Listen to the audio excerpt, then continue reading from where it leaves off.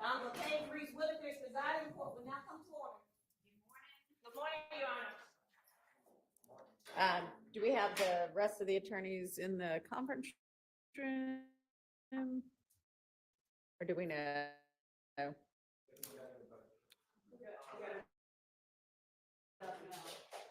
Okay. The sheriff's office about his status. But the captain was speaking to a charge nurse and looking at what was available, it was not evident to the person I was speaking with what was keeping him. So I will be attempting to have his treating physician, perhaps, if we can get that done, address the matter and whether or not he's able to safely either come testify or be released. The reason I say that is that he had, when he first was taken into custody, he was taken down to Grady and released. He was set, it was as in 2 days' time, and then he was set to come here, obviously, but then he was taken back right before, and they kept him because of that. So given the set of circumstances that we have, we'll be asking the court to seek from Grady itself, if they will apprise the court, his status and his availability, his tentative release date. And I won't speak more on it. I'll just present a motion to the court regarding that, and the court can decide what the court wants to do. All right, I'm not quite following why we need a court order for that if his attorney who is representing him is okay with the doctor in the hospital providing information, which so far they have them. True, and so it would be a matter of, I guess, a Zoom call or something, but I want the person, the treating physician, to directly relate to the court what his current status is in terms of releasability and ability and an impact on coming to testify. All right. Good morning, Mr. Shaw. Do you have anything to add to this? I spoke to him twice yesterday. Last time was 5:15 yesterday. He told me he's got two medical scenarios. One's got real low blood pressure. Hang on. Can y'all all hear him, or come on up to the mic if you don't mind? And when you're saying you spoke with him, do you mean Mr. Zachary or Mr. Zachary's doctor? I spoke to Mr. Zachary about 5:15. Okay. And he says they had planned on releasing him, but he said they checked his blood pressure and it's low. They have Okay. to get it up. Okay. The second thing is he has a problem with a certain blood count. I don't even know what that is. I mean, and he started explaining it, but you know, as a layman, I wouldn't know. But he said those are the two things that are holding him right now. And then once he's released, but I don't know when that's going to be. So because I'll just stand on what I just said. And before I do anything with his doctor, like if the doctor comes to or is able to reach out to us, I'll have Mr. Shive notified and brought in and deal with that then. The doctor's not going to speak to you without his permission and me being there. But from what I gather, talking to the other doctor initially, his situation is tenuous. It goes back and forth. His stress level, and I've done a bunch of research on it, and it's his situation. Like he's had 3 blood transfusions in the last month and a half, complete blood transfusions. So right, because sickle cell anemia is a blood disease. So. It's messed up. He's in the family's. He's been in intensive care. So, and it was indicated by the DA. They put him in jail. He had a crisis. They took him to Grady. It stabilized. They took him back to the jail. He had another crisis. They took him back to Grady, and that's where he's been.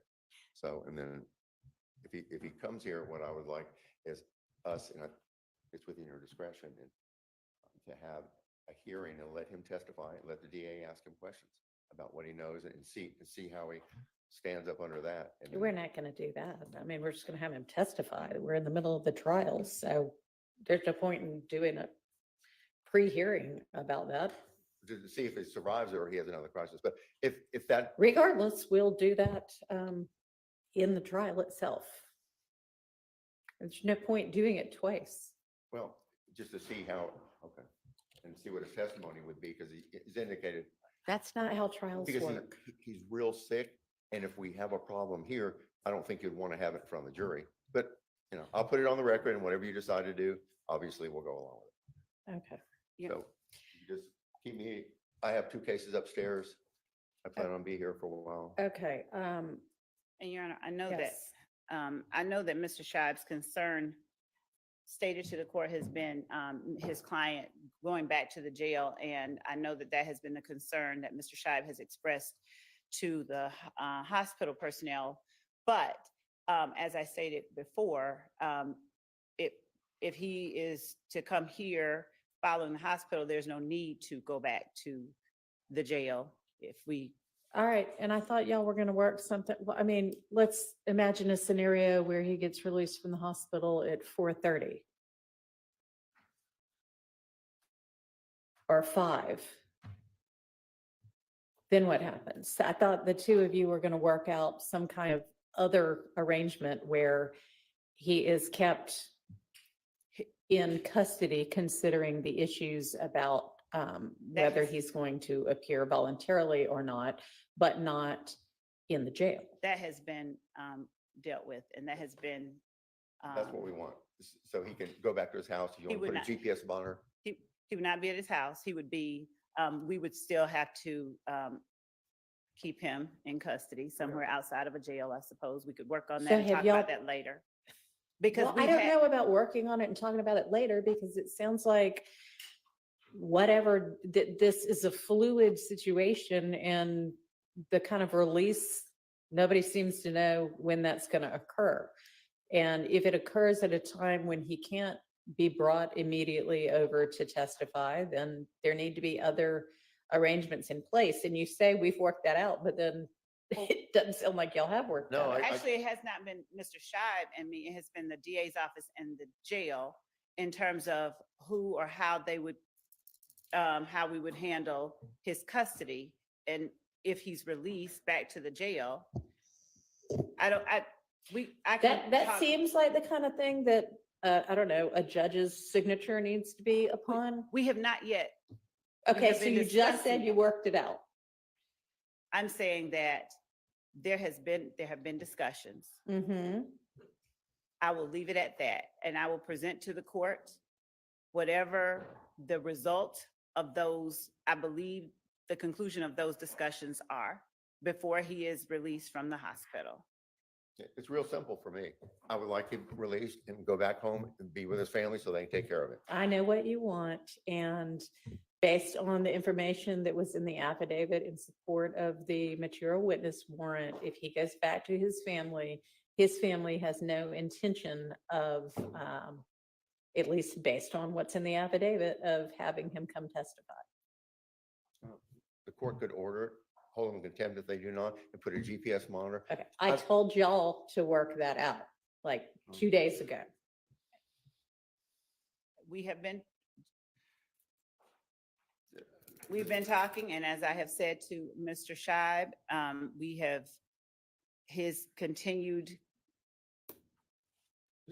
position is only about him being released and not All testifying. right, if you So- can't work it out, then just present something else to the court, other arrangements. Thank you. Because I don't think that it would be appropriate, considering the health situation, for him to go back to the jail either. But there's something between the two, between total release and he's in the wind because his family wants him not to testify. far away from here and in the jail. There's something in between those two. Okay, Yes, Your Honor. Thank you. okay. I have 2 court cases upstairs. I'll be back. All right. Thank you. Your Honor, I'd like to put something on the record. Is this All an right. appropriate time? Sure. Okay. I fully understand that we are not a party. When I say we, I'm talking myself, my client, to anything going on with Mr. Zachary and the DA's office. However, it is my job to ensure a fair trial for my client.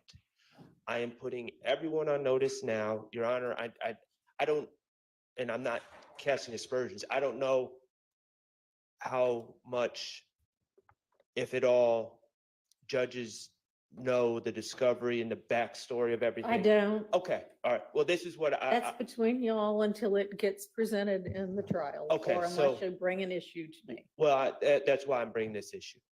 Okay, Mr. Zachary, in statements in 2015, says a bunch of nasty lies about Mr. Stillwell. He blames Mr. Stillwell for everything except the JFK assassination. And my concern is, and I'm going to deal with that on cross-examination.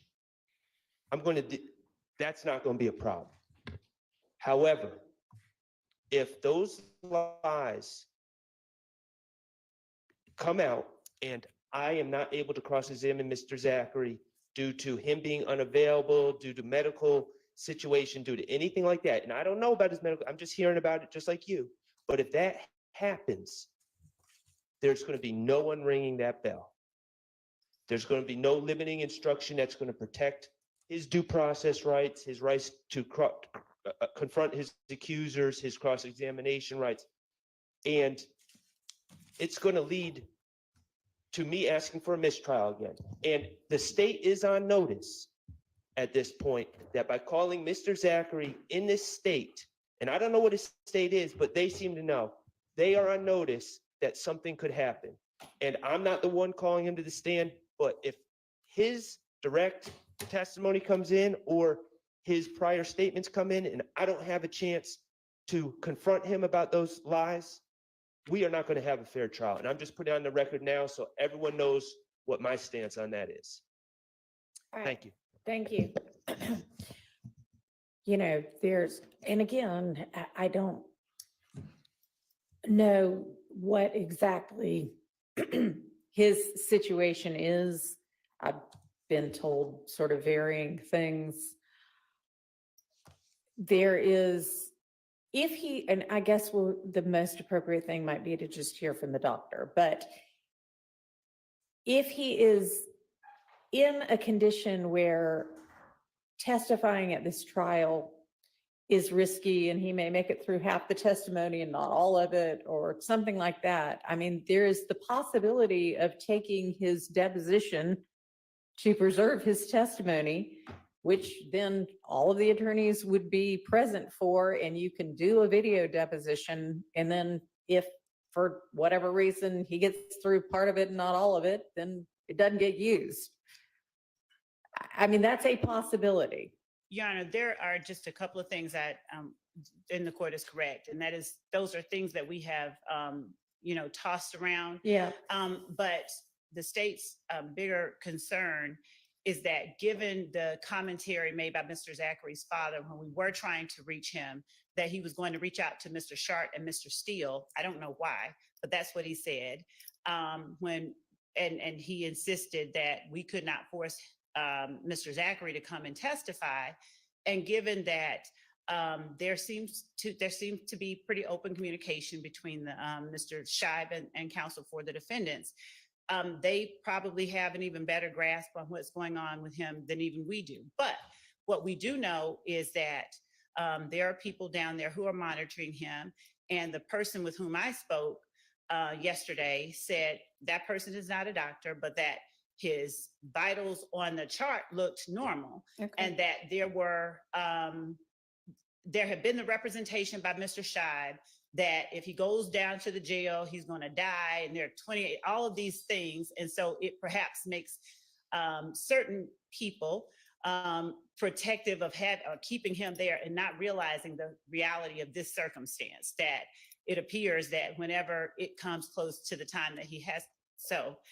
Yeah, I There's that. realize that this But could we have just as considered- easily be a convenient excuse. I mean, But we've I been don't know what the real situation is. And we have been we have been talking about all of that. But what I do know is that Mr. Scheib has told me flat out, my client will not testify. And he's given me the reason that he believes. And like I said, I'll just leave it at that. And it's not the reason that he just represented. Okay, So, well, I have also not been presented with any sort of an immunity order, and that was something, we have that, okay. and it's the same, it's just a standard motion under the statute and a proposed order and an agreement for Mr. Shive and his client to sign. So, and again, Okay, so have the terms been worked out between of the order, whatever the conditions and things like that? Did you and Mr. Shive work that out? no, Judge, what we did was track the language of the statute. There wasn't, it literally says that he cannot be, nothing that he the stuff to which he is. All right, so you have not talked to Mr. Shive, and Mr. Shive has not talked to you since yesterday afternoon when y'all said you were gonna, We've about terms?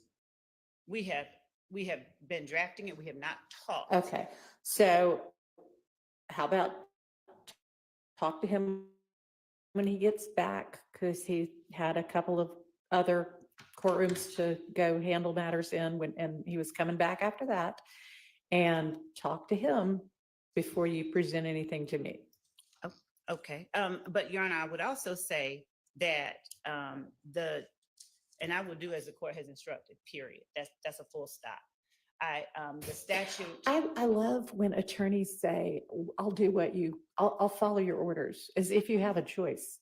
I mean, I guess you have a No, choice. I could hold you in contempt, but okay, and thank that's you. not I what intend appreciate to have that. happen, and I don't mean to be or sound Okay. contemptuous. What I'm saying, Your Honor, is I don't want the rest of what I'm saying to be interpreted as if I'm going to do something else Okay. than what the court has instructed.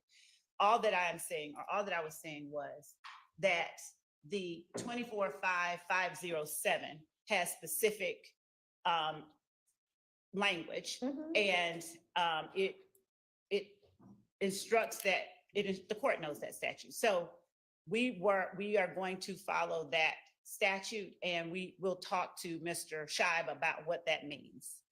And I don't know if there's something else that he intends to or wants, but whatever that is, we will discuss it with him. But the statute itself is pretty clear, and so we will do as I said, as the court instructs. Okay.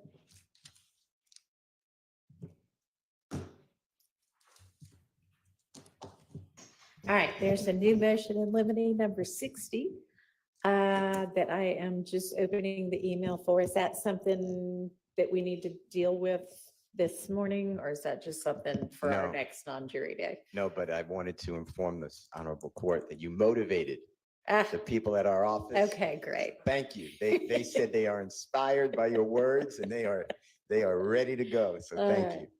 Good deal. Okay, well, we'll take that up whenever we have our next non-jury day, if it's just about upcoming evidence, but not immediately upcoming.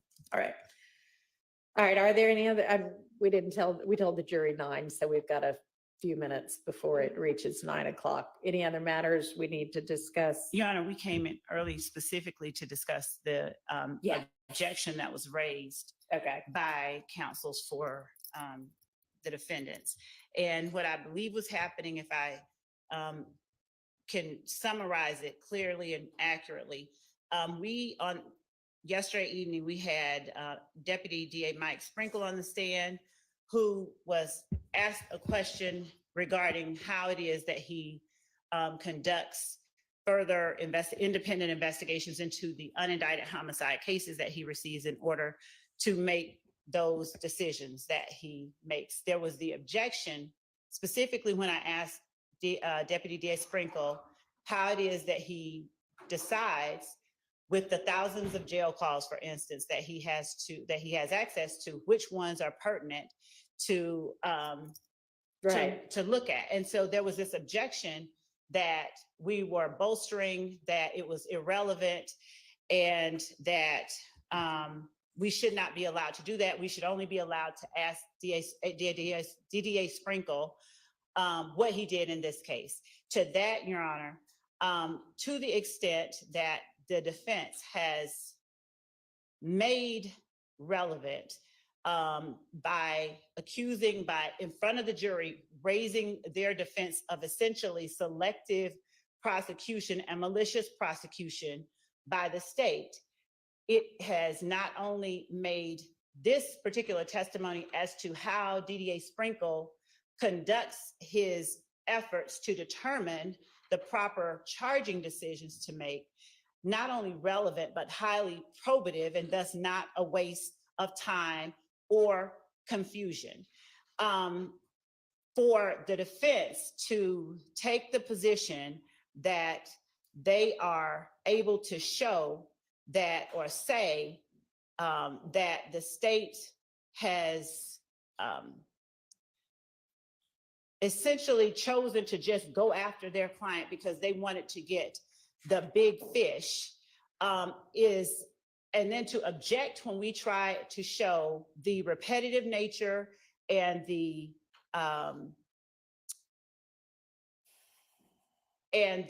consistent method by which DDA Sprinkle conducts his procedures.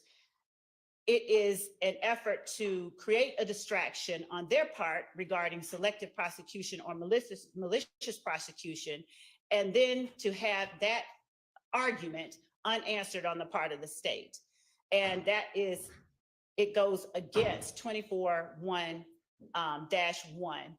which obviously says that the whole purpose of this process is to determine the truth. And so when the jury is trying to make a determination about what was done in this case, and essentially DDA Sprinkle has taken investigative steps, and he is showing his normal, consistent investigative steps.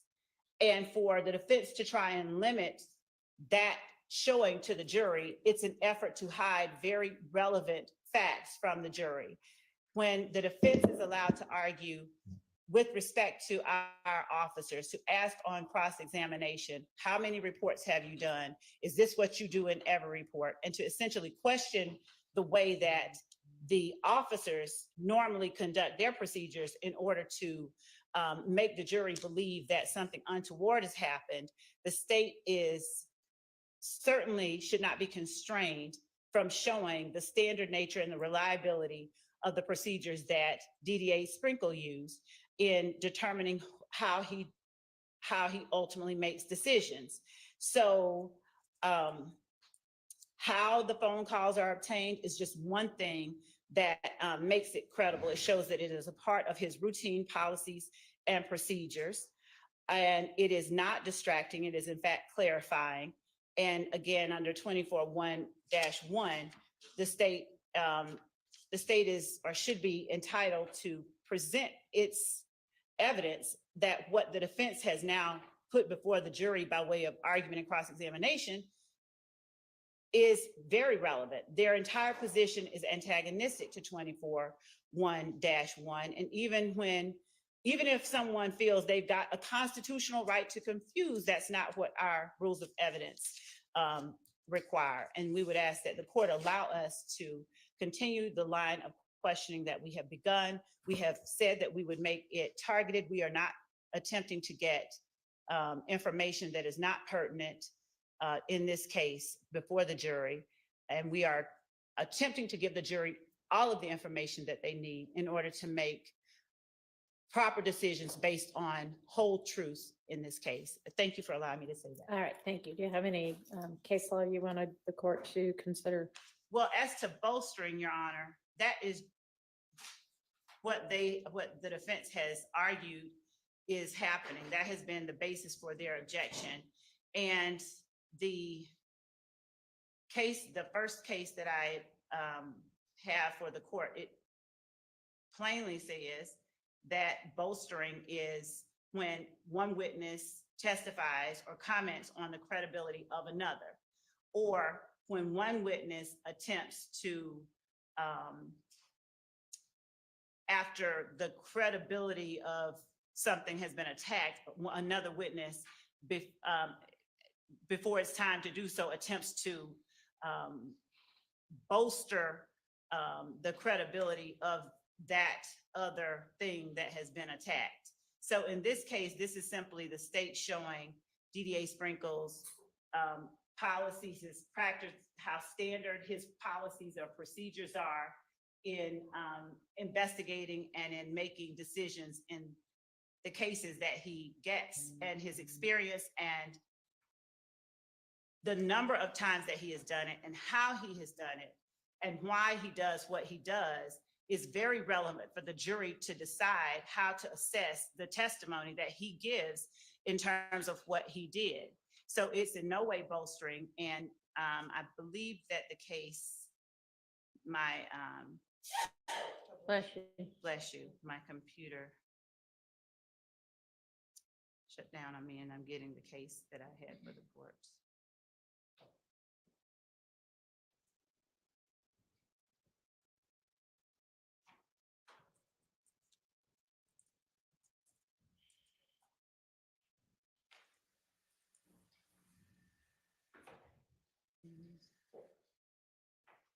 Okay, Brown versus State plainly says, when a witness's statement does not directly address the credibility of another witness, there is no improper bolstering.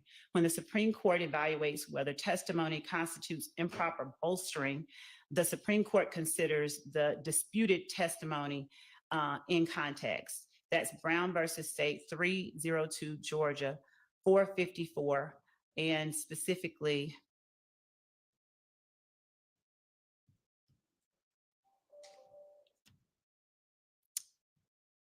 it references 24-6-620 and points out that it says the credibility of the witness shall be a matter to be determined by the trier of fact.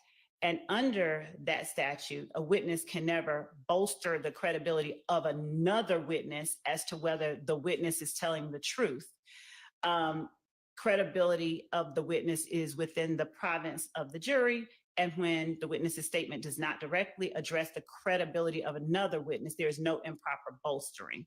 So in our case, there is no such thing being done. In fact, the opposite is being done when with the lead detective and in the Donovan Thomas murder and with the lead detective in every other case that we have presented to the jury, the defense has constantly and consistently attempted to show to the jury that either there is a malicious or selective or somehow improper or irregular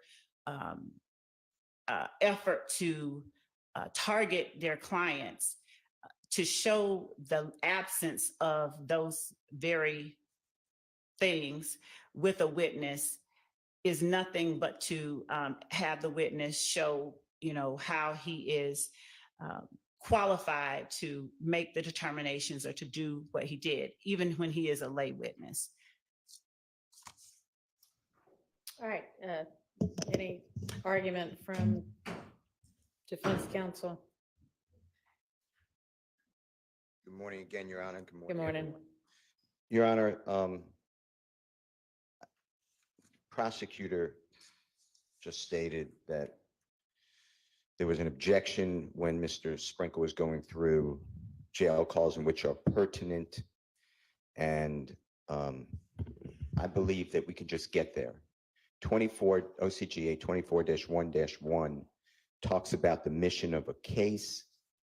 And here, the mission of a criminal case is whether the state of Georgia proves to the jury beyond a reasonable doubt the guilt of one or more of these accused. That's it. It's not about Mr. Sprinkle's work. And he can say, I have found this jail call. And if the court admits it, they can play it. But him going through, this is what I do, and I have grand jury power, and I don't always follow the police, and I don't indict other people in other cases at times that the police think should be indicted, is really no play here to that mission. The prosecution's attack or statement or justification maybe would be the right word that, I'll just say me, but have raised the defense that the police targeted Mr. Williams. I stand by that. It came out in evidence. just for instance, when this honorable court was here, it came out in other factions of the case before this honorable court graced the bench in this case. But Mr. Copeland's statement, which was admitted over objection on June 10th, 2015, he's with prosecutors, not prosecutors, police officers. And they specifically say, we don't want Shannon. He's a little fish. We want a big fish. And it comes out, I want Thug. I want to know where his money's from. This was embedded in the case by the prosecution. And Mr. Copeland testified, I knew who they wanted. And he said, whether it's believed or not is up to obviously the trier of fact. But Mr. Copeland said, I knew that I can get out of that interrogation room by finessing against Mr. Williams. And I lied. That's, short, that's a fair amount. But I was going through this last night and this morning, Your Honor. And if the district attorneys who's testifying, and he's an honorable man, if he's allowed to say what his conduct was, why he did this, why he didn't do certain things. They asked yesterday, or the court may have said, yeah, but you attacked why some people were indicted and some people weren't indicted. I believe that came from this honorable court. Then I would like to have, I believe that's a waiver of work product. I mean, we're getting very close to strategy, and they're revealing, they being the DA's office through this witness, may be revealing to an adversary, which waives attorney work product, what they did and why they did it. And if that's true, I just know myself, and I, God willing, follow the law. I'm going to serve a subpoena. It'll be met with a quash, I'm sure. And you're going to have to go through all of the in-camera inspection of all emails, text messages, memos from meetings. I'm going to put Paul Howard on my witness list because this case had been languishing before indictment for approximately 7 years. And I don't see why we're doing that, because it could extend the trial, which is fine. But it really is going to be met by a blizzard of people reading all, if you allow it, of the state's inner workings. So then we can confront Mr. Sprinkle. Well, you made this decision. I want to understand why you did this decision. Because this memo says this. For instance, there's no wiretap on Mr. Williams' telephone. There's a wiretap order that was given to us, a proposed order, in discovery. It was never given, I could tell, to a court. Well, I find that interesting, but it's not in evidence. I wasn't going to ask about it, but if his strategies are coming in, he will be asked. Now, I'm confident, knowing the Honorable District Attorney elected Willis, she has control of this case. I just know that from dealings with her and in the past and on this case. So she will be added to the witness list, because it's really not Mike Sprinkle's call who to indict. That's from my experience. I'm not saying came out in evidence. The Honorable Court knows a lot more about the inner workings potentially than I do, but we're going down such a wrong road, and the case law supports what the defense is saying.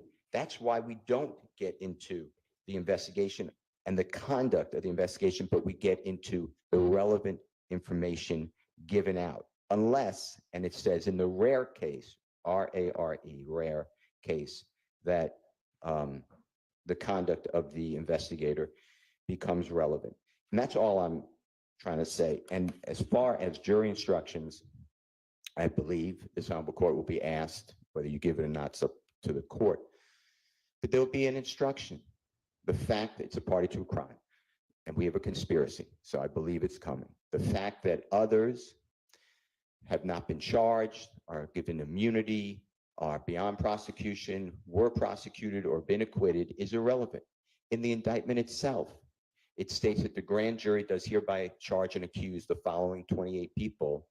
And it says, and there are others known and unknown who are co-conspirators. So there's no issue on who did you charge. Those are specific strategic decisions made by the Honorable Fonnie Willis et al., her office. So I am going to object to DA Sprinkle. I do believe that the state of Georgia was attempting to, probably did, say what a great job they do by reviewing all these cases and not letting an indictment go out, which may be true. That's how it should be.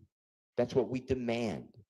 of our prosecutors, but it doesn't really come into this case. So I stand on our objections for the cases I gave last night. Okay, Hey, yes.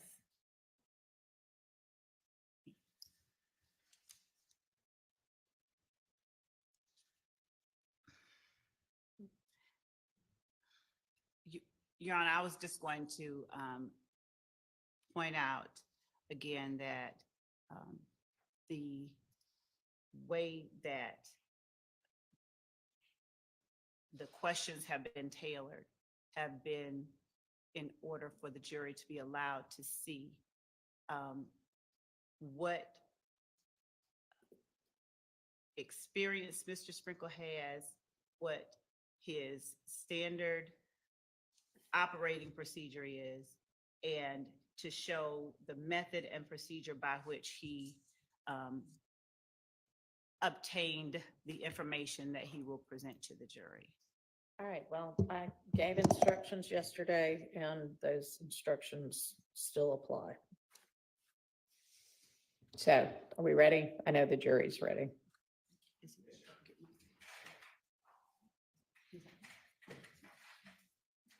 And you can go ahead and get Mr. Sprinkle back on the stand.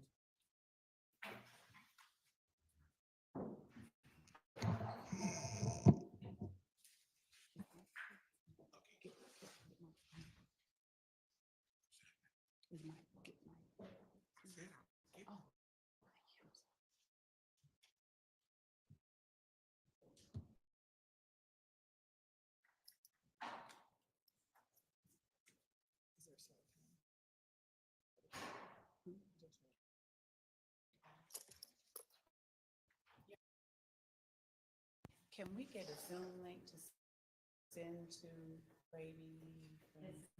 No, we're trying to get.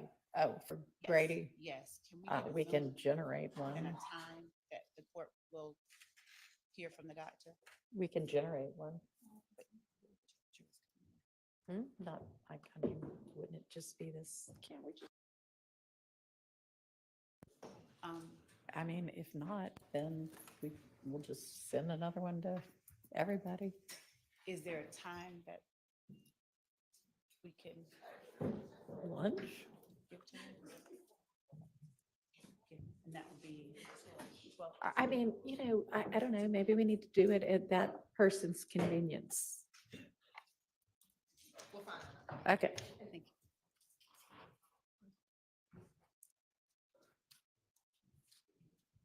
You can go ahead and get Mr. Sprinkle in.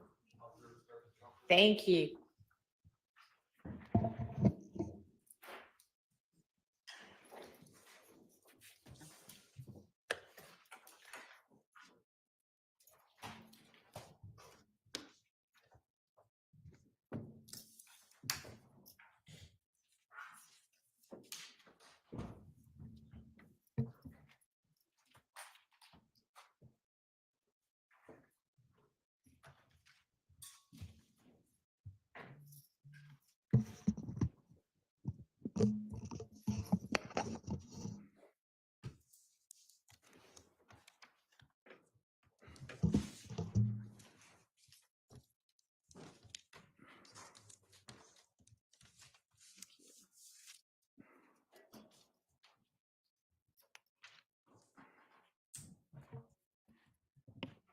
Good morning, CDA Sprinkle. Good morning.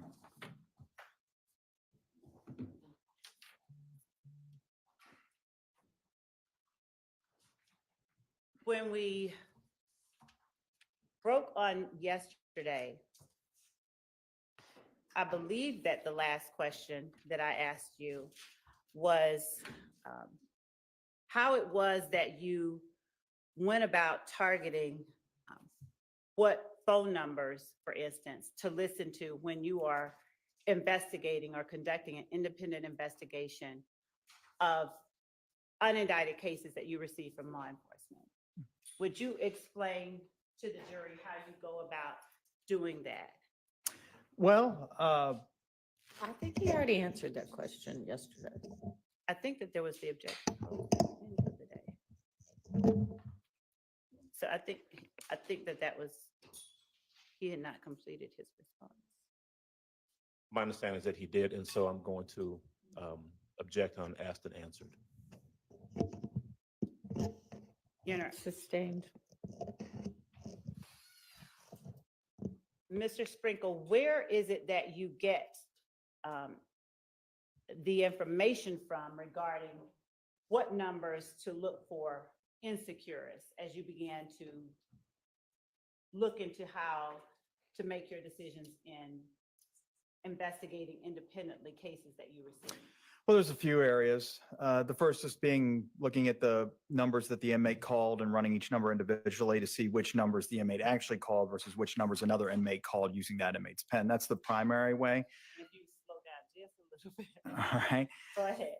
But the other way is I would, if I had, for example, from intelligence that's gathered during the investigation, for example, if phone records, cell phone records were obtained by the investigator or by me, however they were obtained, I'll go through, for one of the parties involved in the case, I'll go through them and I'll generate a list of phone numbers from those phone records. And what I'm trying to do there is run every phone number that occurs in a party of interest phone records through the jail call system. Because I'm not oftentimes just looking for phone calls from people that have been actually charged with the crime.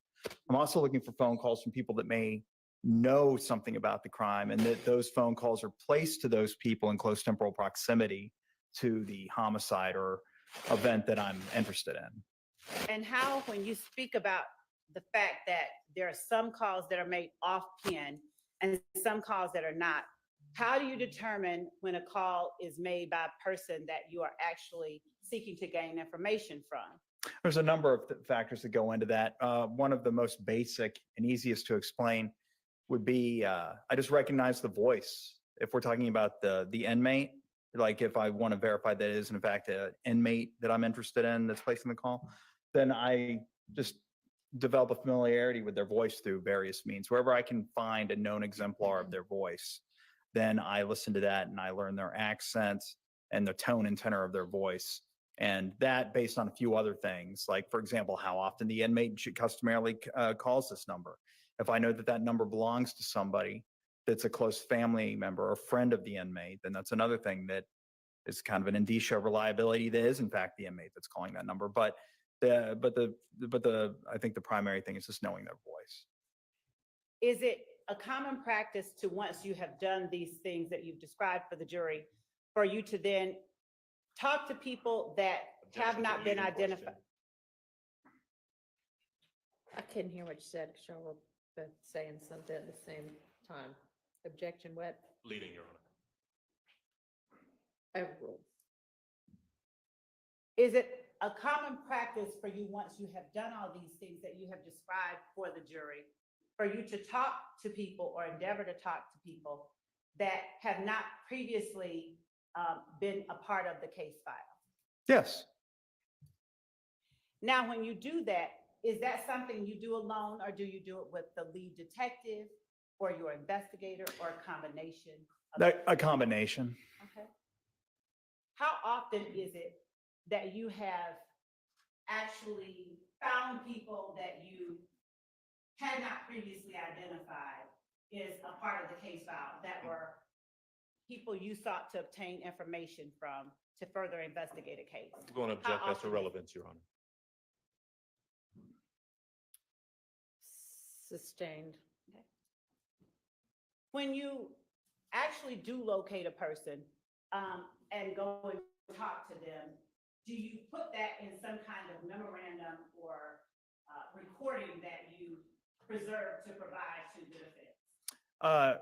Generally, if not invariably and always, I at the very least record the interview unless it occurred in such a circumstance where that was not possible, such as at random and it was unplanned. But if it's an interview that I'm actually planning, then I would audio record the interview, unless I don't believe I've ever actually had an occasion where the audio recorder failed. So I wouldn't even say barring the unforeseen, like the audio recorder failing. So yes, I would always record it.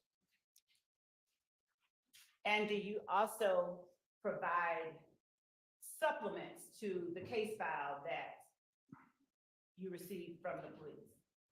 Yeah, not in every case, but particularly if it was a case in which I did a lot of extra investigation, then I would write a supplement usually.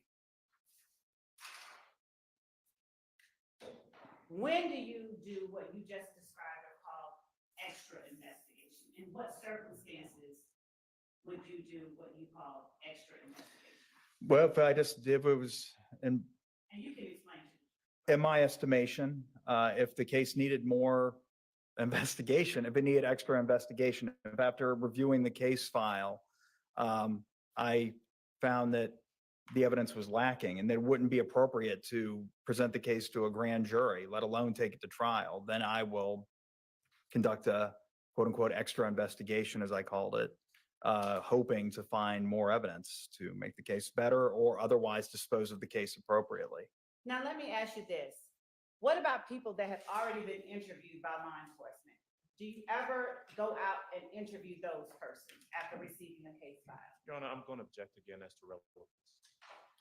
Let's go ahead and move on to more targeted questions, please.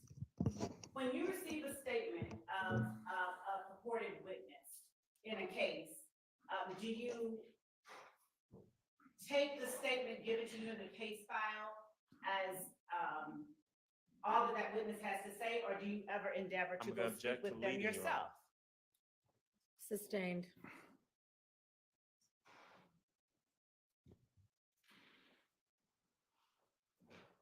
Do you do anything with the witness statements that you receive in your unindicted cases that you get from law enforcement? Objection relevance.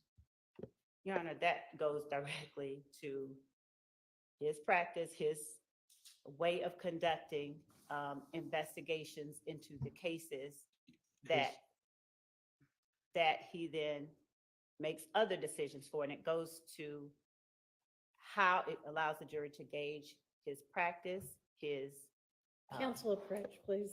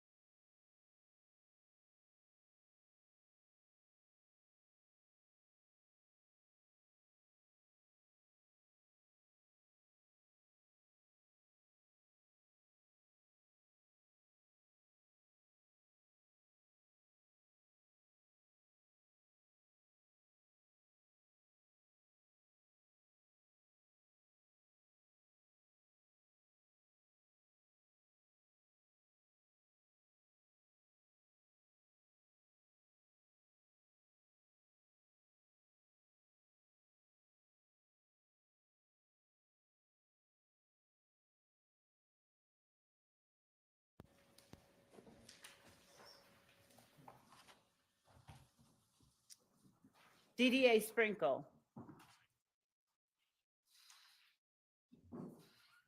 Did you work with Detective Thorpe on the case involving the murder of Donovan Thomas Jr.? I did. And in working with Detective Thorpe, do you recall when it was that you received the police file from the Atlanta Police Department? It would have been late 2015 or in early 2016. Did you document when you received the case file from Detective Thorpe in a memorandum or report that you provided as part of the case file? Yeah, it'd probably be this report. Don't right- hold it up, don't hold it up. Well, anyway, this report right here that I brought to the stand, the 140-page one. 140 pages? Yeah, I believe that's how many pages it is. Okay. Yep, 140 pages. And did you, would you look at that if you need to refresh your memory about when it was that you received the case file from the Atlanta Police Department? Yeah, right here, in fact, January 2016. It's the first 4 words of the report. All right. Once you received the case file from Detective Thorpe, without going into what was said by this person, did you notice a witness or identify a witness that you wanted to speak with further? I did. Who was that person? Spencer Wright, AKA Nicholas Robinson. All right. Now, Spencer Wright or Nicholas Robinson, first of all, why are you saying AKA Nicholas Robinson? Because Intelligent. well, that was a name he provided contemporaneously with an October or a September 2015 arrest, I believe, Of himself or someone else? of himself. All right. And is that person, a person who had a statement already inside the case file you received from the Atlanta Police Department? He did. All right. So if there was a statement by that person already inside the case file, why did you want to speak with that person? Or did you want to speak with that person again? I follow-up questions.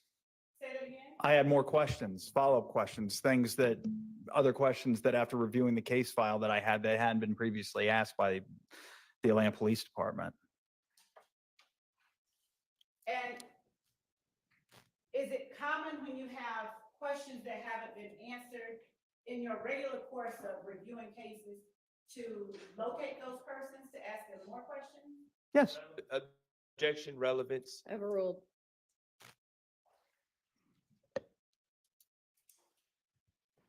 How did you locate Spencer Robinson, AKA Nicholas Wright?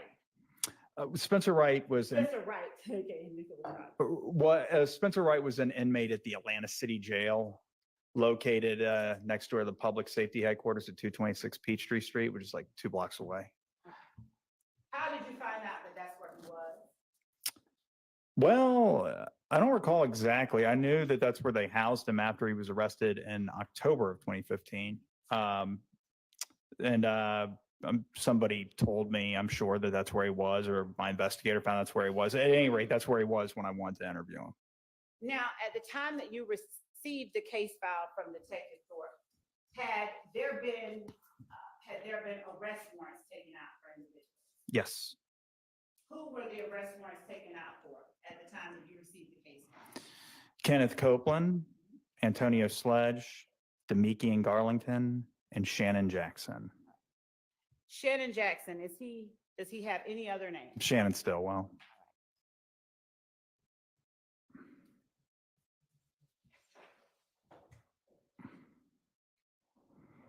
And when you received the case file, did the case file have in it more than a written report? In other words, did it consist of audio interviews, surveillance, anything like that? Did have surveillance video, had a written report drafted by the lead detective, I mean, among other things, but the key things were the written report drafted by Detective Jim Thorpe Jr. of the Atlanta Police Department, the surveillance video that depicted the incident, another surveillance video from a gas station. I believe I had that in the initial case file as well. Some crime scene photos, I believe, may have been in there. Although I do recall obtaining more some point later, but and audio from interviews, some cell phone records. I don't recall every single thing that I had. I didn't obtain the entire case file immediately because I recall throughout the course of my work on this case, consulting with other investigators with APD and obtaining little pieces of the case file as I went along. But Hold on, stop. yeah, All right. So, would you back up, and I'll use one of my colleagues' words, and unpack what you just said a little bit for the jury? regarding the murder of Donovan Thomas, I had audio interviews from some of the people that, if not all of them, that Detective Thorpe interviewed as part of his investigation and his report and surveillance video. All right. And so slowing down a little bit, you said you did not have all of the case file, that you got other information from other investigators? Well, I guess it's how you define case file. I had what Detective Thorpe provided me. Okay. But there were other investigators at APD that had been working on this matter. And so And were those other investigators, the information you sought to get from them, were they not in or part of the file Detective Thorpe gave to you? right, I remember in particular, there was a lot of cell phone records that I obtained from another investigator that I did not obtain from Detective Thorpe. And that, if specifically when I say another investigator, I'm talking about Tyrone Dennis. Okay. Now, if you would, slowing down a little bit more, if you would, please tell the jury how you determined that Detective Dennis had information of interest to you in this case. Well, I met with Detective Dennis sometime in, I believe it would have been January 2016, sometime in early 2016. Did you meet with him with Detective Thorpe? No, I believe it was Detective Dennis and Lakia Gaither, and I met them at the Atlantic Police Department's Public Safety Headquarters in a large conference room. Okay, okay, pause. So when you first got this particular case with the individuals listed that you just named, for whom warrants had been taken out, did you follow the same procedure that you described yesterday for the jury to gain additional information in Yes, order to assess the case? yes. Was there anything that you knew personally about any of the people who were, for whom warrants had been taken, that made you decide to go out and seek additional information in this case? Are you asking me, did I personally know the defendants, the people that the police charged? Yes. No, I did not know them.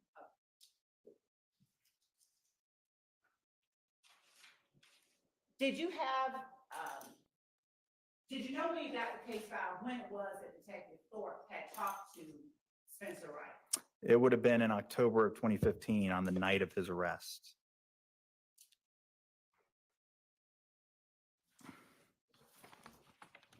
And did you have, as part of your case file, information that immediately after talking to Spencer Wright or Nicholas Robinson, that Detective Thorpe took out the warrants for the persons you just named? So Spencer Wright was arrested on October 19th, 2015, the same being the night that Detective Thorpe, among others, interviewed him. And the warrants, and please correct me if I'm wrong, but I don't think I am, were taken out October 20th, 2015. For the 4 defendants that I referenced earlier for the murder charges. Where did you have surveillance video from in the file that Detective Thorpe gave you? So there was a or from what I recall, 2 surveillance cameras mounted on the barbershop located at 330 McDaniel Street. And then you went about maybe 100 or 100, maybe not even 100 yards away. There was a gravel lot and then a street. There's a Texaco station, McDaniel and Northside Drive.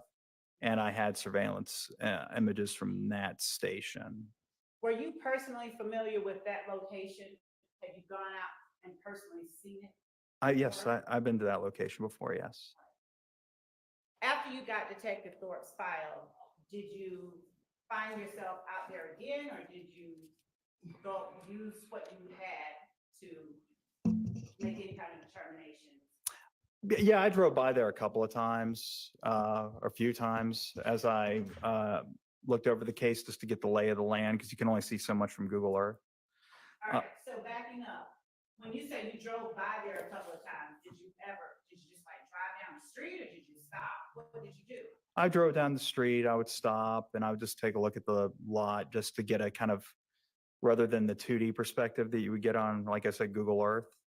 I wanted to just kind of see where all the buildings were situated and that kind of thing. I mean, I didn't get out and like linger around, get out of my car and like linger around or anything like that. I didn't really see any reason to do that. But yeah, I did like survey the crime scene.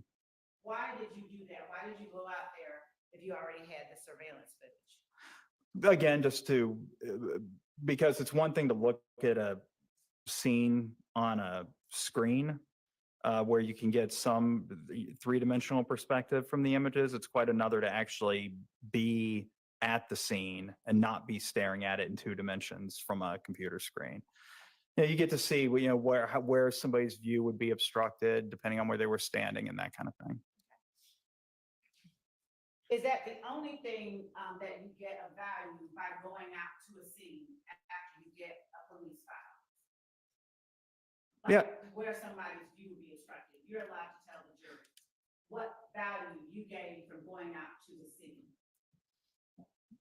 Well, I mean, it's just important to see where the crime actually occurred. Sometimes, particularly if it's like in an apartment complex, yeah, going out to the scene, you can do a witness canvas, start knocking on doors.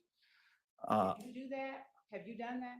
I have. I didn't do it in this case because this occurred on a public thoroughfare. Okay. But yeah, anywhere where there's a homicide, where there's a lot of people, like pretty much an apartment complex or a neighborhood, I found that can be beneficial. All right. Did you also mention Google Earth earlier? I did. Why did you mention Google Earth? Well, Google Earth, in this specific case, I went to Google Earth because I did eventually end up interviewing Spencer Wright myself. Without talking about what he said. Right. And right. Well, I'm not even going to get into what he said. I just went to Google Earth to to take still shots of images that were photographed by those Google Earth vehicles, I guess, just so I could show them to him and say, okay, well, where were you at this time when you said you saw this, et cetera. And had he said those things previously in his interview with Detective Thorpe? Had he given the information of where you were at this particular time? Without saying where he was, had he given that? He offered a verbal description of where he was. Did you capture whatever it was that he said verbally in the Google Earth photos that you then chose to show to him? Objection, Your Honor, hearsay. Objection, what? Hearsay, Your Honor. Overruled. After listening to Detective Thorpe's interview with Spencer Wright, did you attempt to find on Google Earth where it was that he was located? I did.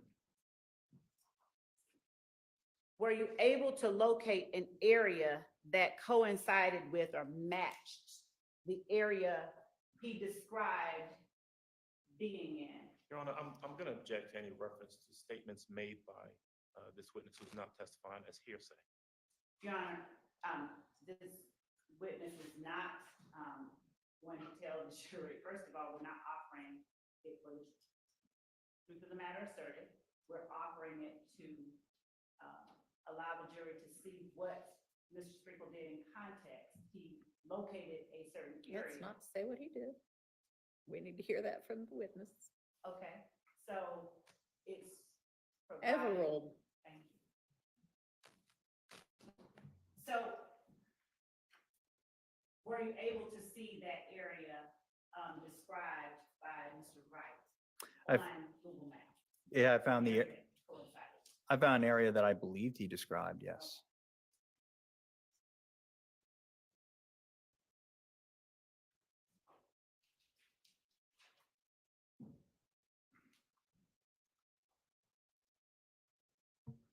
Why were you looking for the area where Mr. Wright described? Well, specifically, because the area that I believe you described was also captured by the surveillance camera that captured the incident. Okay. So if Mr. Wright was where I believed he was based on what he said, then it would be in the surveillance footage. I would see him or a human-like figure. Given the clarity of the surveillance footage, it wouldn't have been sufficient to actually make out his face, but I would have at least expected to see that. Did you see Mr. Wright or a human-like figure in that area you were looking at on the surveillance footage? I did not.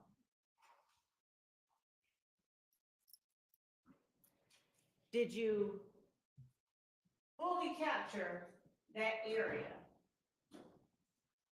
on the still shots that you took down to show to Mr. Wright? I did. When did you meet with Mr. Wright? This would have been January 12th of 2016, Where did you meet with Mr. Wright? the Atlanta City Jail. Now, was Mr. Wright being held on felony or misdemeanor charges? It's a probation violation on a felony case. Now, did you offer anything to Mr. Wright in exchange for him speaking with you? I didn't. Had, to your knowledge, anything been offered to Mr. Wright by your office in exchange for him speaking with you? Not to my knowledge. Was there any insinuation that you would lower his charges or drop his probation warrants? Not by me. Was there any made by anyone associated with you that you have any knowledge of? No, not to my knowledge. I have absolutely no information to indicate that that ever happened.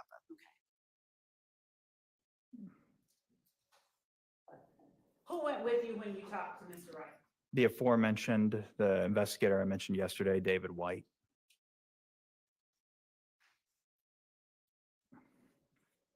How long, do you remember how long you met with Mr. Wright? Probably maybe like an hour. I audio recorded it, so however long the audio recording is how long I met with him.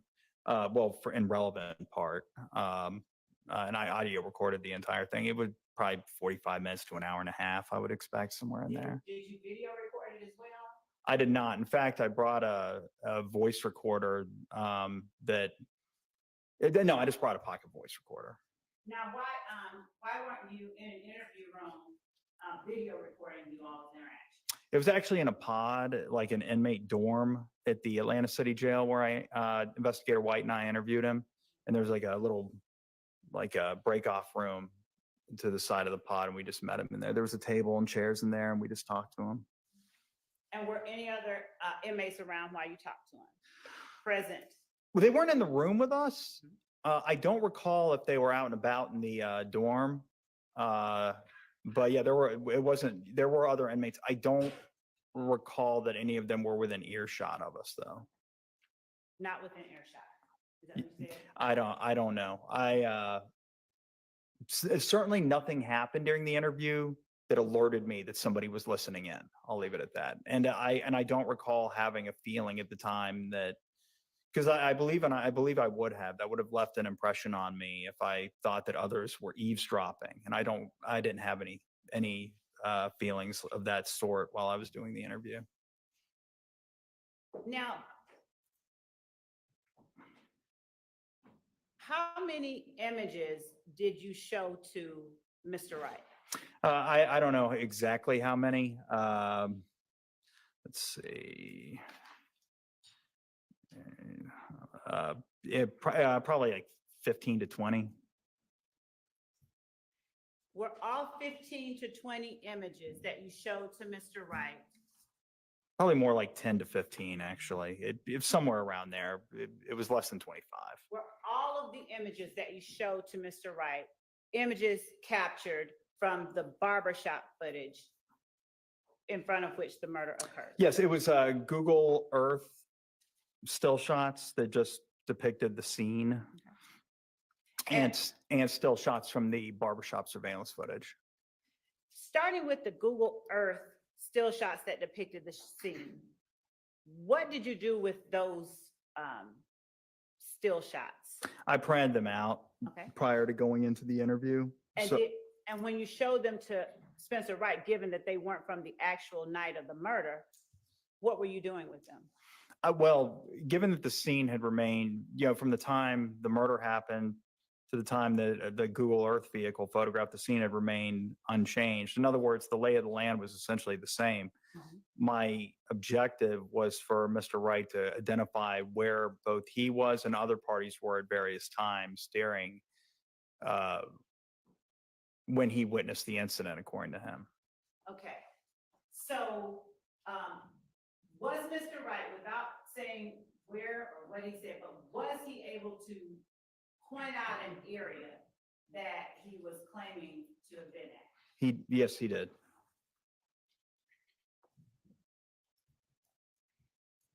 And was that area also captured in the surveillance footage from the barbershop? It was. Now, was the lighting the same on the Google Maps images that you showed him as it was on the night of the murder that was captured on surveillance? No, because the Google Map images were captured during daylight hours, whereas the homicide occurred during just after nightfall or during twilight hours.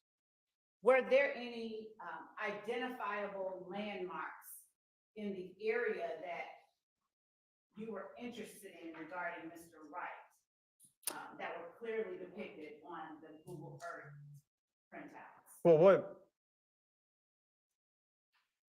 What? Any stationary objects? Well, there was a bench, yes. Mhm. And where was that bench located? It was located at a bus stop. Where? Where's the bus stop? Yes. It's across the street from 330 McDaniel Street. About how far from 330 McDaniel Street? However wide the street is, I don't know, 30 yards, 40 yards. Okay. Because it wasn't like directly across the street. I mean, it was sufficient that it was captured within the surveillance footage, but it was kind of, I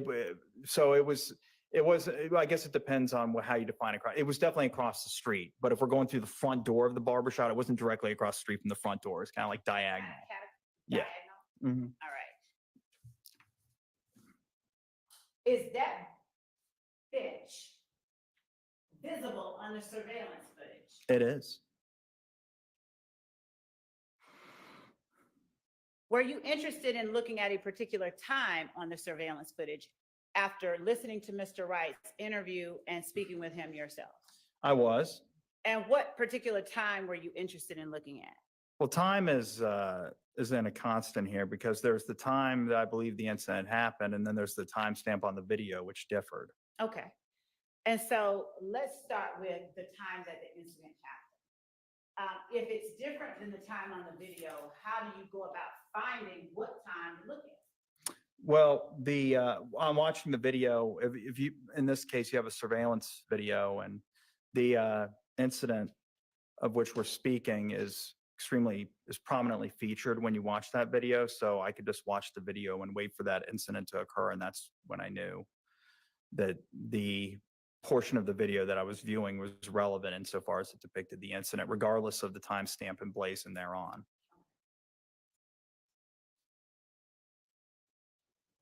And during that time that you're looking at the video, are you able to discern where that bench at the bus stop is in relation to where the shooting occurred?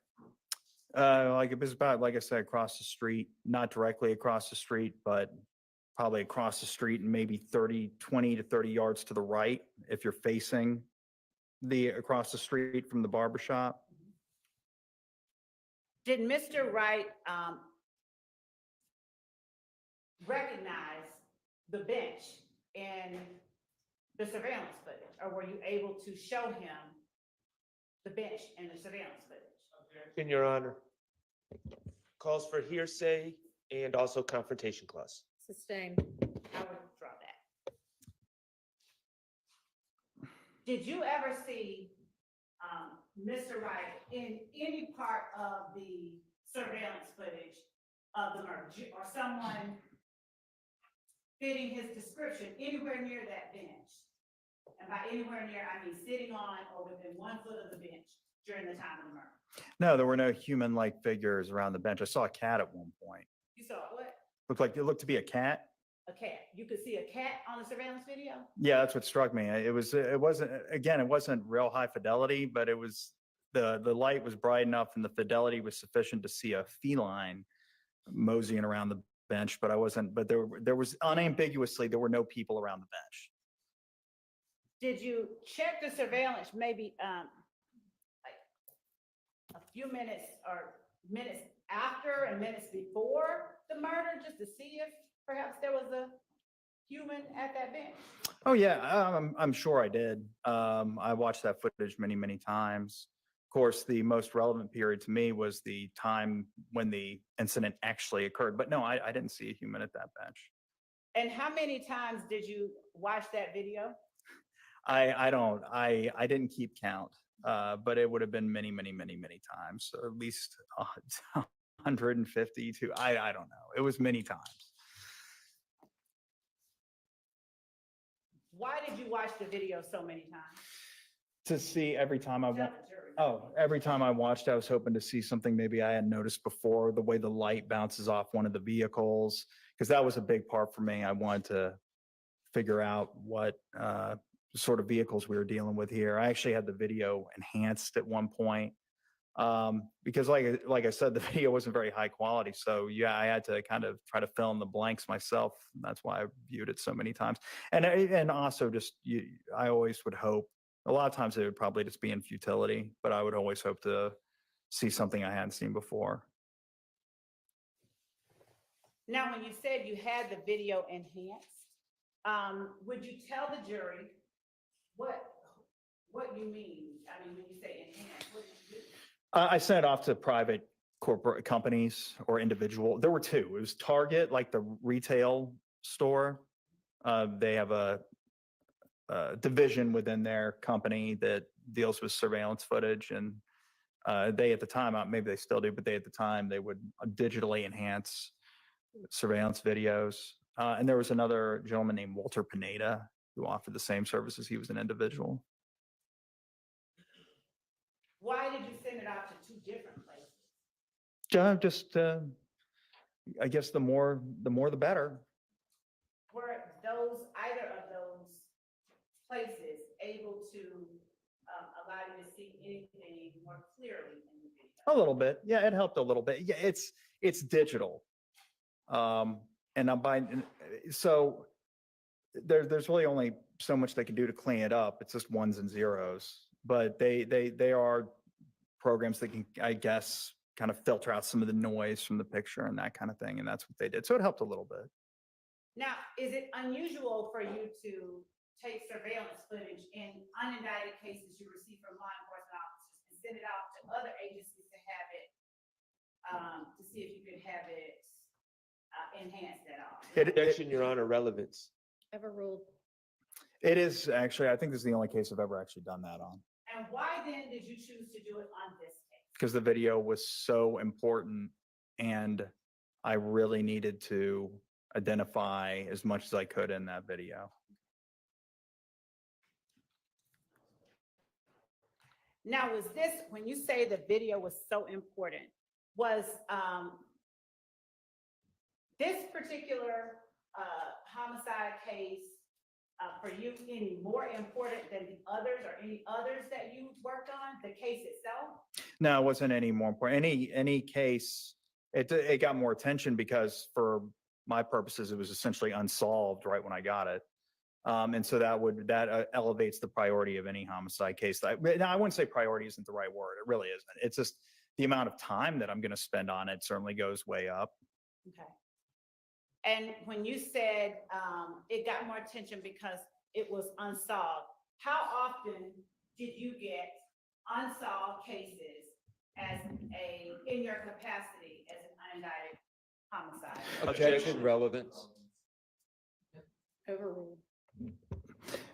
Not very often, thankfully. The police don't normally make charges on. Relevant and non-responsive. Sustained. So Sustained.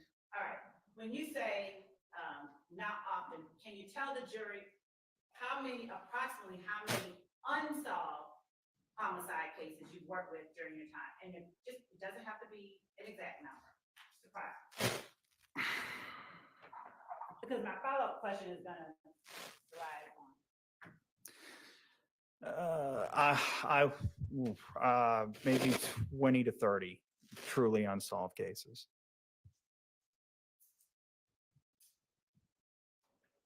In those other 20 to 30 cases, did you perform acts or investigations in the same manner that you performed your investigation or further investigation of this particular case? I did. And did that include seeking out witnesses that had not previously been identified? That is correct. Did that also include finding jail calls It that did. had not been identified? It did. Did it include going out to scenes? It did. Did it include interviewing people who had already been interviewed? It did. And with those other cases, did you include as part of the case file, recordings that you conducted, recordings of persons that you conducted interviews with? Yes. And did you include any cell phone data, jail calls, social media, things of that nature that you found during your independent investigation of the case? I did.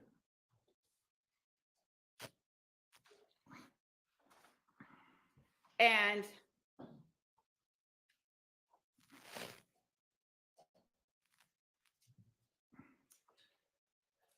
after you got the video enhanced of the barber shop, did you review any other, or I should say, did you review any other video besides the barber shop video? I did. There was that video from the Texaco station. I reviewed that. The video from the Texaco station, were you familiar with how to work that system when you first got it? Well, I didn't, when you say system, I didn't receive the original recording apparatus. Okay. But the software, yes. Yes, I mean, I figured it out and was able to view the video. When you first got that video, was the timestamp on that video the same? In other words, was the time on that video the same or different than the time on the barbershop video? From what I recall, the barbershop surveillance video is considerably more accurate than the video from, or excuse me, the Texaco station video is considerably more accurate than the barbershop video, if not entirely accurate. Okay. So if it was different, how were you able to look at the Texaco video and determine anything as it relates to what was happening in the barbershop? So the frames there are certain parts of the frames that overlapped. So in other words, you had a camera at the barber shop that was capturing the street, and then you had a camera mounted over at the Texaco that was also capturing that same street, and the two cameras were capturing part of the same part of the street. So if I saw something happening in one frame, I could just marry it up to the from the image caught by the other camera. And if I had, for example, and that's how I would be able to tell. So in other words, I wasn't using the timestamp, particularly on the barber shop, since the timestamp was wonky. But even if the timestamp looks correct, it could still be a few seconds off, you know. So I was mostly things that were constants to me were like vehicles driving by the scene, or when gunshots ring out. You know, I would look for that. So so on the Texaco footage, I don't recall exactly. There was a blue car that came into the gas station. There was something that was captured on both cameras that I was able to use as a marking point to sync up the two pieces of footage. Okay. When you were reviewing the Texaco footage, did you only look at the time frame that you thought that the murder occurred? No, I particularly as I continued my review, I looked at probably like 30 or 40 minutes before the murder occurred. I looked at the entire piece of footage.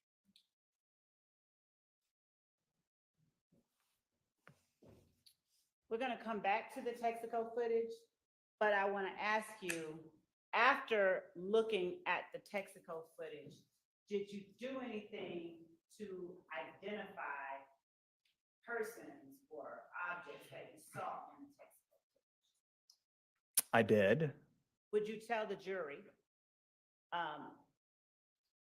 how you went about identifying certain persons and objects?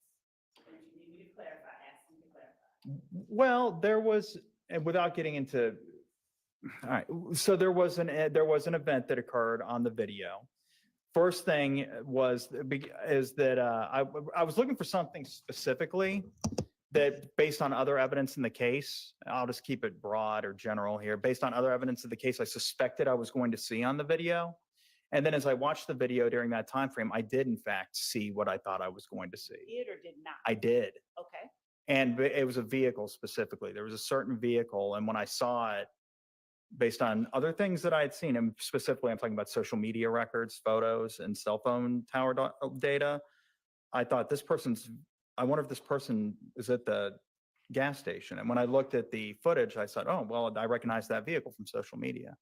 And then as I continued to watch the footage, I recognized one of the people that was inside. It was a passenger in that vehicle, because that person walked into the store and they got close to the camera. And because they were close to an interior surveillance camera in a well-lit store, I was able to see their face. And then as other things happened around this vehicle that I recognized in the footage, I complete investigative tasks to figure out who the other people were. I already knew who one of the people was, the person that was driving the vehicle, or I had a strong suspicion as to who was driving the vehicle I was looking for based on cell phone records and social media photos and videos. So I already knew right when I saw it, I had a pretty good idea. I knew for a fact who one of the person was, and the person that was driving the vehicle, I had a pretty good idea who it was. All right, let's unpack a little bit of that. Now, what vehicle were you looking for? It was a 2002 Pontiac Bonneville, What color? gray. Why were you looking for, better yet, did you have a particular reason for seeking out that vehicle? Your Honor, calls for hearsay. I haven't asked him what anybody said. I don't know what the answer's gonna be, but it potentially could. Let me tighten it up then. Was there a particular person of interest to you based on what you had learned during your investigation up to that point? Objection, called for hearsay. Sustained. Were you looking for any particular gray Pontiac Bonneville? There was one particular gray Pontiac Bonneville that I was interested in, yes. All right. And who did that Pontiac Bonneville belong to? It either belonged to or is associated with a man named Javoris Bradford. Is there a nickname for Javaris Bradford? Tuda, Tuda. All right. Now, did you attempt to locate any social media footage that related to Javaris Bradford or Tuda? I did. Would you please turn to the jury and tell the jury how you went about locating social media accounts associated with Javaris Bradford or Tuda? Well, I just searched for him probably on Facebook first, because particularly back then it was easier. And I either found him or a family member on Facebook, and then browsing the family member's profile. And this may not be exactly how I did it, because I don't recall exactly how I found Mr. Bradford's Instagram page. But somehow or another because on Instagram, he went by the moniker, I'm_living_great at the time. And so basically on probably starting at Facebook, finding family members, fanning out, and then on finding him on Facebook, finding maybe where he screenshot an Instagram page and pasted it to his Facebook. That would be how I would have found his Instagram page somehow. And then, and like I said, his Instagram name was I'm_living great. And did he have himself depicted in that Instagram footage? I'm gonna object, that's hearsay. Overruled. What, did he have himself depicted in that social media footage or social media information that you saw with any kind of vehicle in particular? Yes, it was a 2002 Pontiac Bonneville. Right? It was. Okay.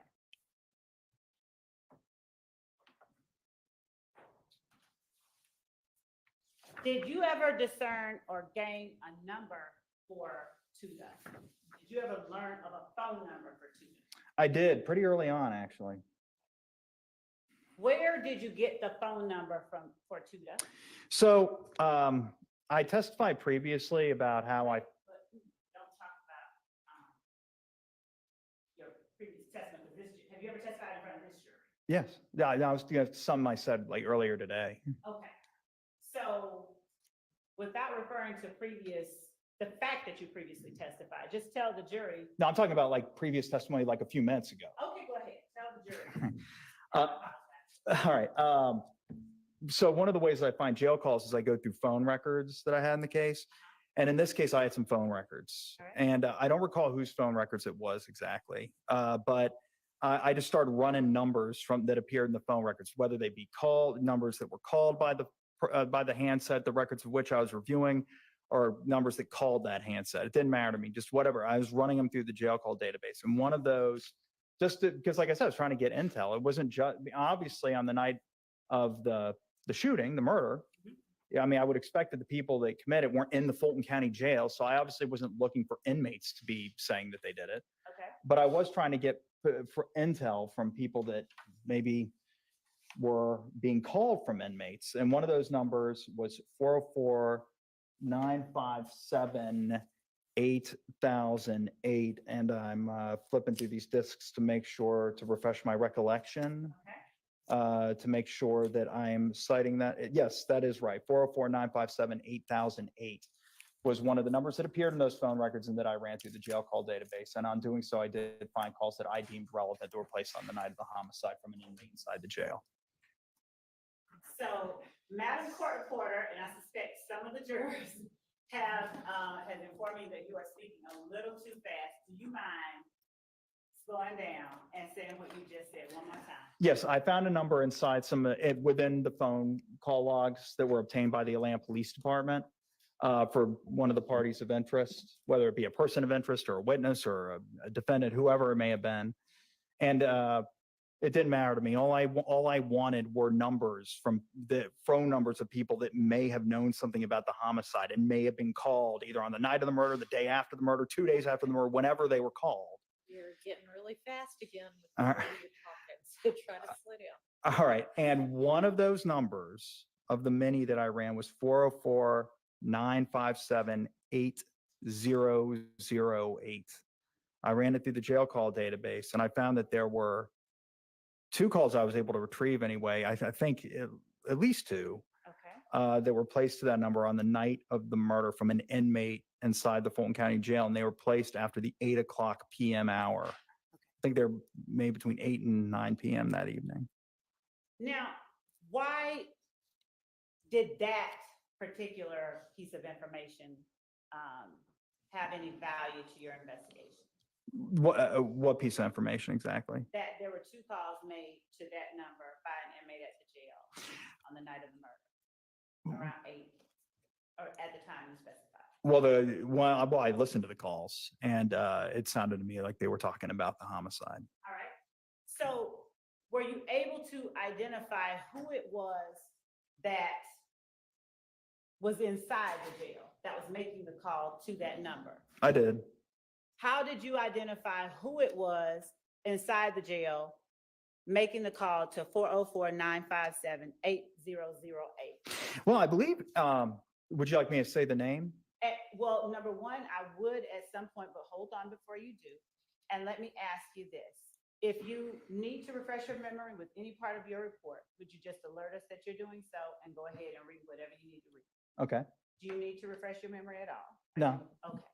How did you learn the name of the person inside the jail? It was placed from the account of the inmate. Okay. And how were you able to determine that the persons whose name was on the account is the actual person who's making the call? Well, I gained familiarity with his voice by listening to other phone calls that the inmate made to persons that were well known to him. And then I later confirmed it by just like listening to the call with the inmate. Okay. He affirmed it. All right. So tell the jury who it was that was inside the jail. Martinez Arnold, And does Martinez Arnold, to your knowledge, go by any other name? Duke. All right. At the time that Martinez Arnold was inside the jail, and what date was that you are talking about? January? It was January 10th, the phone call. It was January 10th, 2015. During that time, do you have any information about what color Mr. Martinez Arnold's hair may have been? At the time that he placed the phone call? No, around the time of early 2015, do you know whether or not, if you don't, that's fine. Do you know anything about the color of his hair? No. All right.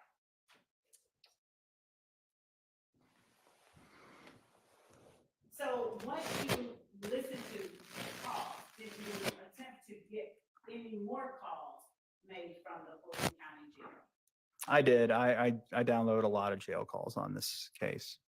What jail calls, how did you go about deciding which jail calls in this case you were gonna download? Well, I tend to be I'll download because the jail calls don't reside on the server, the Securus Corporation server forever. I try to err on the side of just downloading them. So as I ran those numbers through the Fulton County Jails database, any calls that came back on the numbers from the phone, like the phone records, I just download them. But what would prompt me to pay particular attention to them is if they were placed in close temporal proximity to the homicide. Certainly a call placed like an hour or two after the homicide would be something I'd want to listen to. Also, I downloaded calls of the defendants that they placed following their arrests at the Fulton County Jail. I put those in the file as well. And at the time that you were looking for the phone number and confirming, you picked up something in front of you. What is it that you have on this stack of items in front of you? Those are just, I burned all of the jail calls. Not every single jail call that I download during but most of, I tried to confine or memorialize as much as I could to this report that I testified about earlier today. That's 140 pages long. And as I went through the report. The answer is non-responsive to the question. Listen to the question and try to focus on answering the question that's asked. I'm also going to object to the relevance of the length of his report. Sustained. What is it that those are in front of you? They're just the jail calls that I testified to downloading and interviews that I conducted. I burned them to disk. And the one that you picked up to refresh your memory about the 404-957-8008, would you pick that up? Okay.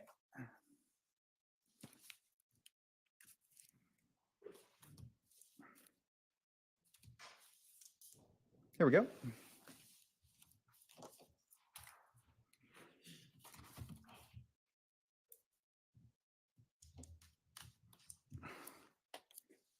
I'm going to show you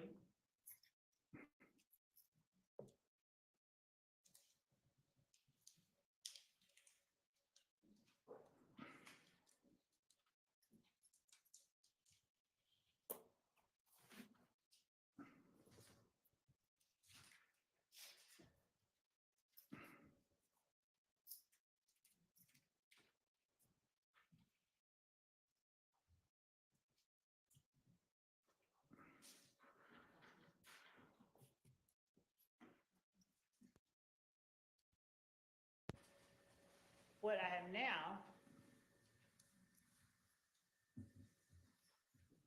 labeled as 500 Y. Mhm. That's the disc that you just named. Yeah, yes, this is a disc that I created yesterday. Okay. That's my handwriting, and in fact, I signed the disc, with my signature. Okay. This is a disc that contains the jail calls to 404-957-8008 that I downloaded. Now, when you said that you downloaded it yesterday, do you keep all of the jail calls that you download in a particular case somewhere where you can later copy it to a disk, or do you, how do you, what? They're do on you a track? server. My case file, all the case files are on a server. They're all digital. They're just stored on a computer. Okay.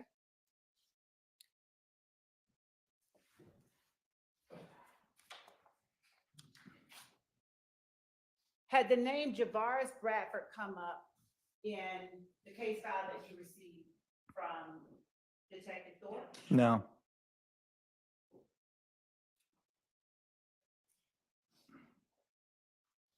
And do you recall approximately how long after you received the case file from Detective Thorpe that you became interested in the name Javaris Bradford? It would have been on or around January 10th, 2016, when I found the jail calls that are on State's Exhibit 5004.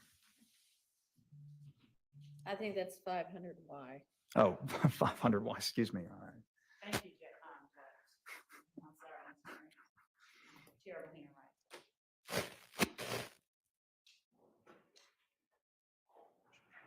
What about the name Martinez Arnold? Did you know about that name? Was that name in Detective Thorpe's case file that he gave to you? That I don't recall. I don't know that I don't recall if he was in the case file or not. Let me ask a better question. At the time you received the case file from Detective Thorpe, was the name Martinez Arnold of any interest to you in this investigation? I don't recall. Did you note anywhere in your report whether or not it was? I'm sure I referenced him in my report insofar as he was the inmate that placed the call that became of interest to me. But as far, I'll just say this, he was in jail on the night of the murder. Okay.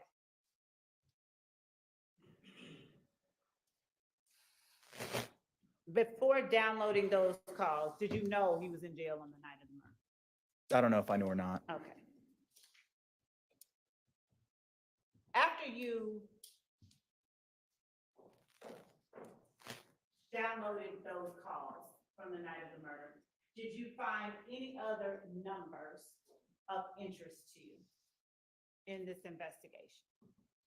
Numbers. Phone numbers. Did you find or locate any other phone numbers or persons that were of interest to you? Yes. What phone numbers did you find? Well, yeah, I get, there was a number, there was a lot of, I mean, I remember doing quite a few search warrants for cell phone numbers and focusing on cell phone numbers or records that had been obtained by the police department. Okay.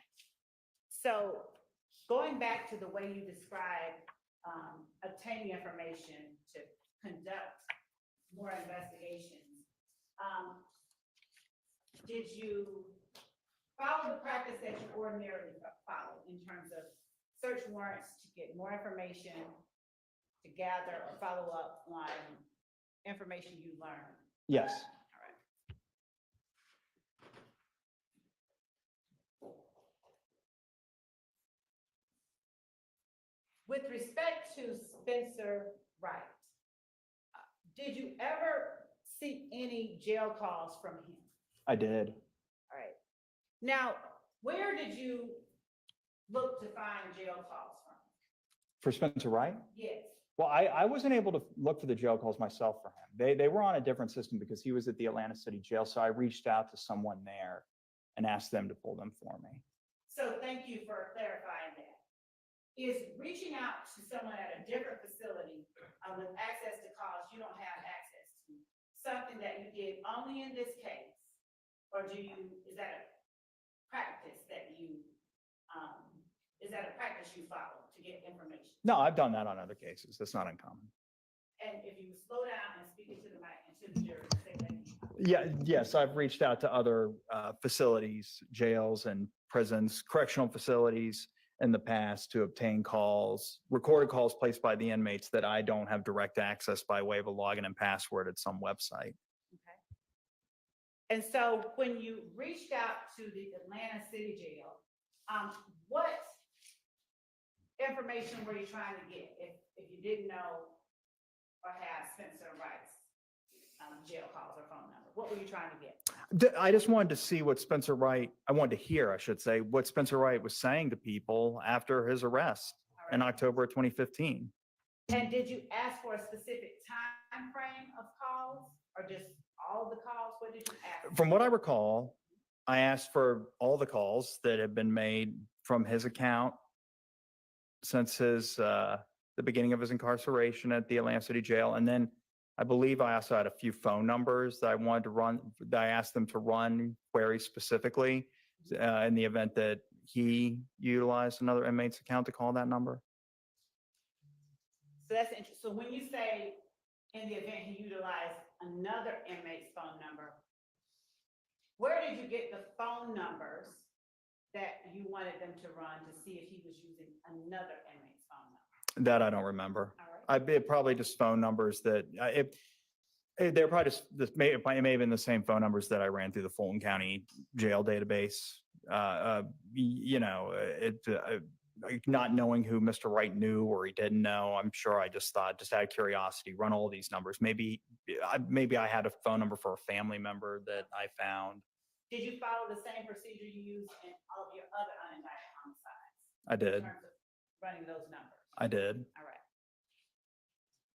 Did you have jail calls, since this was 2016 that you're looking for these, did you have jail calls for Spencer Wright that went back into 2015? I believe so. Yes, I did. I did. And did you find a phone number? And if you don't recall, let me know and I'll refer you to your report. And I can actually, so that it is preserved for the record. Just label this.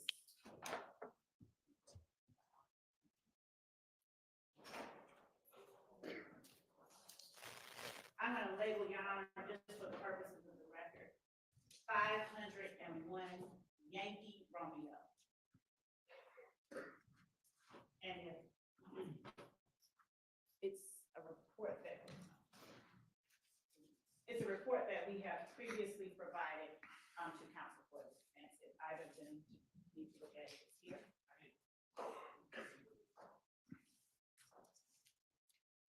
Would this be a good time for our morning break? Yes. Okay, let's take our morning break.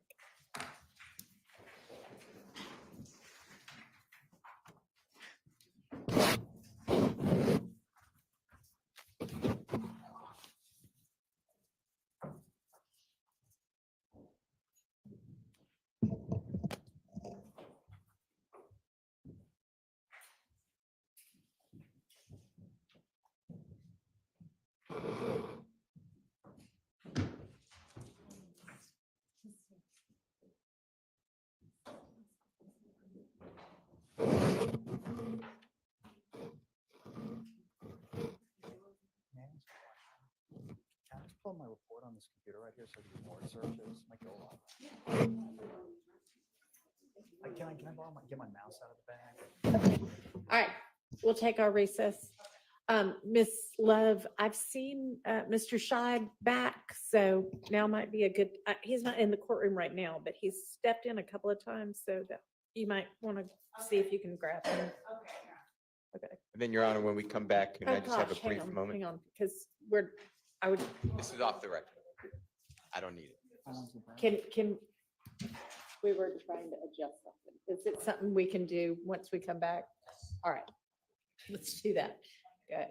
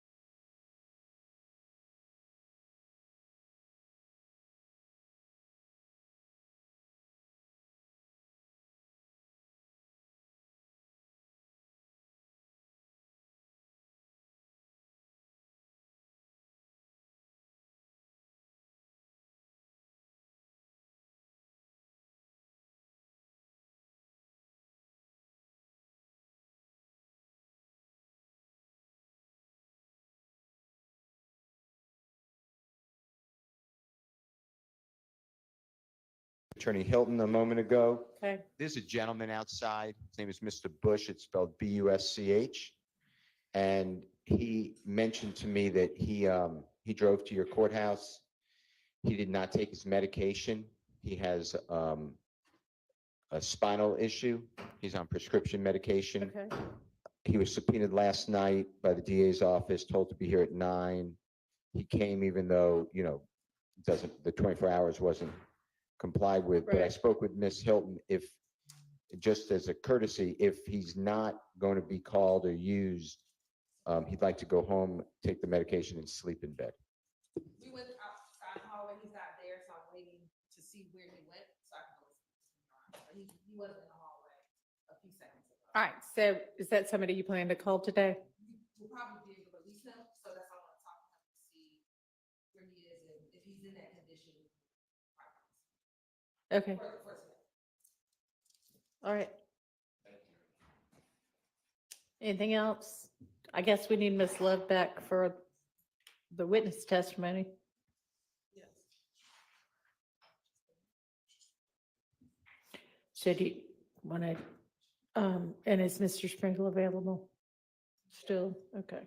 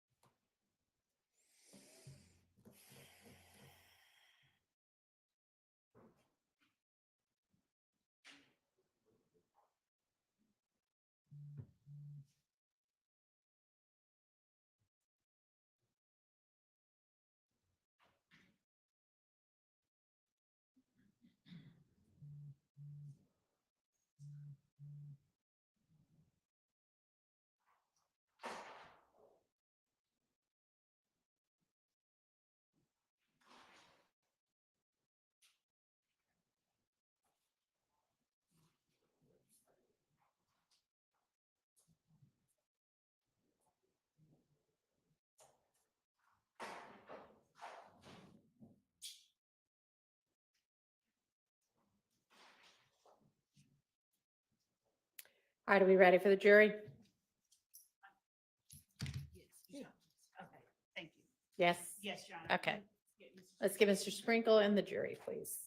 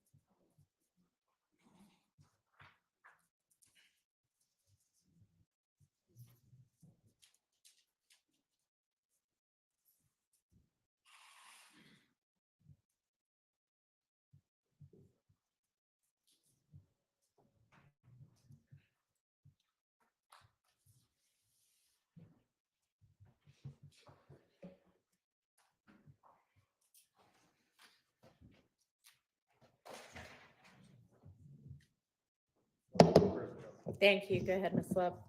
Thank you. Mr. Sprinkle, would you refer to page 13 of your report? And if you need to refresh your recollection, just read over it and look up when you've refreshed your memory. Okay. All right. So did you gather phone calls from Mr. Wright that were going back as far as 2015? Yes. And would you tell the jury if they went back as far as November 5th, 2015? They did go back as far as November 5th, 2015, because I obtained a call that Mr. Wright placed on November 5th, 2015. Now, how many calls did you obtain from Mr. Wright, if you know? The total number of calls, I do not know. I did put them on a disc though. So the disc would obviously have all the calls that I ran, but it would be over a dozen. Over a dozen? It'd be, I believe, well over a dozen, actually. And if you have that disc, would you pull that out? Sure, let's see.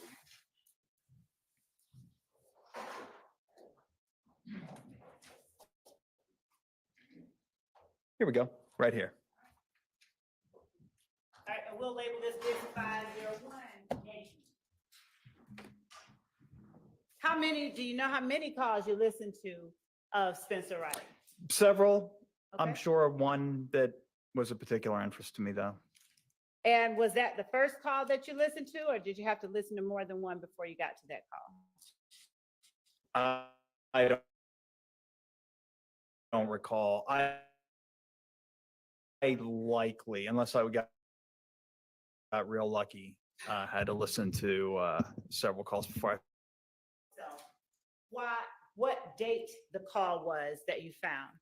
November 5th, 2015, And what number was the call made to? 404-406-7784. And is 501 Yankee the disc that you just gave to me that you said you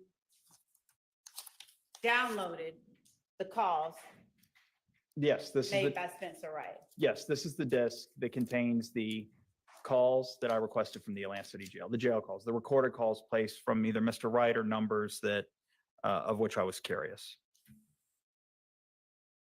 After you listened to the call, did you say what time that call was made on November 5th, 2015? 1:28 p.m.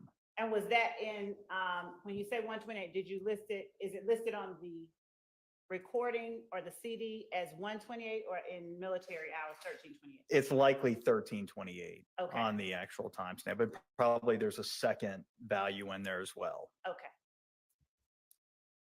And was the call between, were you able to tell if it was Mr. Wright on the call? I was able to tell, yes. And was Mr. Wright speaking with a man or a woman? He's speaking with a man. All right.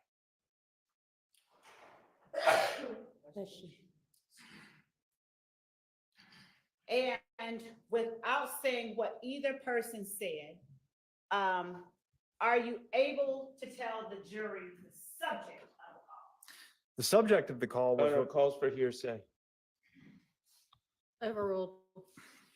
the subject of the call was Mr. Wright talking about what he, Well, Right, don't say let's, what he was talking about. Don't say, don't- without saying what anyone said.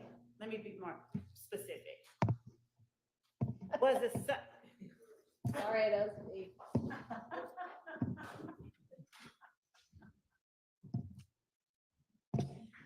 Good. Was the subject of the call Mr. Wright's presence on scene at Diamond Thomas's murder? Your Honor, calls for Yes, hearsay sustained, and leading. yes.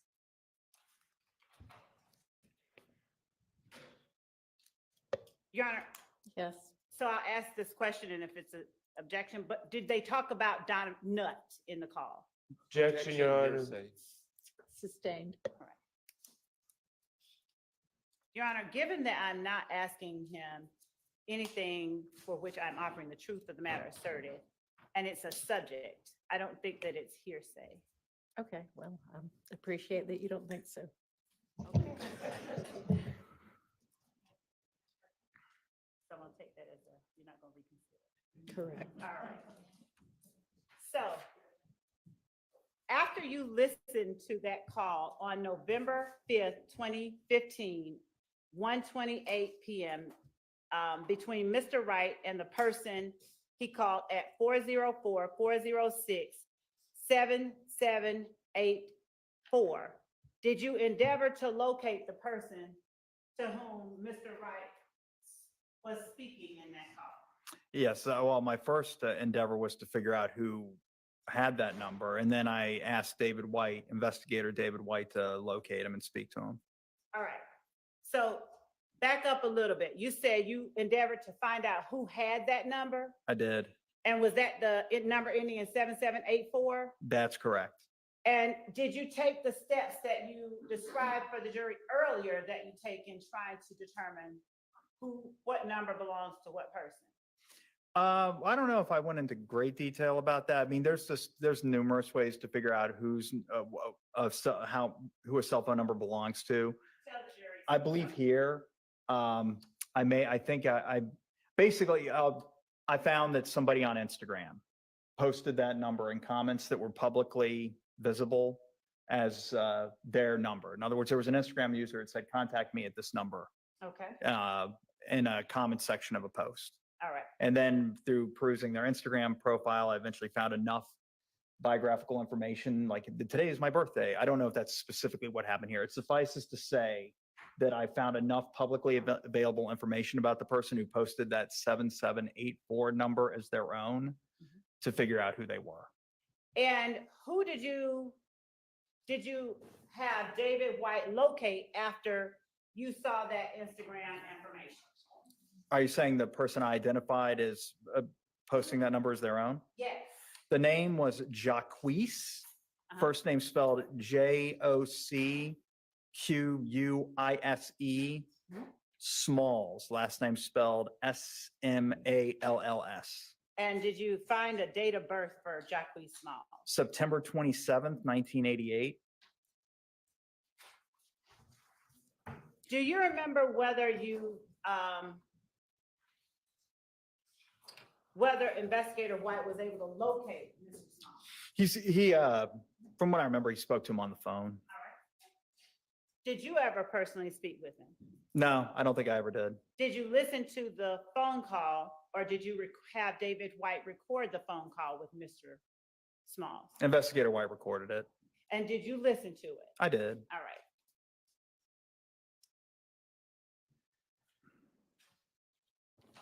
Can I interrupt you With that- just for a minute and have counsel come up to the bench? It doesn't have anything to do with what you're doing right now.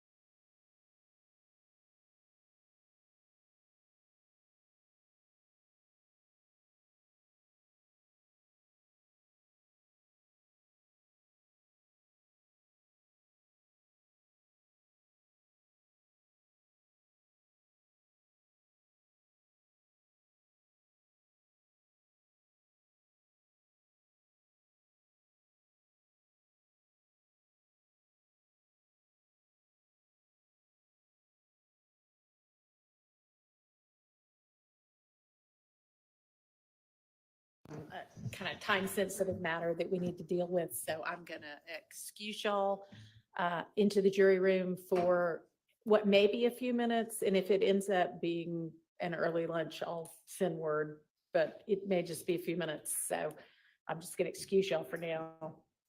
Thank you.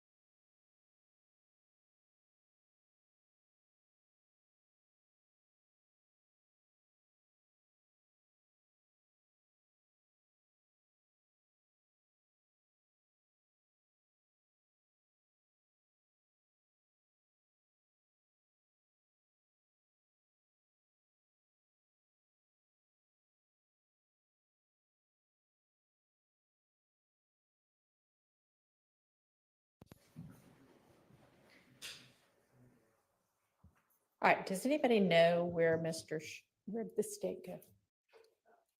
Can you ask anybody from the state to come back in for a second?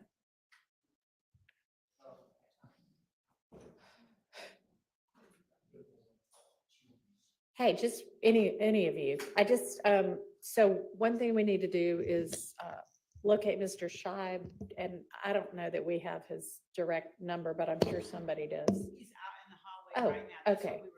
Great. All right, so y'all need to get something together. Yes. And it sounds like within the hour, Mr. Zachary will be over here. And I Yes, don't and we know would, if you want to, you had mentioned earlier having a doctor talk to the court or something. I don't know if that's something you still want to do or, no, not okay, considering that he's being released. It was for the purpose of discerning. whether he could be, Yes. okay. All right, so I don't know, if, can we leave to Miss Hilton or another member of your team to get all of that in place and continue with this witness right now? She, Or, yes, she is doing that. And out, whatever the court instructs regarding that, I know you wanted to hear from Mr. Scheib. I didn't know if you wanted to hear from him before.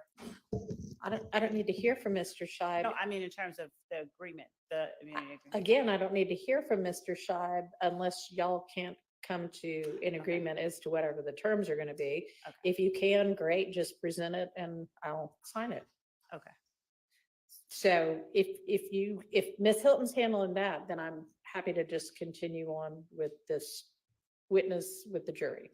So she is out there talking to him, Your Honor, because of course that I'll be the person examining Mr. Zachary, and I'd just like to speak with Ms. Hilton and Mr. Scheib just Okay. quickly for a second, since they're out All there. right, if it's a second, it's one, that's fine. If it's gonna be that I need to send the jury to lunch, you know.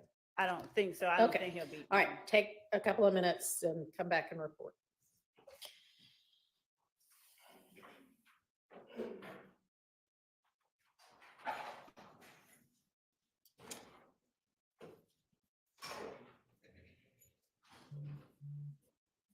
And I know we just took a break, but if anybody needs to run to the restroom, you're welcome to right now.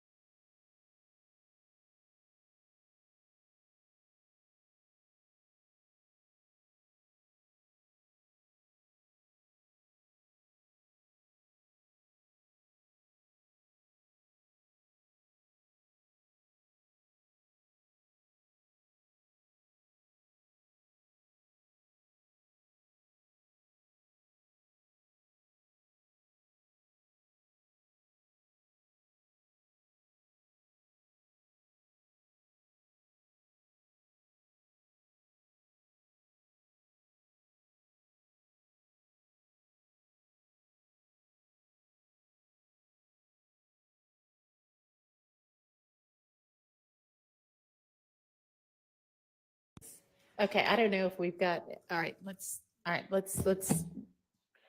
discontinue the bathroom break as soon as we get the next person back.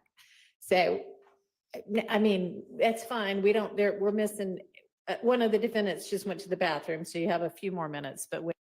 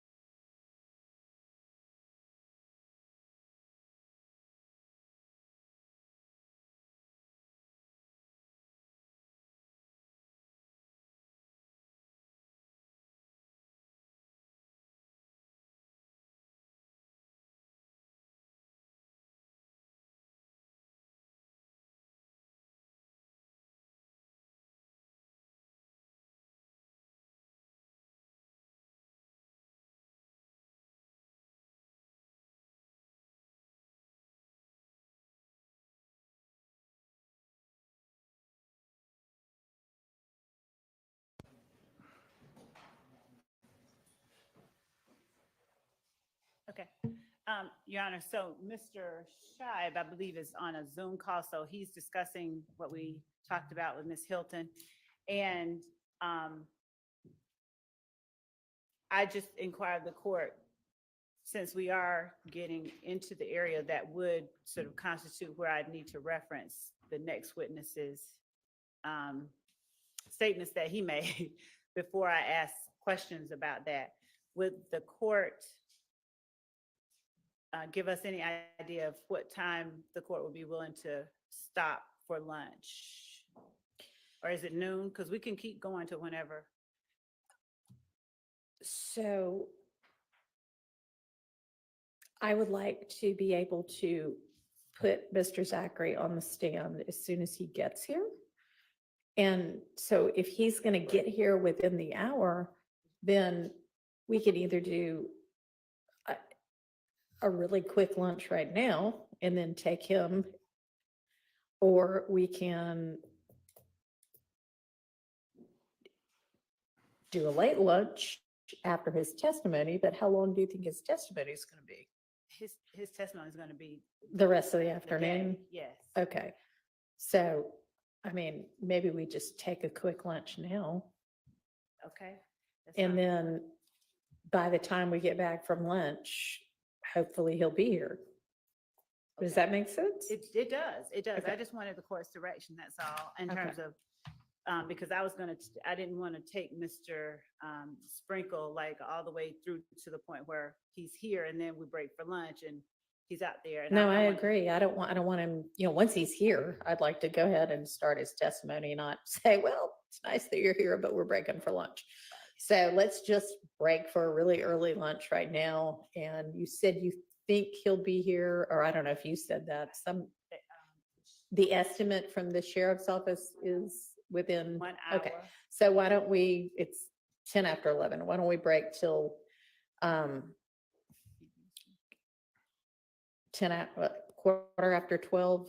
That's fine for me. And if he's not here by that time, I don't have a problem continuing with All Mr. right. Sprinkle until he gets here. Okay, so if one of the deputies can just let the jury, since I told them it might happen anyway, let them know they're on break till 12:15. Miss Love, you can get hopefully whatever you're gonna get in place with regard to an immunity order. And I guess you technically need to give me the motion too, but it's sort of been acknowledged in open court by Mr. Scheib that his client is gonna plead the fifth otherwise. So I understand there's a basis for needing it. And I'll say it if he, so Your Honor, if he decides to, notwithstanding the immunity agreement, refuse, I'll speak about it with Mr. Scheib, because He might get taken into custody. and not by, Hmm? and the state should not be required to house him. Like this. He's in jail. Excuse me, would you speak in the microphone, please? So if, well, I'll say this. Get to the microphone and then speak.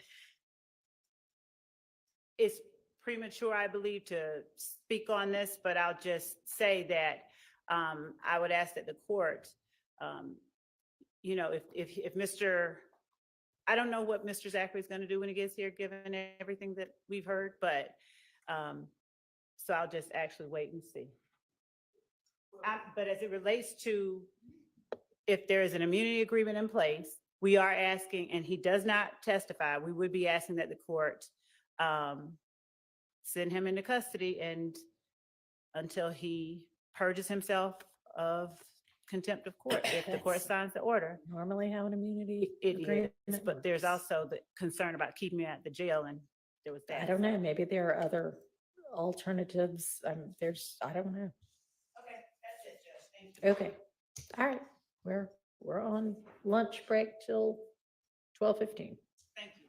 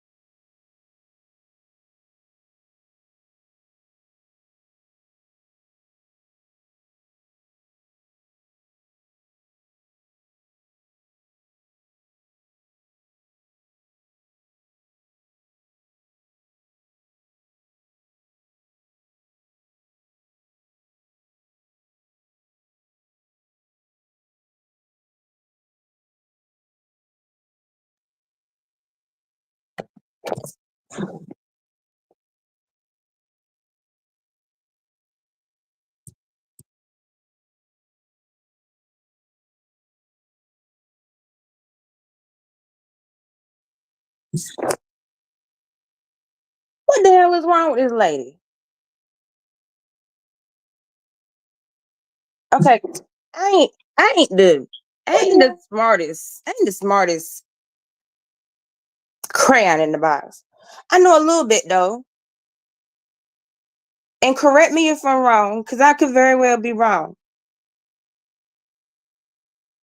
Ain't pneumonia contagious? Excuse me, let me talk. I got a college degree. Isn't pneumonia contagious? The man has sickle cell and pneumonia. It's bad enough to have either one of those alone. He got both of them going on right now. There was just a news story on 11 Alive like a week ago about how dirty, how fucking infested Fulton County Jail is. and then I know they say, oh, we'll probably put him in the medical unit. I don't put it past the medical unit to be nasty. So if she locked this man up and he end up getting more sick than he is now, who fault that gonna be? She gonna say it's his fault because she gonna say, well, all he had to do was testify. But y'all, I'm gonna be so mad. This ain't even my case, but I'm gonna be so mad if they drag this man in here to testify and he says nothing that we don't already know.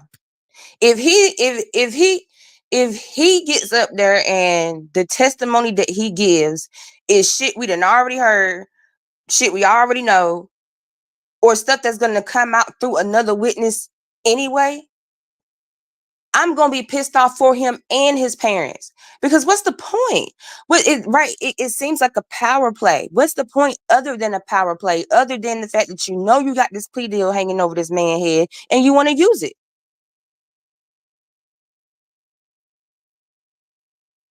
That I don't understand. I would need his testimony to be life-changing. Because you are about to potentially change his life. You don't know what's going to happen to this man. You don't know how sick he is. And excuse me, this is not to be racist or anything, but the judge don't know shit because sickle cell is an African-American thing. So respectfully, I think that it would have been more professional of her as a judge to reach out and talk to his physician herself. Why are you taking the word of the state's investigator? They've already proven that they ain't shit. Her investigator got on the stand and lied until he was questioned with the truth. He got on the stand and committed perjury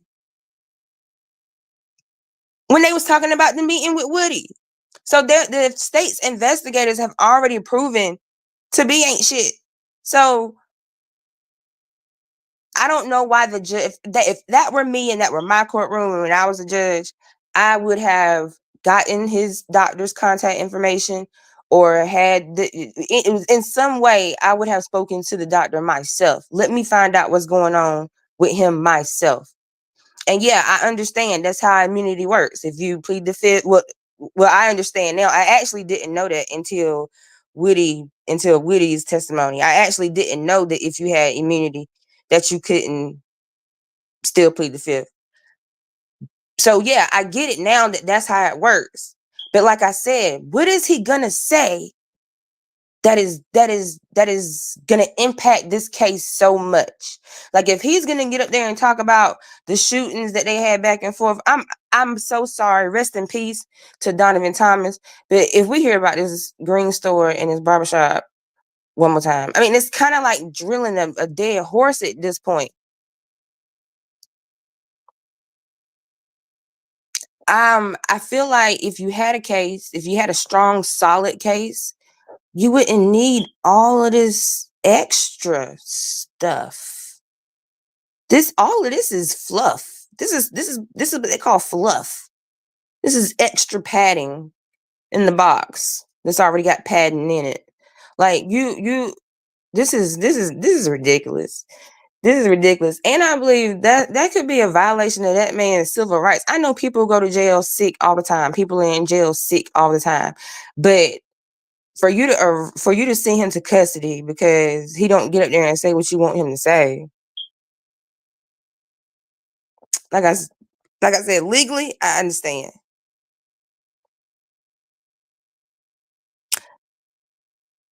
Judge's part. Right, Cavell.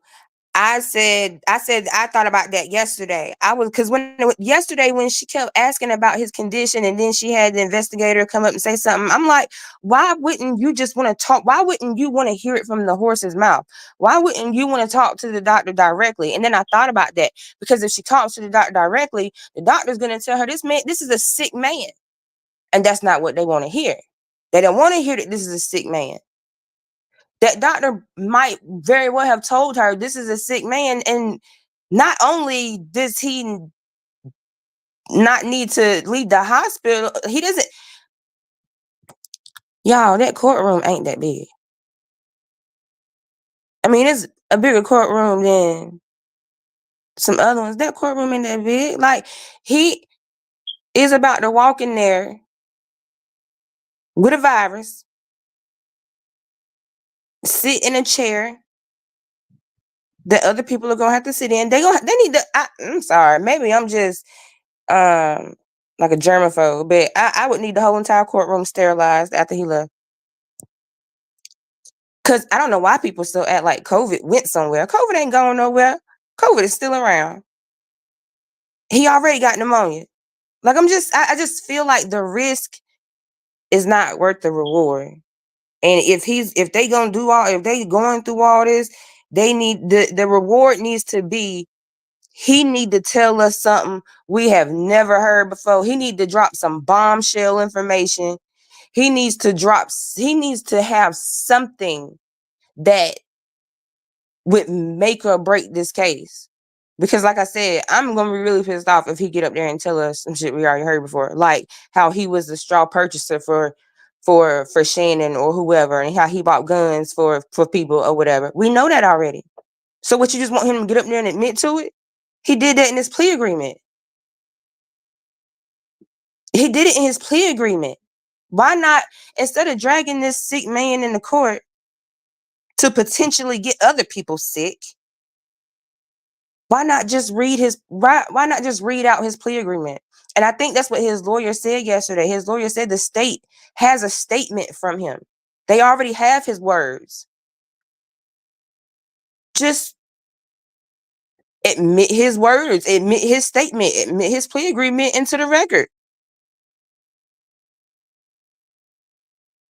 It seems so simple, and it seems like they're making it so difficult. But like I said, to me, it feels like a power play. I got this plea agreement. I'm finna hang it over your head. I don't give a damn you sick. So people get sick every day. You should have thought about sickle cell when you were out there being a criminal. That's what Love's attitude is. And I just think that's inhumane. I think it's a violation of civil rights. I could be wrong. If it's not a violation of civil rights, it need to be. Like, it just everything just seems wrong about this.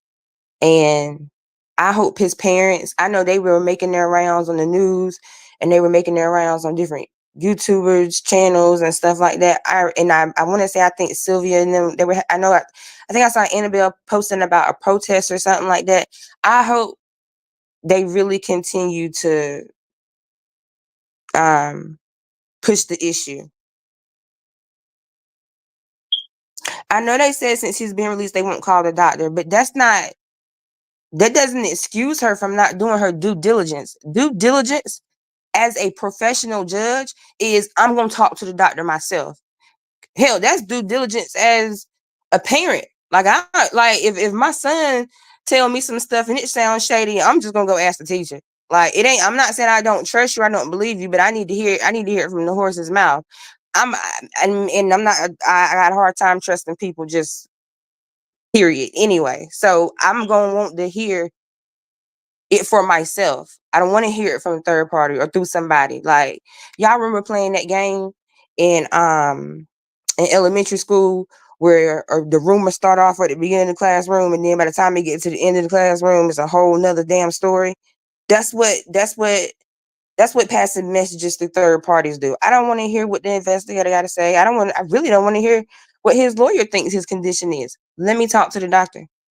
And they don't, and laugh. I'm not saying that the judge should have called the doctor on up to the stand to testify as to what his condition is. No, all she should do is pick up the damn phone or send him an email. She could have sent him an email or talked to this man on the phone.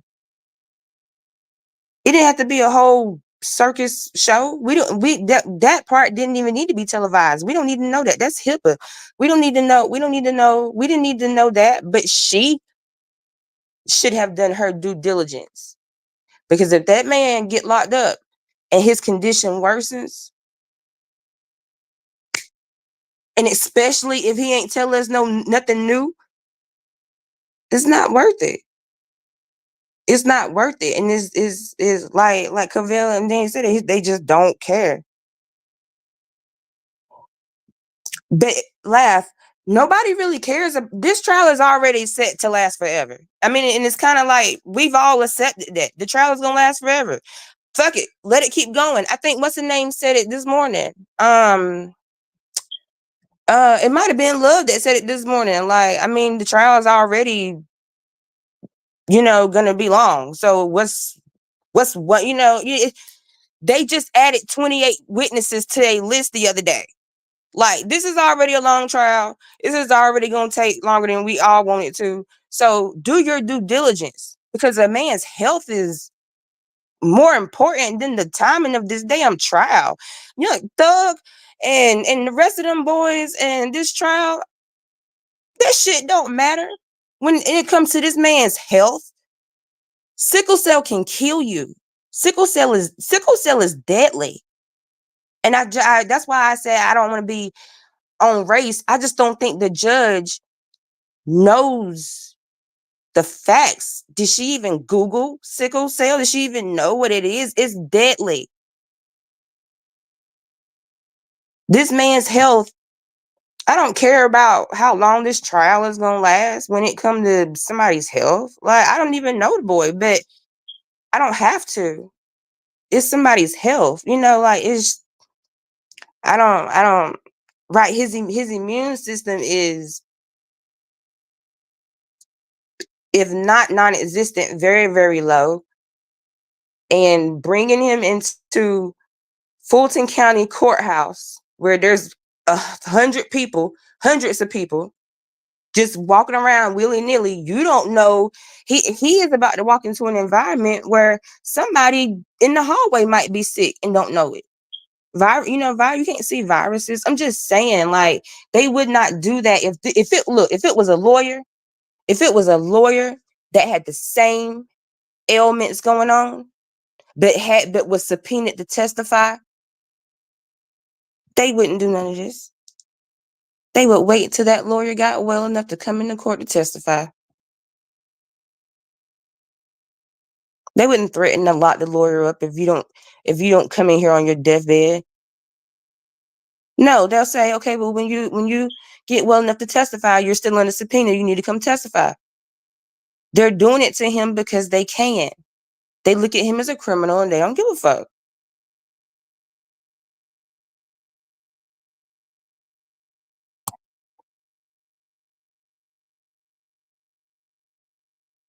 Yeah, I heard. Well, I don't know like anybody like close, but this girl I went to high school with, her son was born with sickle cell, and I think he's like 11 now. But like, she would always be posting.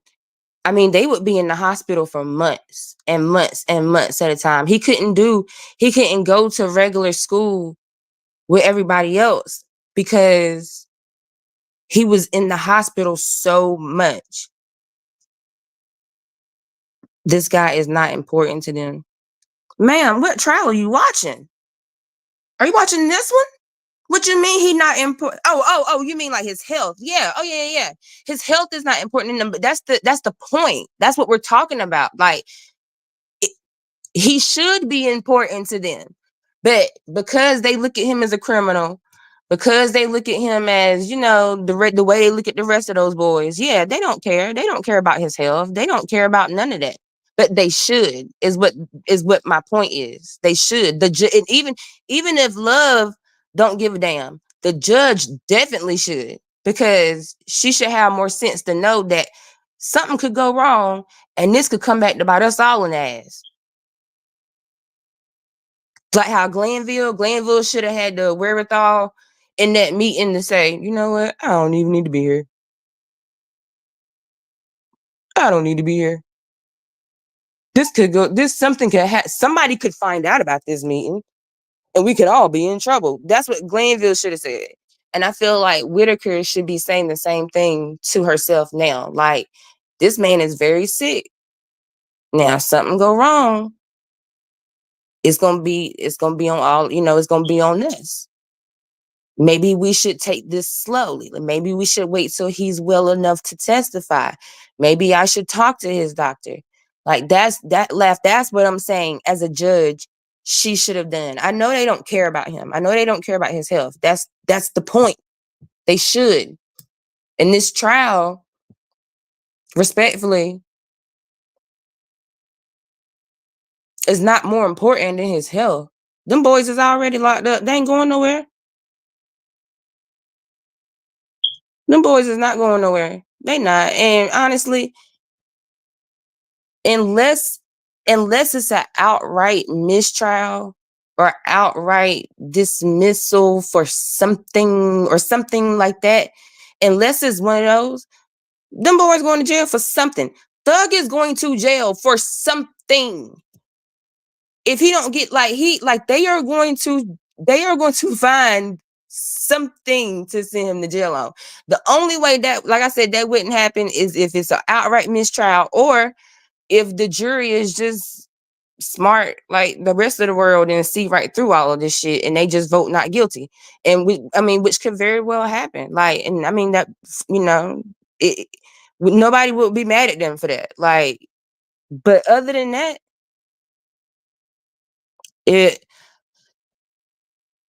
but other than having an outright mistrial or a straight not guilty verdict, Thug is going to jail. And we should all kind of let that sink in and get over it. That's how I feel. He may not go as long as they want him to, or as long as he, is projected to go, or as long as we might think he going. But do I think they just finna? No.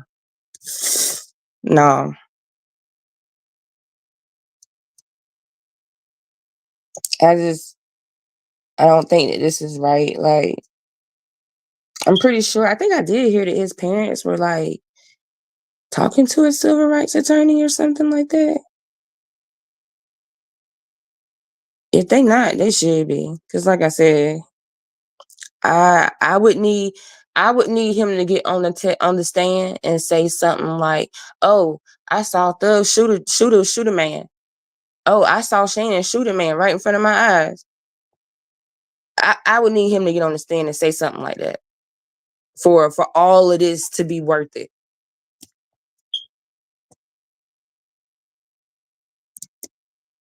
It very well may be dismissed or a mistrial just because of the jungle bunny, but we can't count on that either because it already should have been one of those. You know what I'm saying? Like there has been. I be talking to my sister about this case. My sister don't watch it. She just kind of keep up with the, she like see whatever she see on social media and stuff, or she'll call me and ask me like, what happened today or something like that. But I be talking to my sister and I be telling her the stuff that has gone on like already so far. And she asked me like, why is this trial still going on? It's like, that's the question everybody got. Like, this trial should have been over. There's so many mistakes that it should have been over that I don't know. I just don't get my hopes up about a mistrial or dismissal no more, just because it should have already been done. And it wasn't. And then we got a whole nother judge and she's not with it. Adriane keeps fucking up. And the judge keeps letting her do it. So I just kind of feel like at this point, what is it gonna take to have a mistrial? All the violations have been violated. Brady being one of the biggest ones. Like in a normal courtroom, like how they did Alec Baldwin, in a normal courtroom, you got one time to do a Brady violation. And that's it. I mean, it's been like 15, 17, 18,000 of them. And it seemed like, so it's, to me, I just kind of feel like, I don't know, the courthouse would have to blow up. Like, what, like, I mean, of course I'm exaggerating, but seriously, like, what else can they do that they haven't done already? They violated all the rules already, and this trial is still going on. All we can do is just pray that one day they fuck up and Paige is having a bad day and she finally stand on business.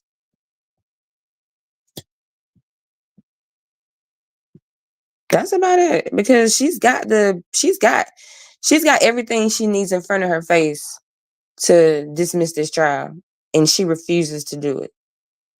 So, like I said, barring like a extreme violation, I guess more extreme than the ones we've already had,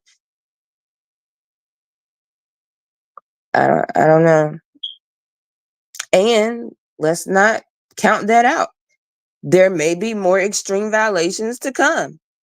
With the way they do things, it may be more extreme violations to come. Seems to be so. I don't know. We're all speculating. This is all. I mean, this is all just kind of a guessing game for everybody. But as far as Zachary go,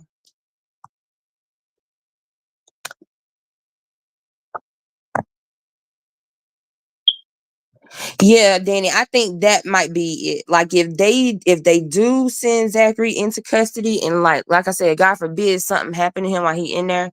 I mean, I'm not even saying the worst like death, but just even get sicker, because pneumonia takes people out. A lot of people didn't die from COVID; they died from pneumonia, or or having a combination of both. Like that might be enough to end this, especially if, like I said, his testimony is some bullshit. Because if if we send this man, drag this man in here, he gets sicker, or they take him into custody or whatever, and then his testimony was some shit we heard already, the judge might, yes, that might wake the judge up. Like, we went through all this for this? I thought he had something to tell. Adriane, I thought you said that this man has something to tell us. Yeah, I'm sure there's been another ex parte too. I'm sure of it. The jury gonna see the desperation when he on the stand. He not gonna be able to sit right. Cavell, if I was him, I would get up there like it was my last damn day. You hear me? I have a IV stand I'm dragging behind me. I'd be walking with a cane. Just Will Mean in a wheelchair. I can't even walk. Will Mean in a wheelchair. Will Me in the wheelchair with an IV bag attached to the top of it. I get some eyeshadow, some black eyeshadow, and put it under my eyes to make it look like I ain't slept in days. Like, yeah, play the part. Like I would come in that courtroom like I am dying, and they made me come here. And I make sure I'm look like I'm dying. Like, yeah, because the jury needs to know. Even though all of us, we hip to the game, we know the jury is watching shit they shouldn't be watching. Let's just say there's one or two that's not watching. They need to know what's going on.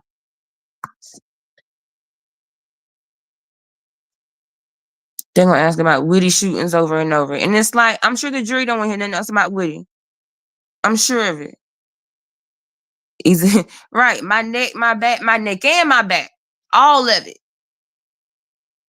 My head hurt, Judge. My stomach hurt. I got a cold. I can't feel my legs. I feel dizzy. I'm out of breath. No, Judge, I don't want to be here. I would make sure I said it all in front of the jury. Because they be trying to get them to say stuff when the jury's not around for obvious reasons. But the ones that are hip to it, like when Antonio told Adriane to stop talking to him like a child in front of the jury. What's her name? Archillian Bennett, when she got smart with everybody who has all them witnesses, them put love in her place, because ain't none of them want to be there. But I would damn sure make sure I was so proud of Woody. I was real proud of Woody when he wanted the jury to see him in them jail clothes. I was proud of Woody when he got on the stand and he was like, y'all wrong. And y'all doing this to black people. And y'all know y'all wrong. I was proud of Woody when he did that because, you know, he knew he wasn't supposed to say that. He knew that it would probably be better if the jury didn't see him in jail clothes. He probably didn't want to be in jail clothes, but he wanted them to see. This is what they did to me. They took me off the stand on Friday and they threw me in jail for the weekend. That's why I got on jail clothes now. He wanted them to see. Like, I was proud of him for that. Because they try to hide so much. I don't know how old he is. Let me see if I can try to Google it. I got 2 streams going, so oh well this one, since that one on lunch, it's not gonna matter. Let me see if I can try to Google it.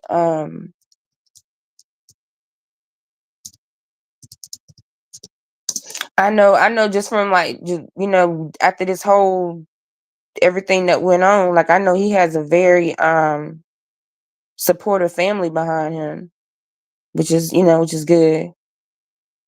Cause a lot of boys, especially a lot of the ones that's in the streets and stuff, they don't have supportive family that stick up for them like that.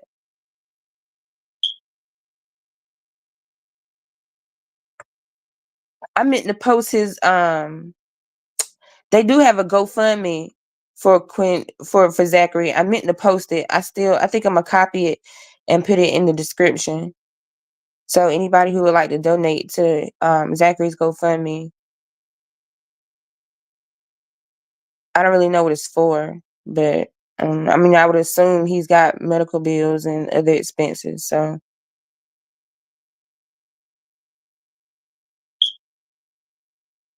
wow, they even started a change.org petition to stop his testimony.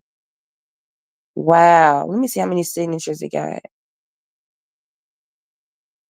Oh, it only got, well, the goal was only 50 signatures and they got 36. And to be fair, it was just started on the 18th. So let me read to y'all what the GoFundMe says. I'm on a different computer than what this stream is on, so I can't share it. So the petition says, please support the petition to dismiss material witness charges against Quindarious Zachary and waive any requirements for his testimony with the Fulton County DA. Mr. Zachary suffers from sickle cell, and he is also currently hospitalized with pneumonia and complications from sickle cell.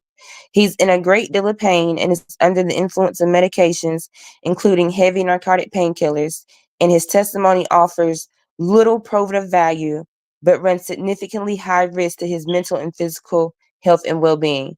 Testimony is being pushed by DA Adriane Love, who has a significant history of lying to the court in this case. There are many injustices associated with this case, but this issue needs our immediate intervention and support. That was very well written. And that reminds me of something that was said yesterday when his lawyer was trying to tell the judge that, you know, he's on painkillers and stuff like that. And then I don't know if y'all remember, I might try to make it short about it, but the judge was like, well, there are people, you know, are on painkillers all the time and they drive and they do this and they do that. I don't know if y'all remember when she said that. She definitely said it. But here's my problem with that. When you go into an interrogation room for whatever reason, or if you're arrested for whatever reason, hell, when you taking a plea, when you're in court, one of the very first things they ask you is, are you under the influence of any drugs or medication? That's one of the very first things they ask you, because if a person is under the influence of any drugs and medication, then their testimony might not be completely accurate, or whatever their interrogate, whatever is going on might not be completely accurate because they're not in their right state of mind. So when the judge was like, oh, people take Percocets and drive on painkillers every day, like, you know, like, yeah, laugh. Like, my dad has had 6 back surgeries, and my dad has a pain pump inserted into his back, and he is just fine. And he still take, saying the actual medicine. Like, he is just fine. That's true. But he's not in court giving testimony either. He's not in an interrogation room either. Like, I just know that that's one of the things that they ask you. I think they did play it when they play Sledge's plea deal in court. One of the things they ask you is, Love asked Antonio Sledge, are you on any medications now that you don't normally take, or do you need any medication that you would normally take? Like, basically, is your mind free and clear? Is your body free and clear? Like, they want to know that before, but it's okay in this case, in this situation, it's okay for him to be under the influence. Yeah, he might be. Yeah, the medicine might not affect him that much. That's not really the point. The point is that legally they're not supposed to do that.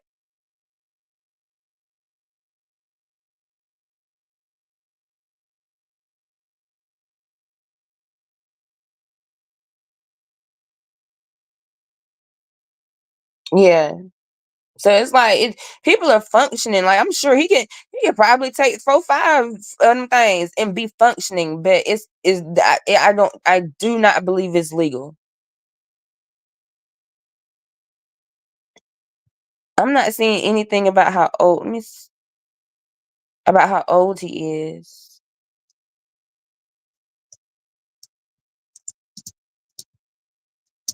This case is just like Trivia's testimony was unfucking necessary. Y'all know I cuss like a sailor. I'm working on it.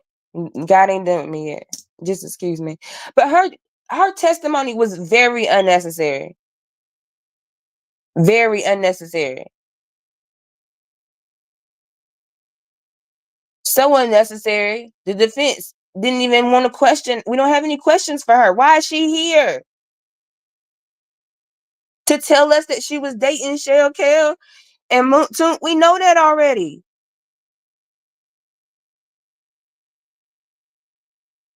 To tell us she gave the video to the police? We know that already. What she wanted Trivia to get up there and basically say that them beefing didn't have nothing to do with her. That's what she wanted her to get up there and say. That this was a YSL if gang beef, and it had nothing to do with the fact that she was dating the ops.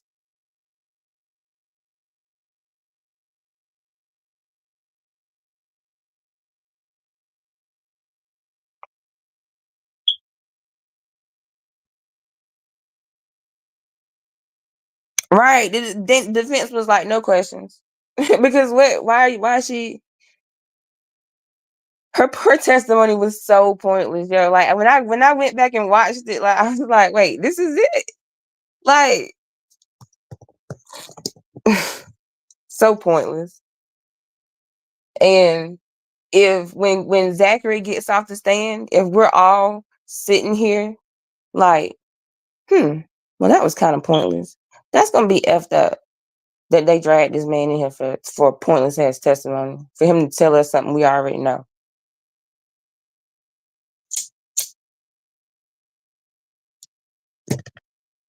Oh, I did see yesterday that Ashley Merchant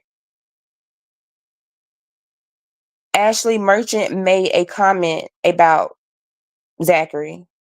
No, she made a tweet about Zachary, and it says,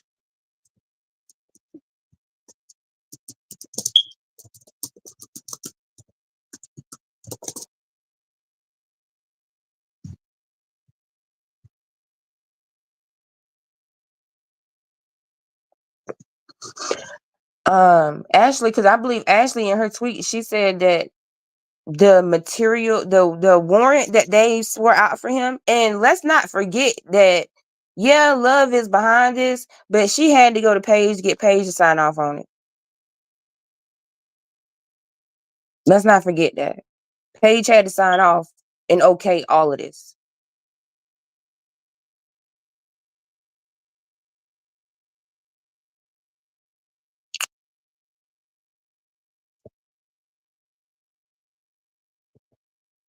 But for me, I would just need him to come in there and say something.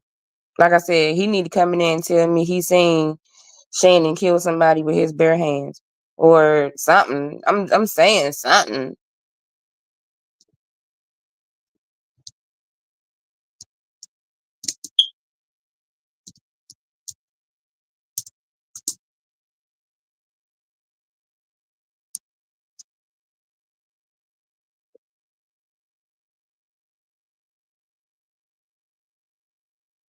Okay, yeah. So Ashley said that this statute that they're trying to use, it doesn't apply. It only applies to a criminal defendant, not a witness. So they took out a material witness warrant or whatever, but the statute that they, I guess, used to swear out the warrant is it doesn't apply to this case. Whatever statute they're using only applies to a criminal defendant and not to a witness.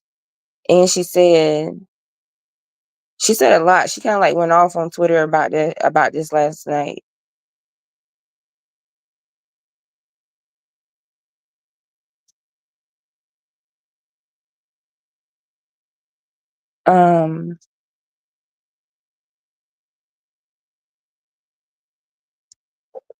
Wow, she be retweeting Thugger daily like crazy. I don't do Twitter a lot, so I can't find the other ones. But yeah, she basically said that the material witness warrant that they have for Zachary is illegal.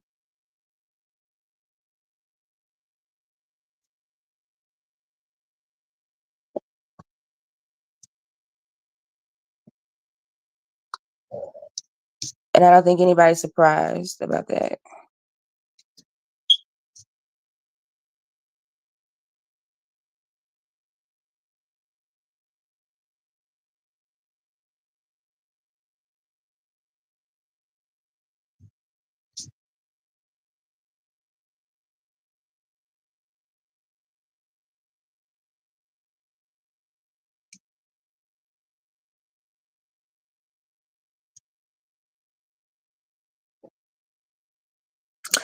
But anyway,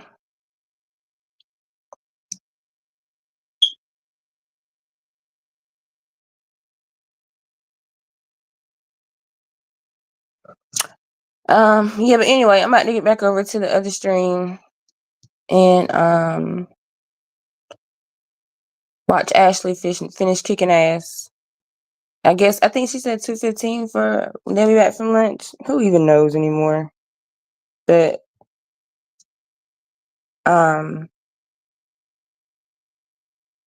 yeah, hit the hearts, hit the like button. Everybody hit the like button. Hit the hearts.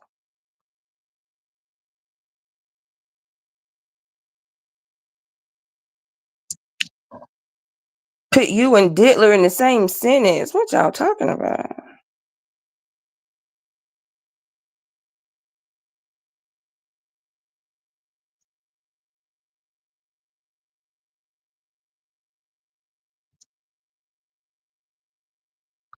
Well, he's a co-defendant because he pled out with the rest of them or whatever. So that's why she's asserting her power. Oh, you say you was gonna put him in with Dittler, but you caught yourself. Okay. All right. We'll see if we back at 12:15. Let's go. Let's go over to the other stream. But yes, hit the like button. Greatly appreciate it.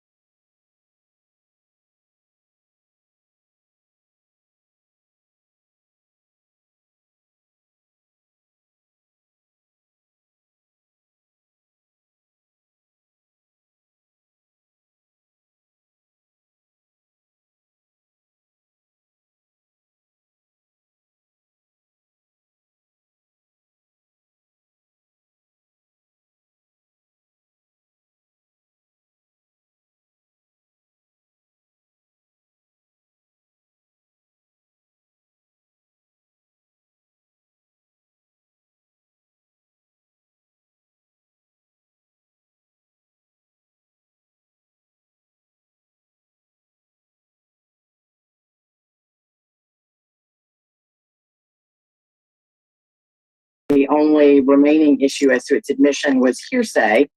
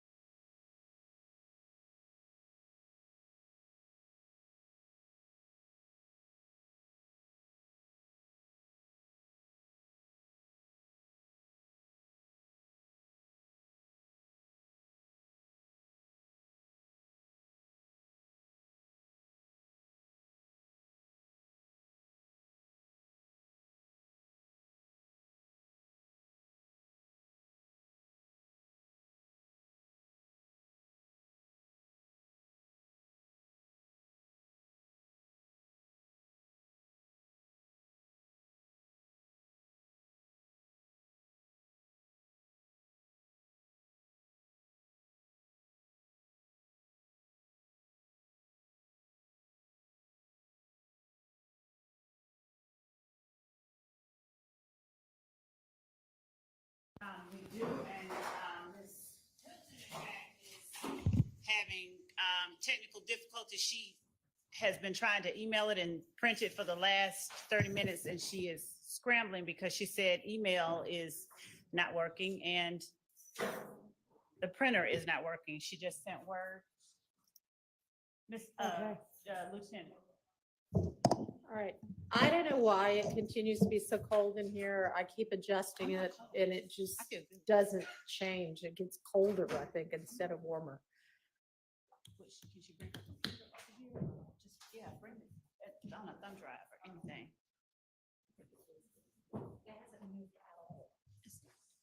For once, I'm not supposed to. Well, no, but everybody else does.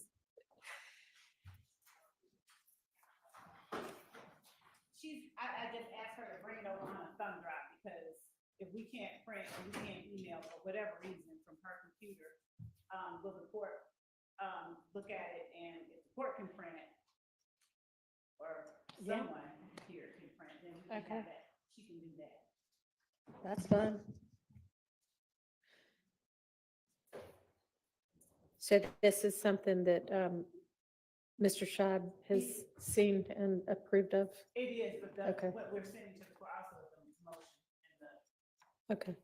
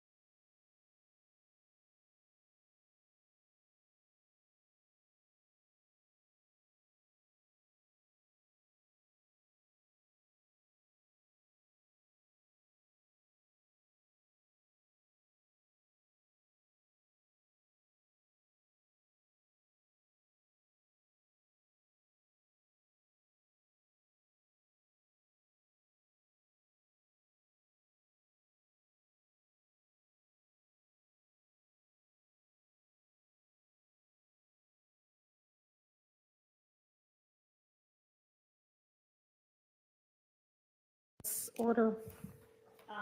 No, I'm just. They can't print it or email it, apparently.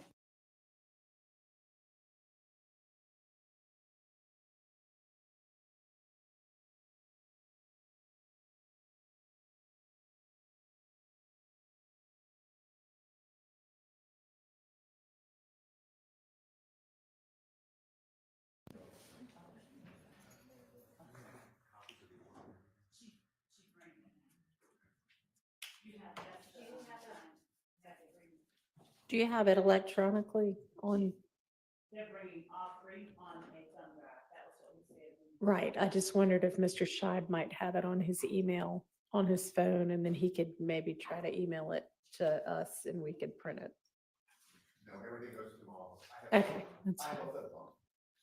Wow, okay, Everything goes to mom. okay. That's either very retro or very forward of you, one or the other. 'Cause I don't tweet, I don't do Facebook. Usually I have everything. Paralegal deal with me.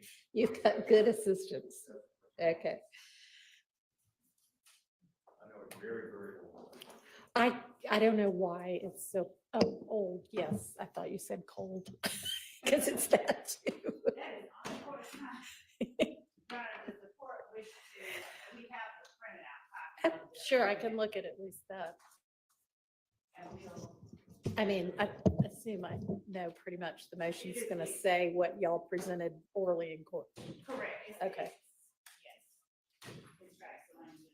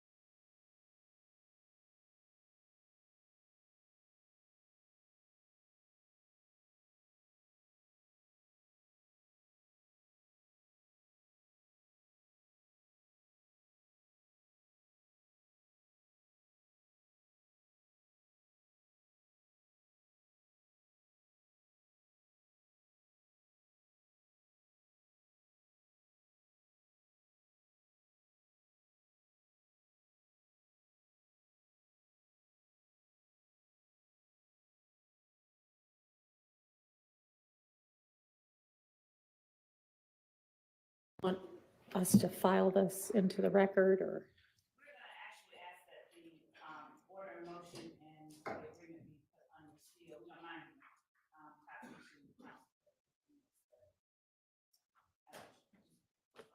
I couldn't hear what she was saying. Mike, We were just asking it be filed under seal, that's all. that's fine. Do you want it filed under seal? I mean, what's the basis for filing it under seal? Let me consult. I've actually never had one of these done. Okay. Your Honor, it doesn't matter. I mean, it's normally if,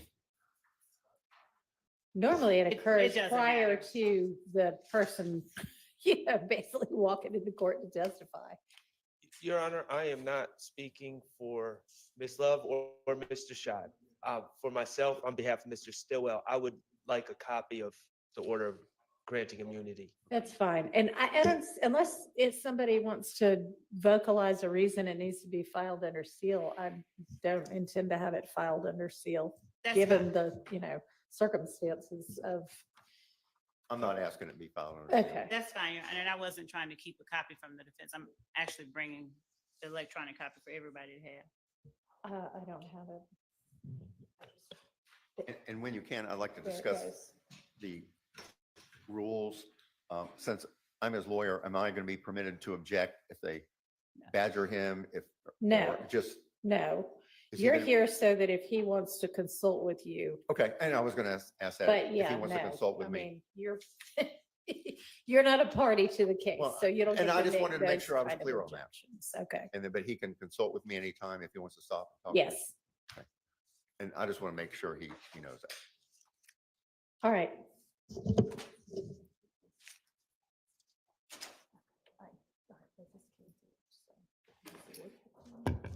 They're the same thing.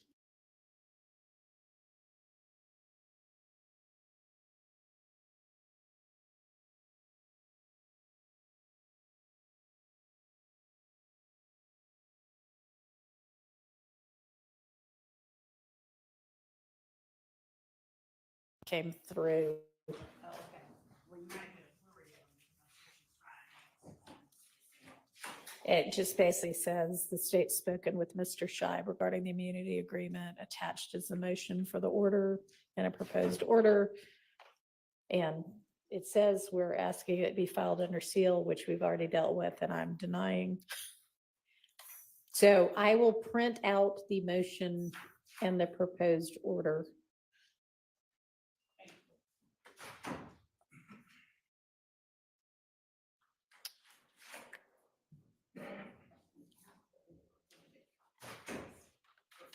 I don't know if, is that the order? I hadn't even opened that one up.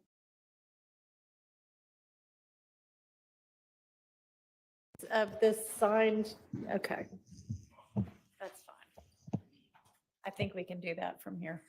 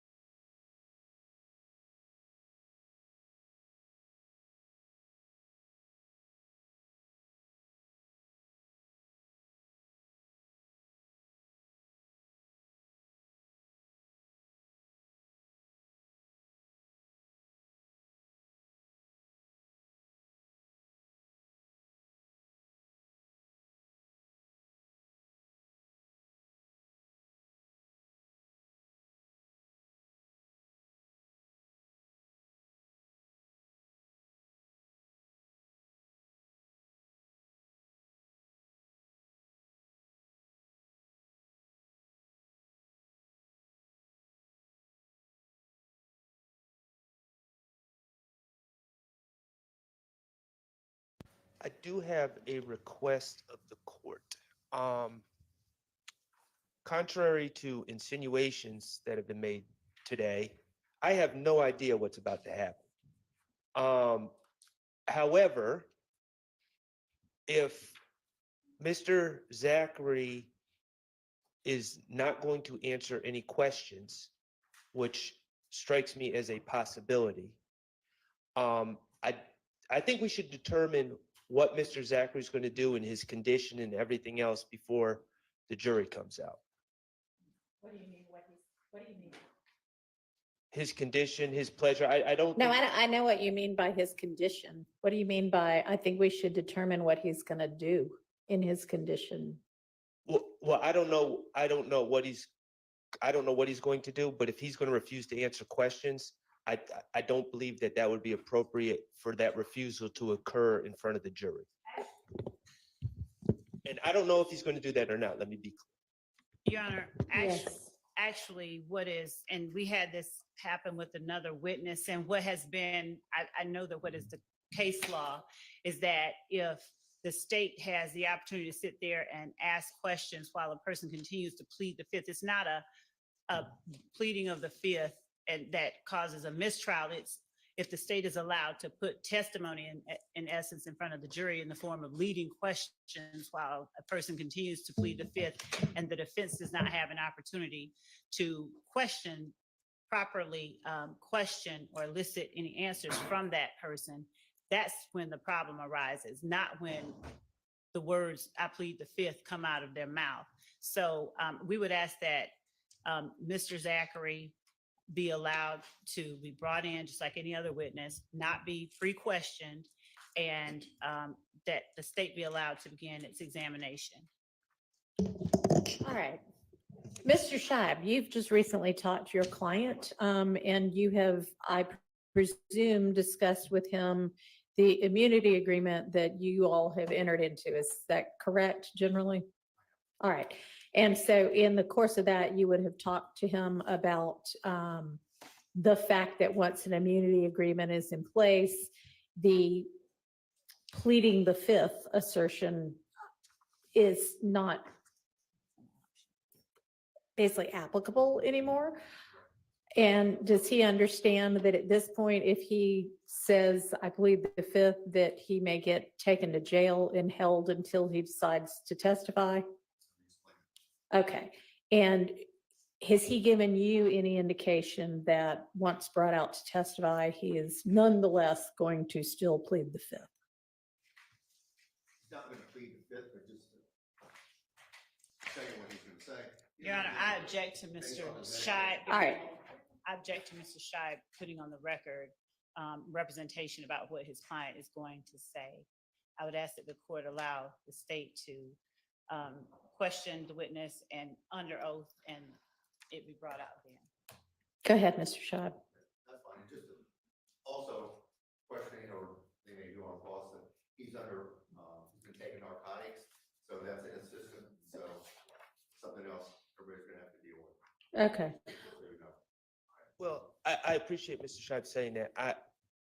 Having to deal with someone on narcotics that's going to claim to not remember anything is quite honestly ridiculous. If he's going to testify, he needs to testify. If he's not, and just going to say, I don't recall anything, then we're not going to be able to cross-examine him. If he's going to say, oh, I'm too high to answer questions, that's not effective opportunity to confront a witness. And so I don't know what's going on here. I don't know what any of this is, but if we're going to call a witness to the stand, he needs to be able to answer questions. If he can't, then I'm not able to cross-examine him. So, Ms. Love, I know that we all discussed earlier the possibility of you needing to have a doctor come give us some information about what Your Honor, impact anything in his system might have. no, actually, Your Honor, what I had asked the court to do was to get or meet with the doctor and find out his status and his ability to actually be released and come down. This was done without. Okay, He and was just to really- be clear, that never happened, okay? So that's not confusing on the record, because we found out before you ever even were able to set anything like that up, that he was about to be released and on his way over here, right? That was what I was attempting to say a bit Okay. too slowly. So yes, Judge, I don't think that there's any need to talk to a doctor because he was released Okay, so before all of that happened. if he comes out and he says, I am high as a kite, I'm on whoever knows what, and, beats me, I'm just loopy, that may or may not be true, right? I mean, I don't know what he's actually on. I don't know what his condition actually is. I don't know if he is on something, what impact that might have on his ability to testify. And I am not necessarily going to take his word for whether he is in a mental state to be able to testify. Do you understand what I mean? I do, Your Honor, and since that was not the reason that I was asking the court to meet with the doctor, if the court will afford me a moment. Okay, but we have been Mr. Scheib, when did you first bring all of this to our attention? Was it Monday, Tuesday? It was early this week, right? I mean, hadn't we been discussing this all week?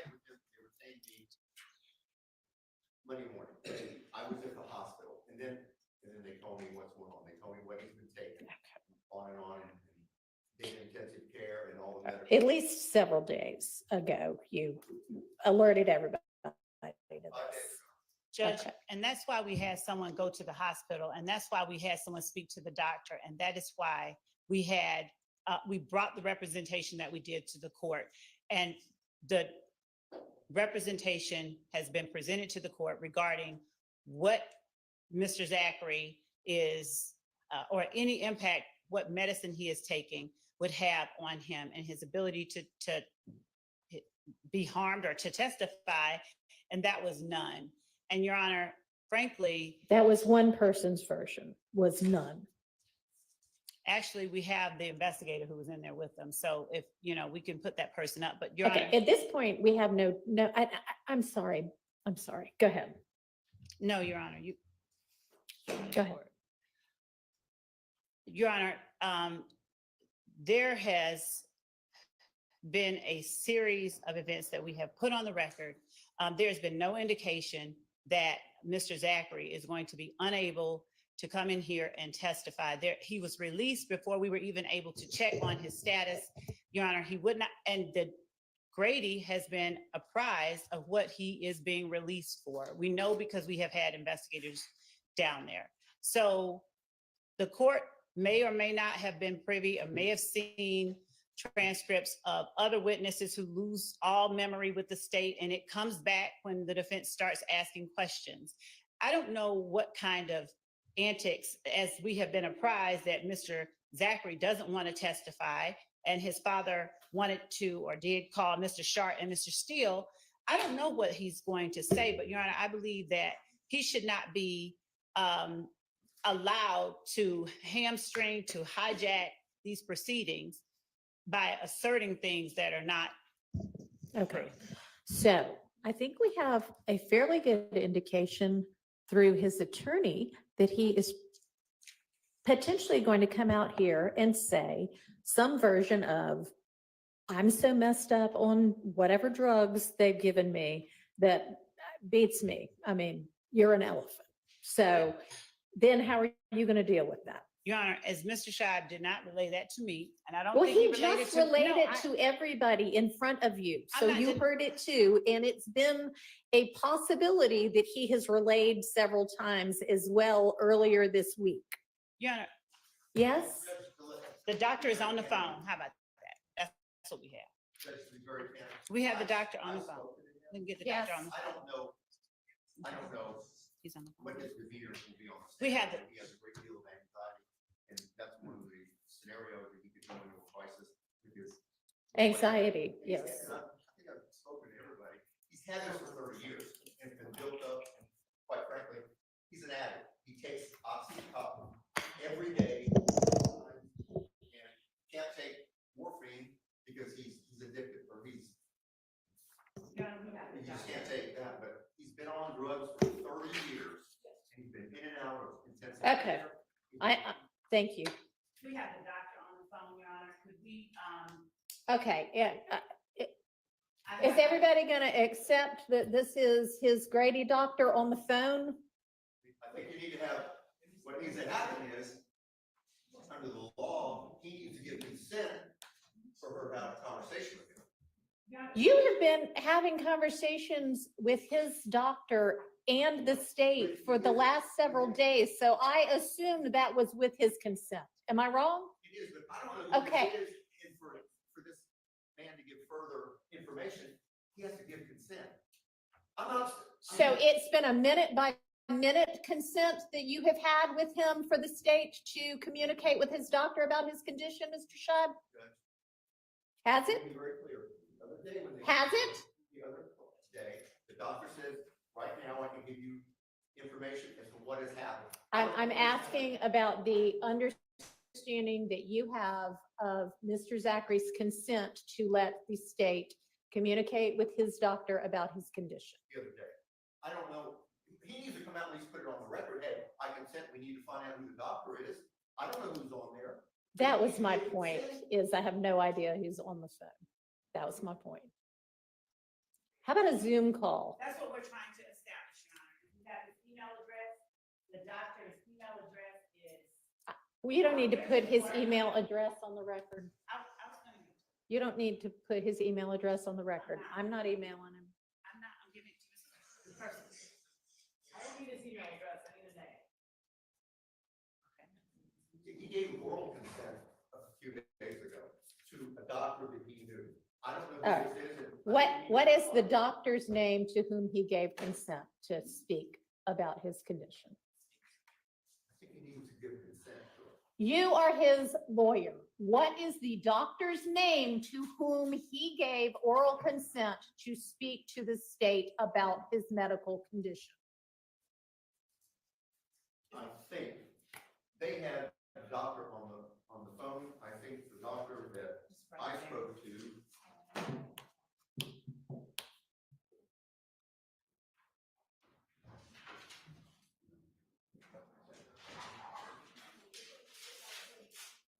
That I personally spoke to, his last name is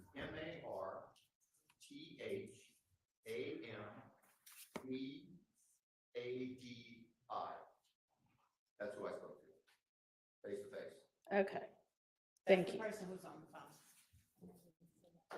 Huh? Well, until he is in person on, Waiting for the- virtually in person on Zoom, he's that waiting. everybody can be a part of. And I would ask Your my Honor, could we client not to have go out this- because he's privy to this. Can we not have this He's televised? entitled to it. I need y'all to not talk at the same time. I cannot pay attention to both of you at the same time. Okay?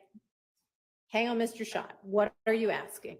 That this doctor's conversation and communication not be televised.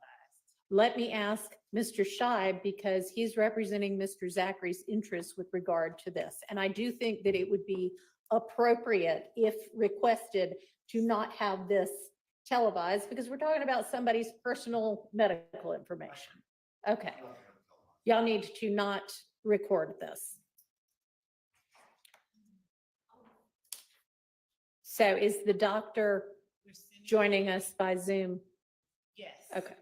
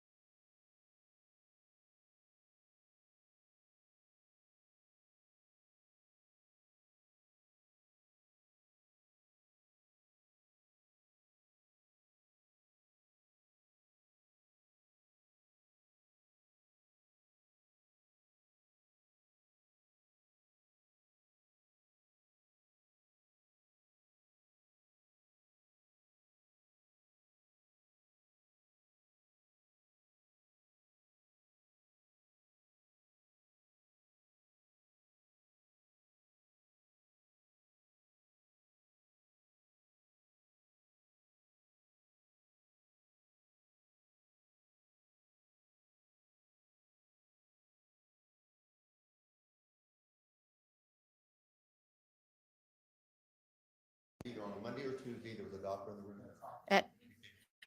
Pick it up. Pick up the mic. I can hear you, but not everybody can. Hear me now? You hear me now? Hello? Yes, now we can. My wife. Just hold it up to your mouth. Okay. The first one, Hold it either closer. Monday or Tuesday, when the doctor was in the room, my Yeah. client verbally said, you can tell my lawyer what's going on.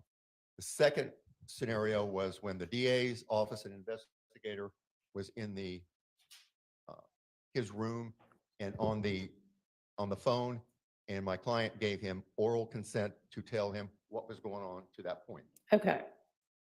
All right, well then, I'm not sure that we have his consent to talk to this doctor currently about what's going on. Then, Your Honor, if he doesn't give his consent, I think he just needs to All right, so come out and take stand. I mean, I don't know why. let's admit, well, get Mr. Zachary out at this point. We'll have him take the stand. He'll be able to see Dr. Bethina. I'm going to go ahead and let Dr. Bethina into the Zoom. And you're recording, right? I know the court said not to, but I just wanted to ensure that.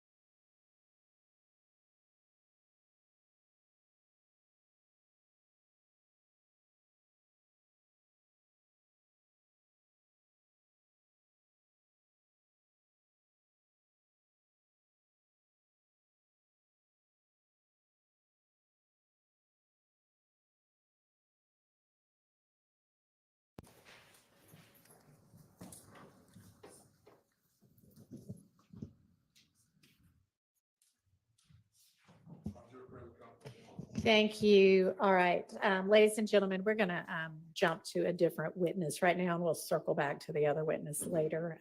Mr. Zachary, can you please stand and be sworn?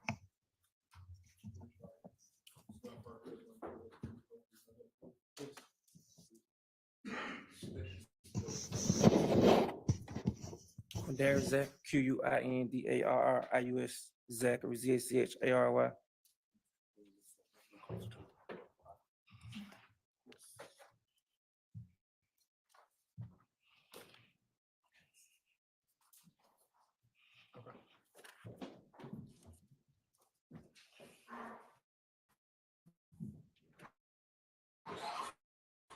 Good afternoon, Mrs. Zachary. How are you? Yes, you're gonna have to answer questions.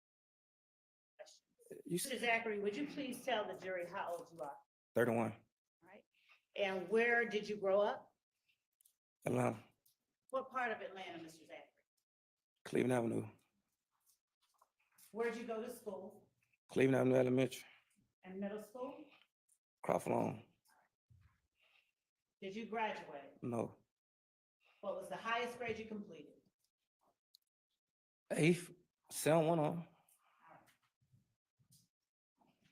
Mr. Zachary, do you know any of the persons in the courtroom today? Nah, None of them. nope.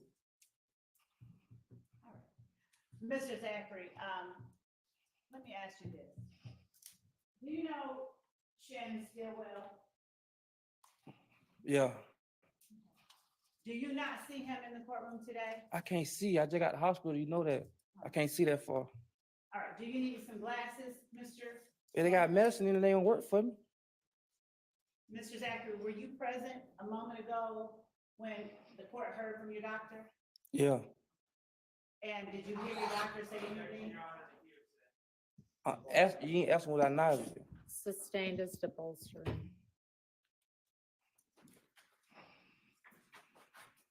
I'm going to show you what has been marked as State's Exhibit 123 Echo. Do you recognize the person that has been depicted in State's Exhibit 123 Echo? Yeah, Who is this person? Shannon.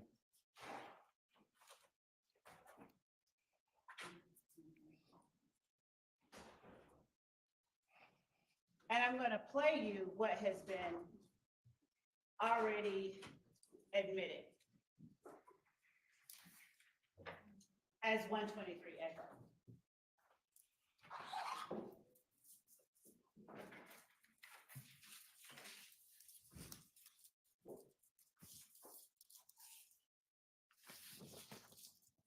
Mr. Zachary, while we are pulling that up, are you familiar with the person by the name of Jeffrey Williams, who also answers to the name Young Thug? Yeah, How long have you known him? 15 years. 15 years? Yeah. Do you consider him your friend? Yeah, all right. All right. And the relationship with him that you have had, has it been good, bad, something in the middle? It's all right. All right. Now, when you say all right, does that mean you all have had no disagreements during the time that you've known him? Everybody has disagreement. I agree. Would you consider him a friend? Yeah, all right. All right. What does that mean for you? Cool. You're cool? Yeah. All right. Do you know a person by the name of Kelvin Watts? Nah, You've never heard of Kelvin Watts? nickname. Shell Kel, do you know a Shell Kel? Yeah. All right. How long have you known him? I don't know him like that.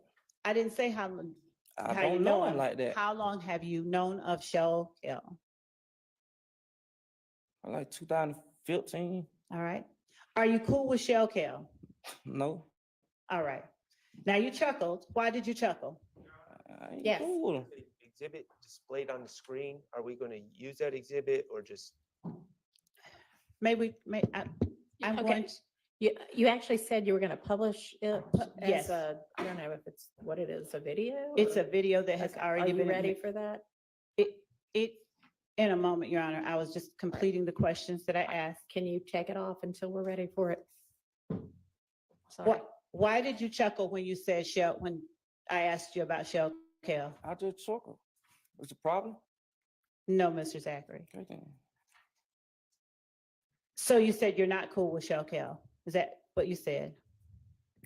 I don't know him to be cool with him. Okay. What about Kenneth Copeland? Do you know of a person named Kenneth Copeland? Nickname?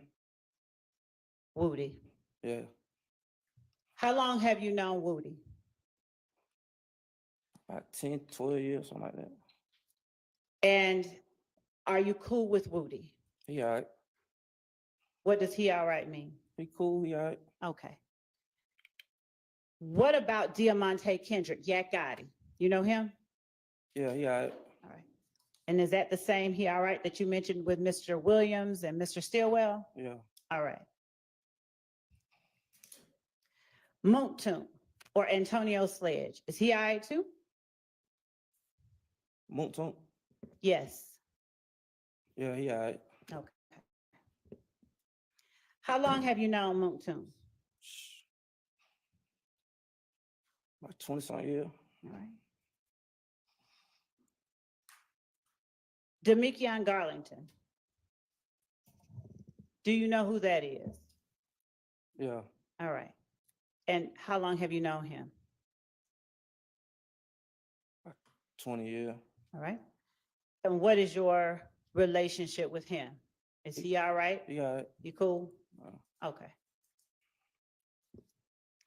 Now, do you have people, friends that you consider more cool or I than others? Nah. No? Really. Not really. Okay. So are you equally eyed with Jeffrey Williams, Shannon Stillwell, Diamante Kendrick, Demekion Garlington, and Antonio Sledge? Yeah. Do you know Kelvin Treadwell or OG Bentley? He dead, ain't he? I don't know, Mr. Zachary. His name Bentley? Yes. Yeah, I think something happened to him. I don't know. You don't know whether you know him? Do you know a Demise McMullen?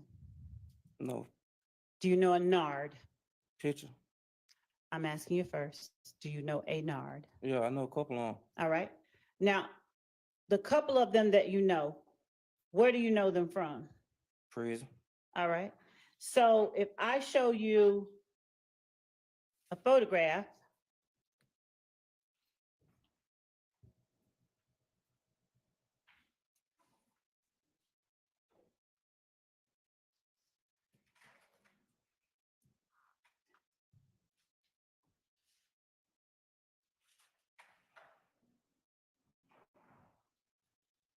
that I will mark 503 Yankee, can you tell the jury whether this picture that I'm holding in front of you depicts Nard? I don't know. It's Did blurry. did you write anything on it? Look like my name, but I don't know. Is that your handwriting? No, That's not your handwriting? no. Okay. Do you remember seeing this picture before?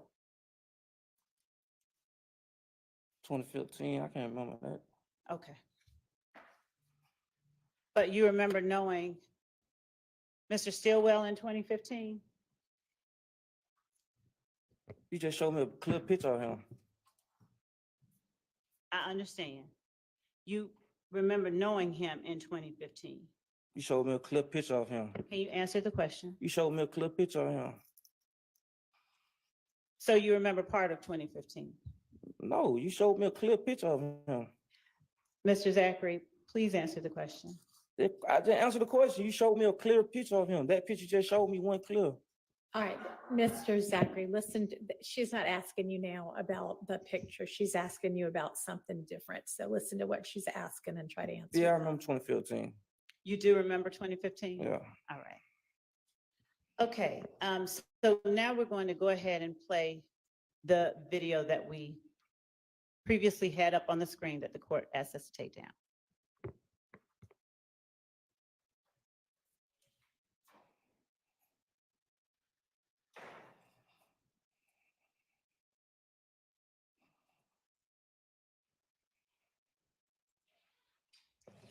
That same shit that got Big and Tupac killed, little fuck, nigga. Pussy ass, nigga, get your bitch ass killed. Yeah, hey, gang, you bring your pussy ass down here, you gonna see me. I'm at your fucking neck. Fuck anybody. Mr. Zachary, did you see yourself in that video? Yes, And where were you seated in that video? in the back. All right, and were you behind Mr. Stillwell? Yeah. All right, did you hear what you said? What I said? Did you hear what you said? No. All right, can we play that again?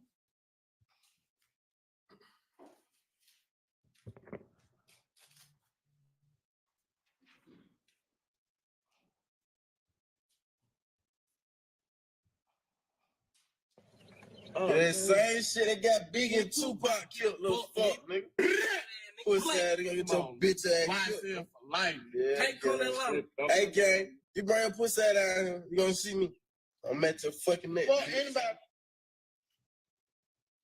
Did you hear what you said then? Can't come to Atlanta. Okay. Did you hear yourself say black? No. Did you hear anyone say black? How you spell it? Did you hear what I just said? How you spell it?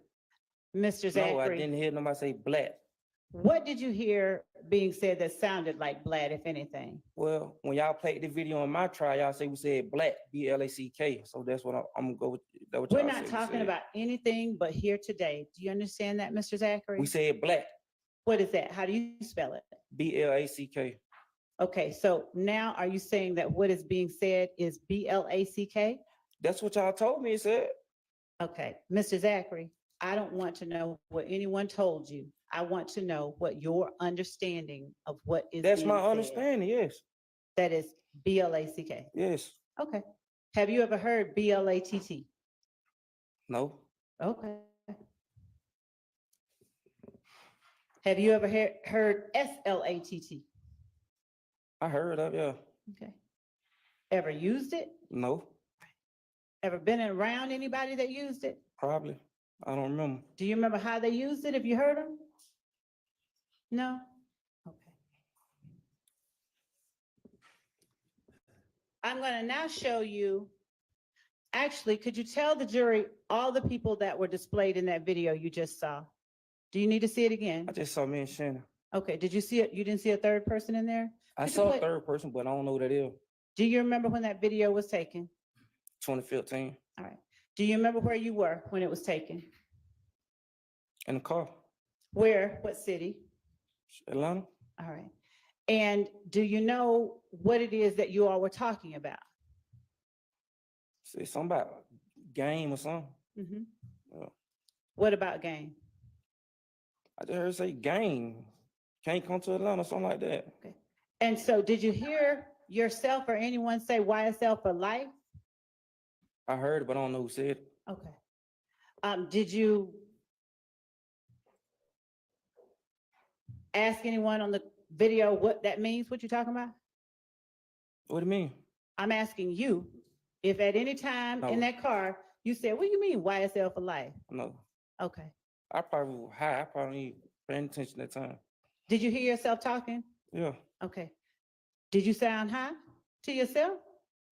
What? Did you sound high? I'm saying the video I probably was. We made the video. All right, Mr. Zachary. I'm going to show you what has been marked as an admitted, and this is a screenshot, Your Honor, as State's Exhibit 441 Yankee.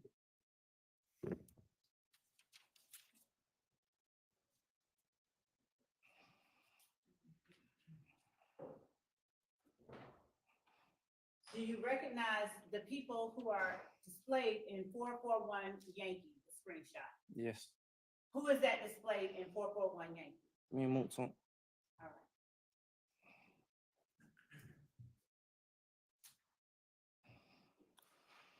Little strip ass nigga.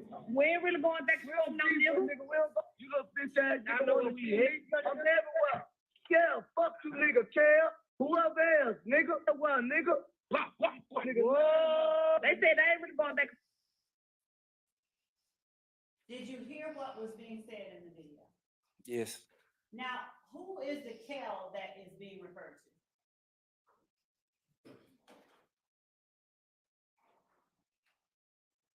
Go ahead. It said, oh,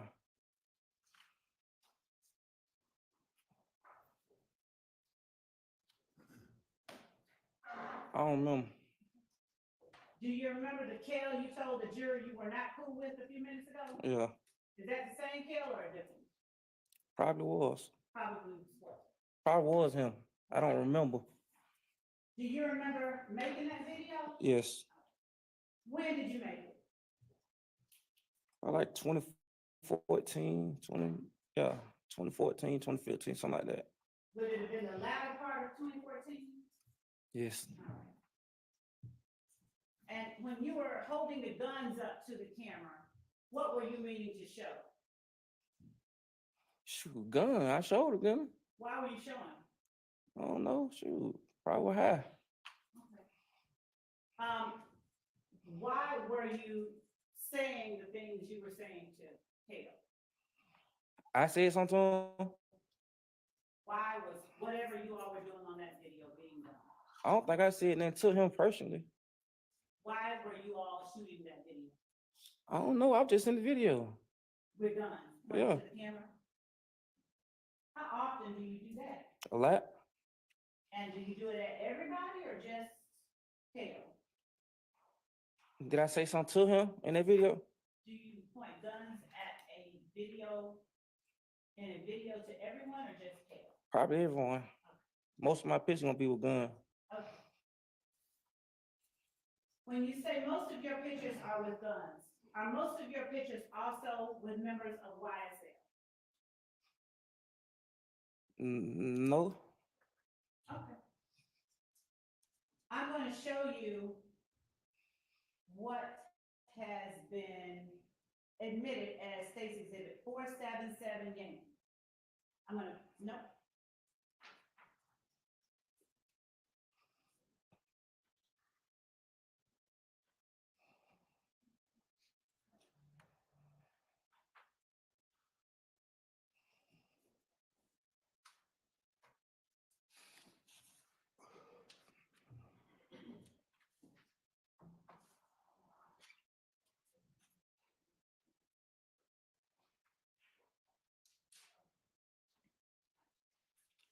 I'm gonna show you what has been marked, my apologies, as 477 Yankee. Would you take a look at 477 Yankee? Yes, I see it. All right. Can you see, without telling the jury out loud, the name at the top? YSL legit. Oh, Okay. And can you see the caption at the bottom? Don't read it out loud at all. yes, Okay. Do you recognize this post? yes. All right. And how do you recognize this post? Where was it made? I look like a club. And where was this post placed on social media? Look like Instagram. Was it your Instagram account? Yeah, Is it a fair and accurate copy of the post on your Instagram account? yes. State tenders 477 Yankee. It's admitted.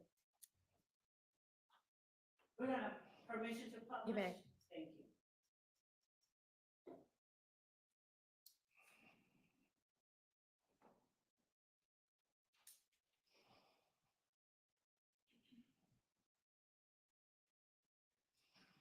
And if Ms. Knight, you would blow up the bottom portion.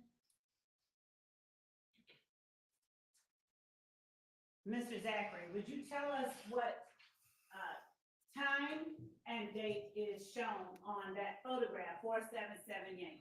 I can see it. If I put it before you here, can you see it right there? 7:02 p.m. February 26, 2015. All right. And can you see if I hold it here, what caption is under that post? Yes, want me to say that out loud? Now you can say that. Remember all you niggas sleeping on us. What else does it say? YSL thug on one. All right. And if you would, Ms. Knight, bring the photograph down. Would you please tell the jury who is shown in this photograph from left to right as Ms. Knight puts the icon over each face? Who is that? Mr. Williams, All right. And what else do you call him? thug, And who is that in the middle? Monton, All right. And who is that on the end? me. All right. Now, is there an emoji after Thugger 1? I can't see. You gotta You show me. want to bring it up again? Can you see it on here? Ms. Knight, can you blow up the Like a, emoji? like a bird. It looks like a bird. Uh, Blow it up, Ms. Knight, all the way. That's as far as it'll go. Does it look like a snake at all?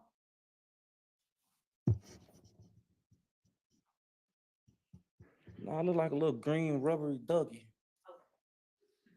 Do you typically use green rubbery duckies? I in use your green photos? anything. What's special about green to you? Cause I drink green lean. Okay. Do you use other green emojis? Hearts. All right. And do you use red emoji? Shoot, everybody use the red heart. Do you, why didn't you answer the same way about everybody uses green hearts? You said, why I use them? You ain't ask me about nobody else. All right. So do you use red hearts? Yes. Do you use any other emojis like that in your posts? You every emoji on the emoji app. Now,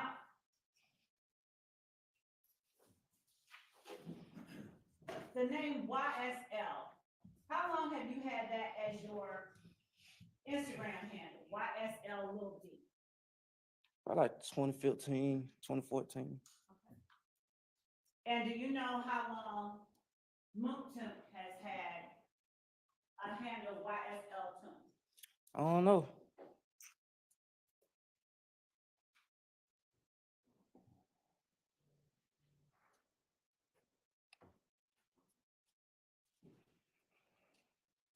When you first started using YSL Lil D, what did you mean for it to represent? Shoot.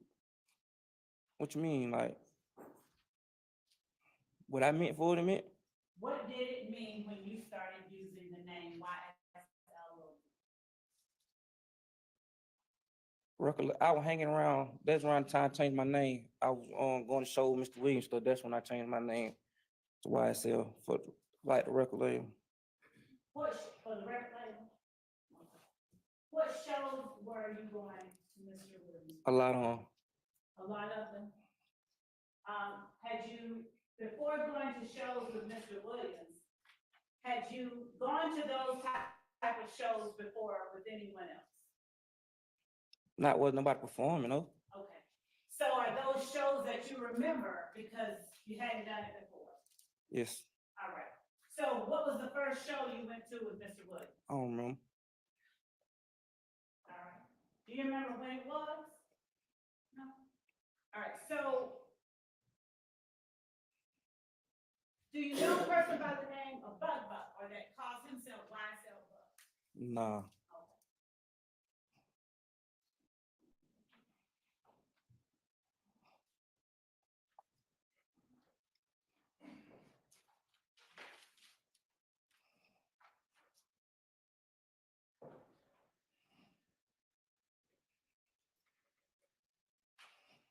I'm gonna ask you, have you ever made a post, I just bought some new guns and got rid of some friends, you don't wanna live my life?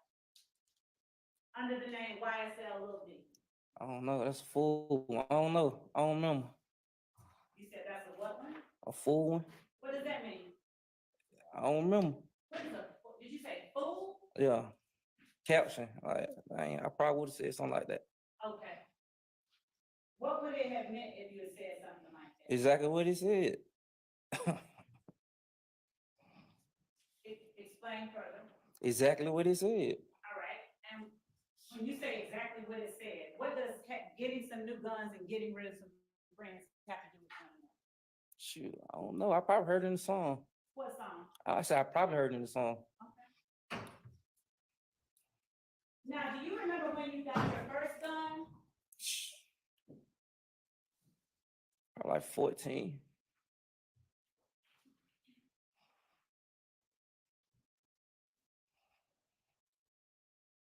I'm gonna show you what's been marked as 504 Yankee, State's Exhibit 504 Yankee. Is that the post that you made? You gotta say yes or no out loud. Yeah. All right. Do you remember when you made it? I don't even remember that picture. But you remember the post? It's on my page. Okay. Is it a fair and accurate copy of the post on your page? Yeah. All right. State tenders 504 Yankee. Admitted. Thank you.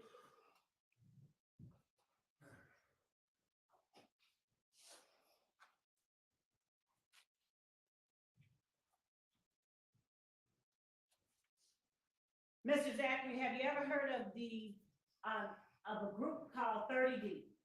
Yeah. All right. Now, what is 30D? A group from Canterville. What kind of group? I don't down know. Do you know who all was a part of that group? No. Was Demekion Garlington a part of that group? She probably will. I'm gonna show you what has been marked as 476 Yankee. Do you recognize the photograph shown in 476 Yankee? Yeah. Do you recognize whose page is posted on? Yeah. Whose page is it posted on? Mine. Is it a fair and accurate copy of the posting on your page? Yeah. State tenders 476 Yankee. Admitted. On 476 Yankee, could you read at the bottom the time and date that it was made? 10:04 p.m. May the 6th, 2015. All right. Got locked up that day. What now? No. You said you got locked up that day? Yeah. What'd you get locked up for? A gun. Where was that gun? What you mean? What was it? Where was the It was gun? on me Where on you? in the car. Who were you in the car with? I don't remember. Were you in the car with your girlfriend? Yeah, I think so. And were her initials SG? Yeah. All right. How long had you dated SG at that time? I don't remember. What kind of gun did you have? I don't even remember. I just know I had a gun. Do you know how many guns you bought over the years? I don't know. Where were you when you got locked up? On Cleveland. Do you remember where on Cleveland? At the BP. All right. Is it the BP at 151 Cleveland Avenue? I don't know the address.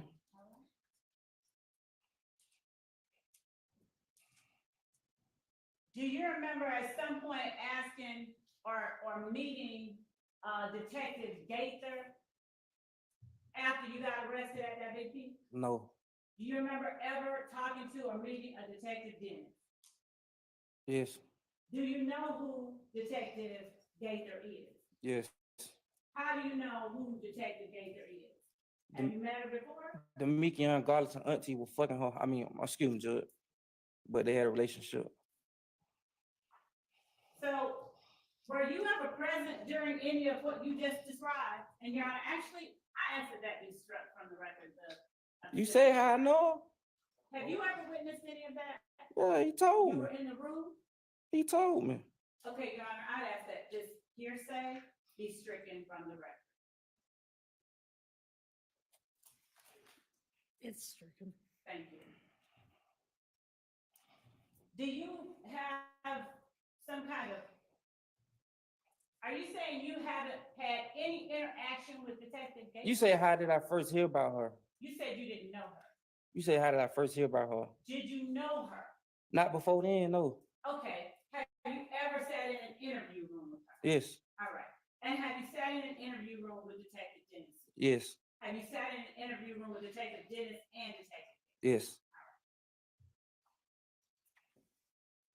Do you know how many times you sat in the room with Detective Dennis and Detective Gates? Not that many. Was it after you got arrested with that gun on Cleveland Avenue? No, it was not. Was it before? No, it was way after. Oh, okay, so it was way after, okay. Was it in 2015? Yes. Was it in August of 2015? Yes. Did you ask to speak with Detective Gaither and or Detective Dennis? No. What the hell? Call 911 saying you speak to the police? Were you incarcerated in August of 2015? Yes, Were you in jail when you asked or when you spoke with them? I ain't asked to speak with nobody. Were you in jail when you spoke with them? Yes, Did you speak with them in an interview room? yes, Was it, to your knowledge, in a room where you were being recorded? probably so, yes, Okay.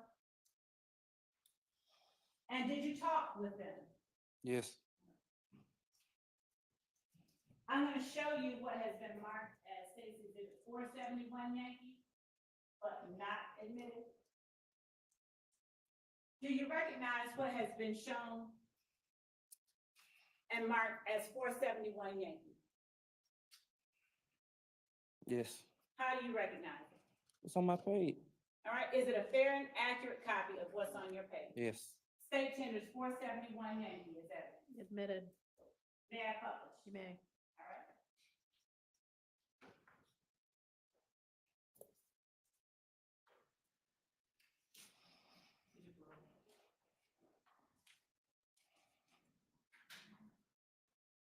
Who is shown in 471 Yankee?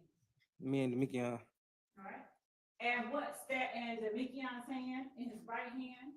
a gun, What's that in your right hand? a gun. All right. And what do you have at the bottom? Can you read the caption? Bring it up. They can forward us if they want. We bring the homicide, Who'd you tag? 30 D. All right. It's 30 D Demikion Garland. Yes, All right. Who is the they you were talking about? that's a song, that Lil Wayne. Okay. So when you did that and pointed the gun at the camera, what was the reason you did that? That's a song. I just told you on the last thing, it probably was a song. Okay. What was the name of that song? For whatever they want, we bring the homicide. Word to my mama told her get it, not the game is like coming out of a What's the coma. name of the song? Try- I don't know the name, that Lil Wayne song though. Okay. And so when you pointed that at the camera, you didn't mean for it to display anything, you just wanted to put the song up there. Most of my pictures gonna be with songs. Okay. In 2015, January 2015, specifically January 10th, 2015, do you recall where you were? In the house, Now, when you say in the house, what house? my mama house. All right. How do you remember that? Cuz, what you mean? I know I was in the house, cause I was sick. Okay. So did you stay in the house all day? Yes, Do you remember anything else happening on January 10th, 2015? no, Do you know who Donovan Thomas is? yes. Do you know when he was killed? 2015 sometime. Do you remember it being January 10th, 2015? It probably was. Do you remember when you heard about Donovan Thomas being killed? Probably the same day. Do you remember how you heard about it? I think somebody called me. Do you remember where you were when they called? I was at home, I just told you that. Do you remember who it was that called? Probably Moonson. I'm showing you what has been admitted as State's Exhibit 482 Yankee. You recognize the post in 482 Yankee for the picture. Yes, All right. And who is depicted in that picture? me, Shannon, and Yet. Okay. And what date was that post made? March 8th, 2015. All right. And whose page was it made on? OG underscore boo. Who is that? I don't know. Now, is this a fair and accurate depiction of the way you, Shannon, and Yak looked in this photograph at the time it was taken? I guess. Oh, what you mean? Is this a fair and accurate copy of the Yeah, picture? All right. State tenders 482 Yankee. Submitted without objection. Do you remember what time it was when you learned Donovan Thomas had been killed? Right around the time he got killed. And what time do you remember that being? I don't remember. And you still don't remember who it was that called you? I told you probably Fulton.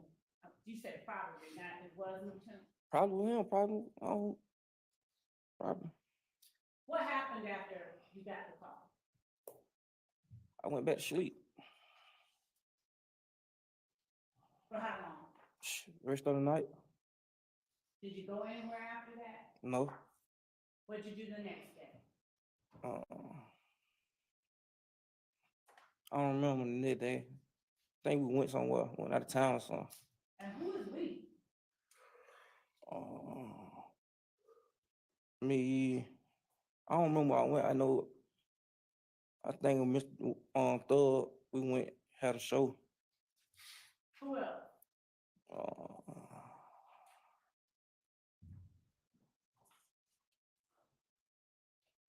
Shoot, it was a couple of us.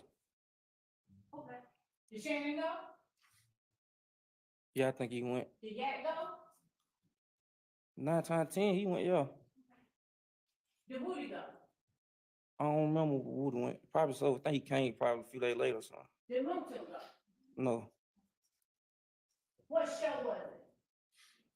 I don't know, some show in Florida. Now, at the time, were you performing in that show? No. Did you have were you employed by anyone who performed in the show? No, but I used to help out, Help out who? like with the clothes and stuff. Help out who? The record label, Mr. William, Okay. And how did you help out with the clothes and stuff? selling the clothes. And what kind of clothes would you sell? Stoner t-shirt, stuff like that. Did you ever sell free Roscoe gear? You know, I was locked up and Roscoe got locked up. I'm a silly t-shirt. Okay. But do you know about free Roscoe gear? No. Other than stoner gear, have you ever sold any other kind of gear? I think some, I don't remember, I just know whatever t-shirt they had. Do you ever sell anything with slime on it? No. Have you ever used slime in the context of this record label? No. Have you ever used slime in any other context? Have I used it? Yes, you. Probably so. And how are you using it? I don't remember. Have you ever heard Shannon use it? No. Have you ever heard Thug use it? I think in the song, yeah. Have you ever heard Yak use it? Probably in the song. Have you ever heard Nard use it? Who is Nard? Demising mother. You gotta show me a picture, I told you that. Do you know a person by the name of Justin Cobb who also answers to the name Dua? You gotta show me a picture. Is that a no or a yes? You gotta show me a picture, I told you that. Okay, so right now you don't know until. you see Right a now, I picture. don't know until I see a picture. Okay.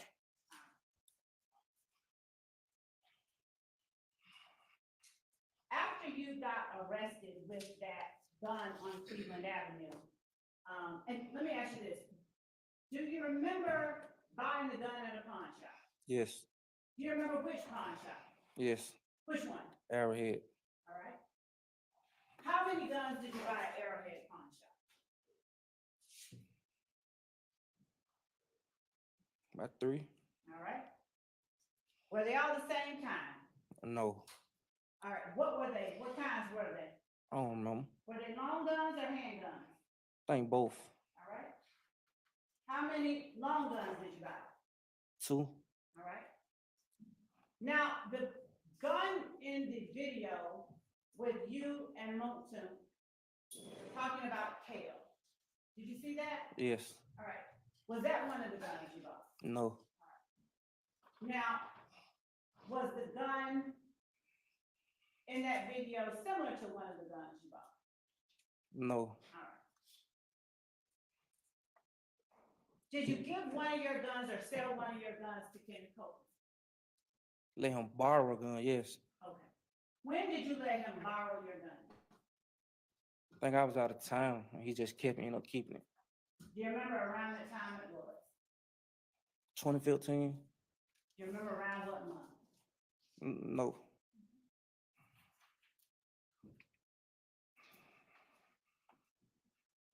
When you spoke with Detectives Gaither and Dennis, was it always at the same place? What you mean always at the same place? Was it always at the same place, at the Atlanta Police I only Headquarters? spoke with them probably 1 or 2 times. I ain't no always at no same place.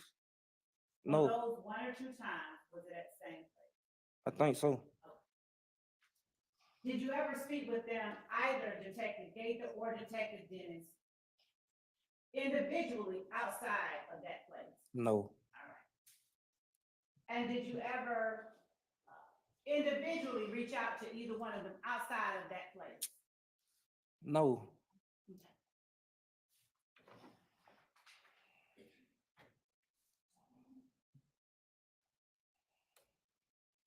When you said that you traveled with Shannon Thug, possibly Yak, I think Mr. Williams already there. And he's in Florida, he was already there. who's already there? Yeah. Well, when did you go in relation to January 10th? I don't know, it was the next morning. Yeah, And when did Mr. Williams go? I don't know, I just know he was already there. So was he there on January 10th? I just told you he was already there when I got there. I'm asking. We you, got was there he late on on that January night, the 10th? next night. Was he there on January? I don't 10th? know. When you say we, so did you, Shannon, and Yak travel together? Yes, How did y'all get there? I think a Sprinter or something like that. Who purchased the Sprinter? I don't damn know. I mean, I don't know. Did you purchase it? No, Was that the first time you was ridden in a Sprinter with Shannon or Yak? no. How often have you ridden in a Sprinter with Shannon and Yak? I don't know. When you rode in the other Sprinters with Shannon and Yak, where were you going? I don't know. Probably so. And so who paid for those Sprinters? Do I you don't know. I don't know. Did you know where Mr. Williams lived during January of 2015?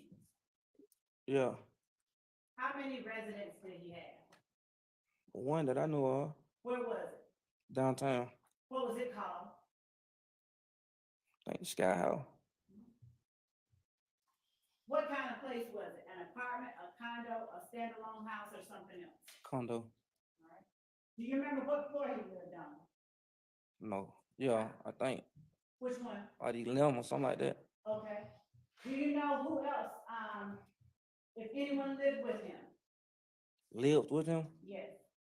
Lived with Mr. Williams? I don't know. All right. How often did you visit Sky House?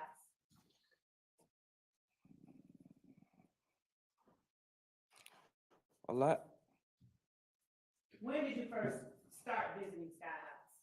Probably when he first got it. I don't Which know. was when? I don't know. Was it in 2014? Yes.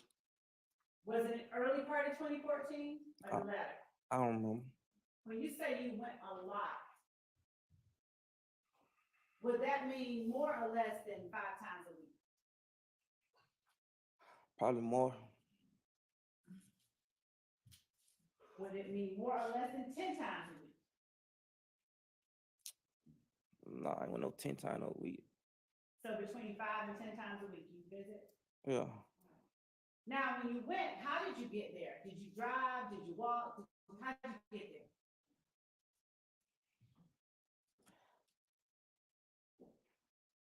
I drove. What kind of car did you drive? I don't know. Did you have your own car on January 10th? I always had my own car. What kind of car did you have during that time? I don't remember. How many cars have you had? I don't remember. Did you ever drive any of Thug's cars? I think a van, Sprinter van or something before. A Sprinter van? Yeah. Did you drive it down to a show or something? I drove it somewhere. I don't know. Okay. Is that the only type of car of his that you've driven? Yes, Do you know about any cars that Thug has rented? you gotta be more specific. I mean, any cars that Thug has rented. I don't know he rent no car. Do you know of any cars that maybe his manager has rented? I don't know who rent the car. He probably had, I don't saw what rentals, but I ain't know just no rental. So what rentals have you seen of Thug's? I think a vet, A vet? yeah, What kind of vet? a Corvette, What color, do you remember? gray, I think. Do you remember what year it was that you saw that Corvette? I think 2014, The latter? 2015, one on, So late 2014 or early 2015? yes. Did you see any other cars that Thug rented or Thugs that were rentals after the vet? I don't know if he rented them. That's not what I asked. Did you see any other rentals of Thugs, regardless of who rented them for you? I don't know if it was his. I just Okay. know somebody told me. Did you ever ride in a car believed to have been rented by Thugs men? I rode in a car with Woody, When? January the 9th, I think. Okay, I never saw Mr. Williams in the car. I don't know if it was run or not. so if you said you don't know what now? If it was his runner or not. If that's what you're trying to put it as. Just asking a question. Mm. What time of day or night did you ride in a car with Woody? I don't remember the time. It was How- nighttime. It was nighttime? How did you know it was,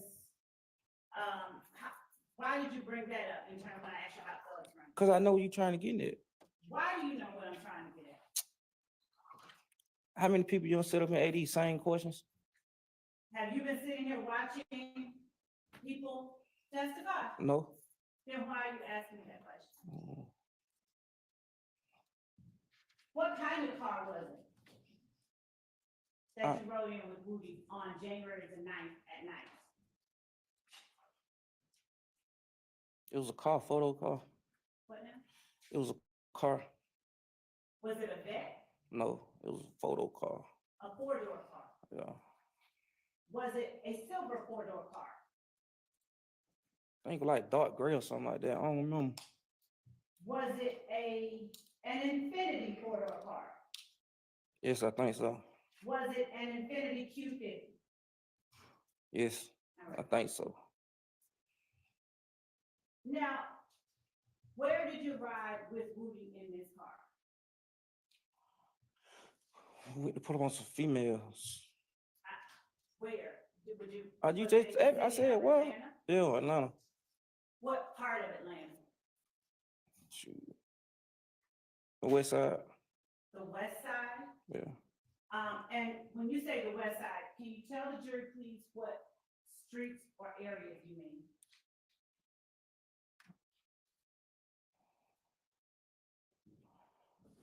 I don't remember what street. I know the Spurway, The expressway? like it- 20 west. 20, okay. And where you were going 20 west? Yeah, Who was driving? Woody. All right. Was Woody driving carefully? He'll never drive carefully. Okay. So was he driving any less carefully that night?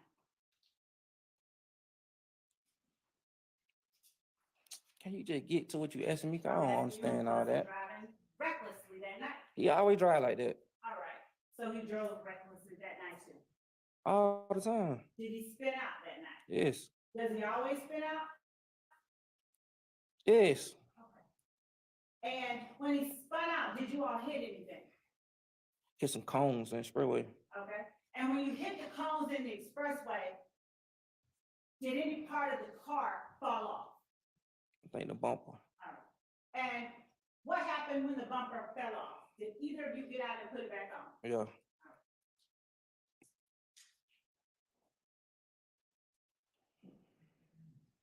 Now, To your knowledge, did Thug allow anybody else to drive that Infiniti? I just told you, I never saw Thug in the car. Or you know, Woody just told me that was Thug car. I never saw the car around him. When you said that you spoke with Investigator Gaither and Investigator Dennis in August of 2015, did you tell them, or rather, did Investigator Gaither ask you who Thug allowed to drive the Infiniti while it was in his possession? And I told them, That's a yes or no before you get to what you told them. you say, repeat Did it. Investigator Gaither ask you who Thug allowed to drive the Infiniti while it was in his possession? Yes. Right? And did you give them an answer? And I told them, the only person I ever saw in the car was Woody. Did you ever tell them Nard, Yak, Shannon, and Dua? Oh, I lied. I'm asking you if you ever told them If that. I did, I lied. Do you remember telling them that? If I did, I lied. I'm asking you a different question. Yes, I lied. So you remember? Overruled. You remember telling them that? Yes, I lied. Okay. Now, did you also tell them that Nard, Yak, Shannon, and Dua were supposed to meet Yak's girl Bushi? Yes, I lied. All right. Now, did you tell them about spinning out on the highway? Who? Did you tell Detective Gaither and Dennis about spinning out in the Infiniti I think with Woody on the night Yes. of January the 9th, Yes. 2015? Yes. Did you lie about that? No. What made you lie about one thing in your words now and lie not about another thing? Because my friend came to me with a plea. A play? Yeah. Who is your friend? Garlington. Garland. Now, how long did you tell me you had known Garlington? Over about 20 years. And what month and year did he come to you with a play? When he got out of jail, When was that? it was summer 2015. Do you remember what month? Nah. Now, you said you were equally close with, did I hear you wrong? You were equally cool with Garlington, Thug, Yak, Shannon. Yes, I think I said that. Is that not the case anymore? What you mean? Overruled. I think that's a misstatement. I think he was asked right now, and he said equally cool, but Miss Love is posing it as back in 2015, so I think we need clarity on that. Okay, can you please make sure that your question is clear? Yes, Okay, thank you. you're welcome.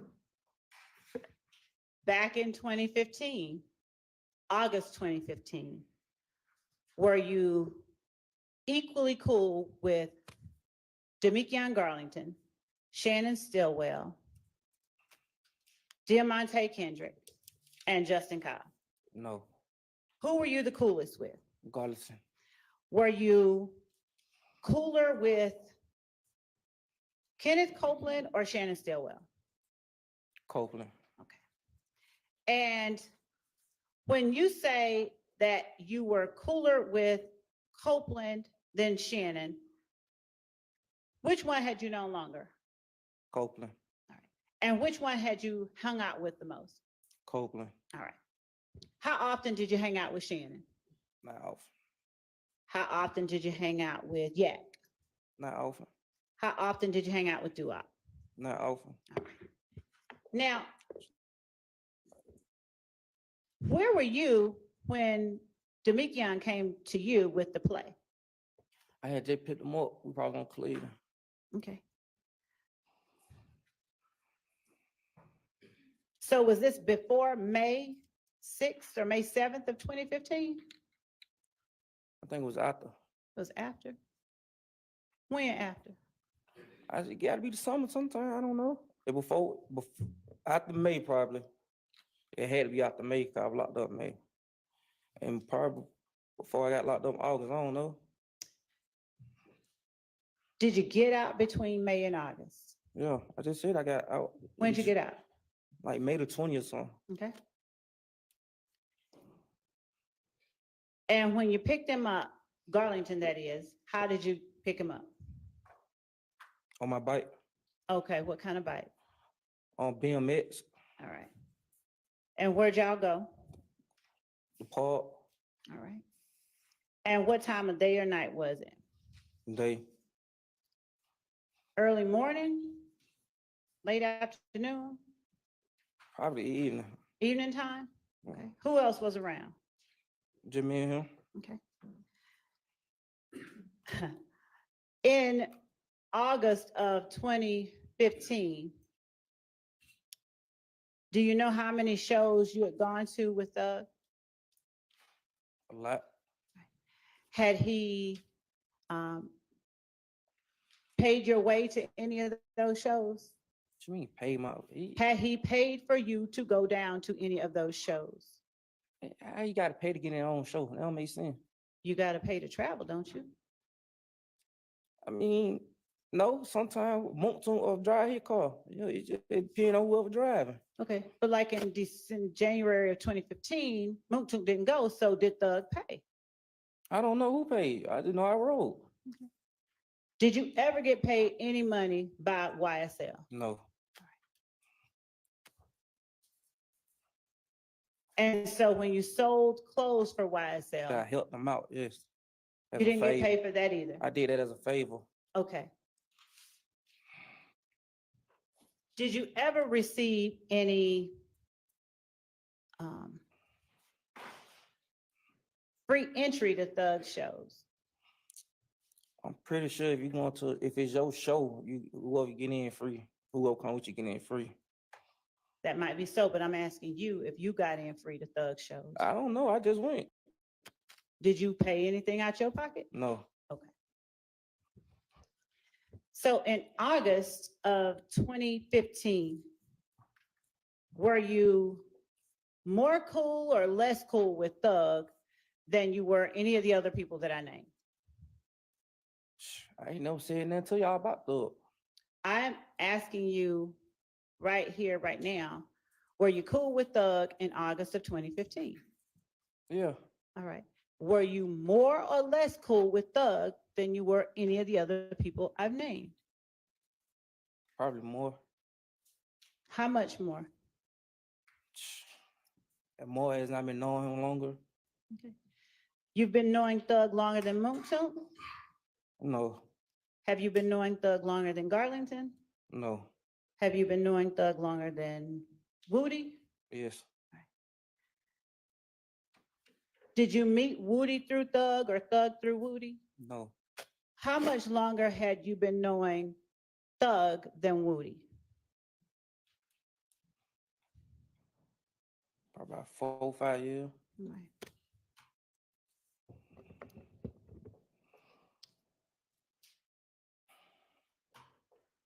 So that would mean you met Woody in what year again? I mean, we were like 2013, And that would put you at having met Thug when? about 2009, something like that. 2009. Where were you living? Were you living on Cleveland Avenue then? Yes. And where was he living? Thug. I don't know. Okay. Did you ever visit his house back then? No. Okay. Did you ever know him to live or to hang out on Cleveland Avenue back then? Yes. All right. Did you know of a group called Rock Crew back then? Yes. Right. And did you know that group to stand for Raised on Cleveland? Shit. Yeah. Okay. Was Trontavia Stevens a part of that group? I don't know. Do you know Tick? Yes. How long have you known him? 20-some years. Have you known him more or less than you've known Thug? More. All right. Did you ever know Tick to be a member of Rock Crew?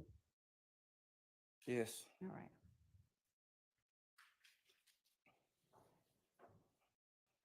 How'd you know Tick was a member of Rock Crew? Shit. I don't know.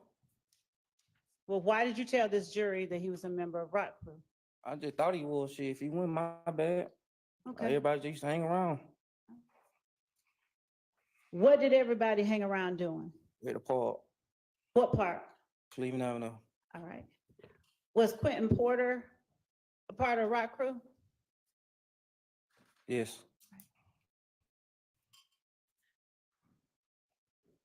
When did you first hear about the group Rock Crew? I don't know. Did you know about it in 2009, Yes. 2012? Yes. Did it still exist in 2015? Yes. And was Tick still a member? I don't know. You just said you wasn't no member, so I don't know. Then how do you know it still I existed? just say I assumed because everybody was hanging around. Who all was hanging around? Shit, a lot of people. Everybody, Cleveland Avenue. Everybody, name 2 or 3 of the people. Junebug, Larry, and Mike. None of the ones we named earlier. They not from Cleveland. Okay. You're from Cleveland. Were you a member of Rock Crew? I'm not from Cleveland. Where are you from? Capitol Home. Okay. Now,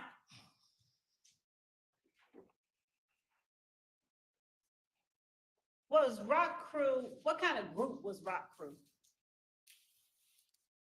A R&B group.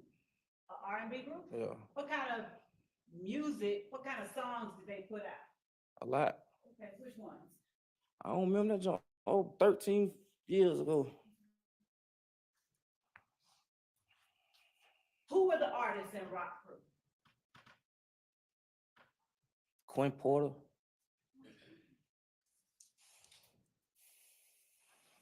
Who else? That's all I remember. Did Tick ever sing with Rock Crew? I don't remember. Did you know about a R&B group or any other kind of singing group called Red Cartel? Yeah, that was a record label, yeah. Was it record label? Yeah. Who was a member of that record label? Red I don't know. Cartel. I don't know. Then how you know it was a record label? Because I heard You heard what? the songs before. Okay. What song? I don't know. It's been a long time. You talking about something over 15, 13 years ago. Okay. Was Red Cartel and Rock Crew the same kind of record label as YSL? I don't know. Why don't you know? It's not my, that's above my pay grade. You didn't get paid. I know it. So how are you able to say that each of these are rap groups, R&B groups, record labels? Shit, they had songs out. Okay. Did they have the same members? I don't know. Did you know anybody who claimed one or more of these groups? I know Quinn Porter. Did Quentin Porter claim more than one of those groups? No. So is the answer no? You didn't know anybody who claimed both? Did you ever know Tick to claim Rock Crew and YSL? I know him claim YSL. Did you hear yourself earlier say he was Rock Crew too? But you said he won. So I ain't want to put that on him. Do you remember telling the jury that he was? But you said he won. So I ain't gonna say he is. I'm asking you, do you remember telling the jury? You said he wasn't. That's why I'm gonna put it on Right, if you listen saying to he the wasn't. question she's asking. I'm and answer answering, the Judge. question. I'm answering him. No, listen to the one she's asking right now and answer that one. Do you remember telling the jury that Tick was Rock? And then I remember, yes, I remember telling him I don't know. Have you ever seen Rock Crew and YSL tattooed on Tick's body? I ain't looking at no nigga, I mean no man body. Okay. So is that enough? No. All right.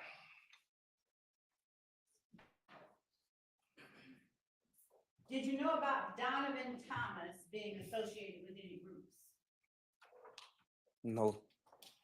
I don't know if he, what you mean associate? What that mean? A part of, hang out with, a member of? Mm.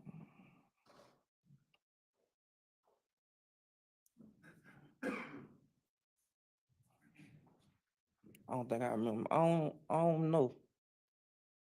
Have you ever heard of the group called If Gang? Yes. Is it a record label too? I don't know. Do you know whether Donovan Thomas was a member of it? You have to answer. I'm thinking about it.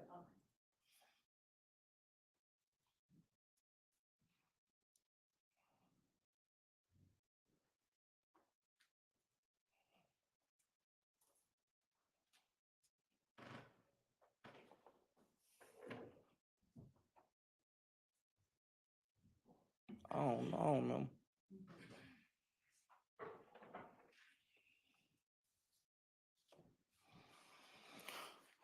Do you remember ever telling Detective Gaither and Detective Dennis in August that Donovan Thomas was a member of the gang? I lied. Now, you said that quickly. If you don't know or have to think about whether he was a member of that gang today, how can you Cause I'm say, pretty sure you wouldn't be asking me that I ain't said, so I lied. Mr. Zachary? I just I'm answered gonna your ask the question. court to ask you to allow me to ask the questions and you answer them, okay? So if you don't remember whether Donovan Thomas was a member of this gang, how can you so quickly say today you lied when you said he was, if you told the police that? Cause if you said I told the police that, then I lied. How do you know you lied if you don't know today that he was a member? Cause I just can't say nobody no member. You just told me that was same thing with Tit.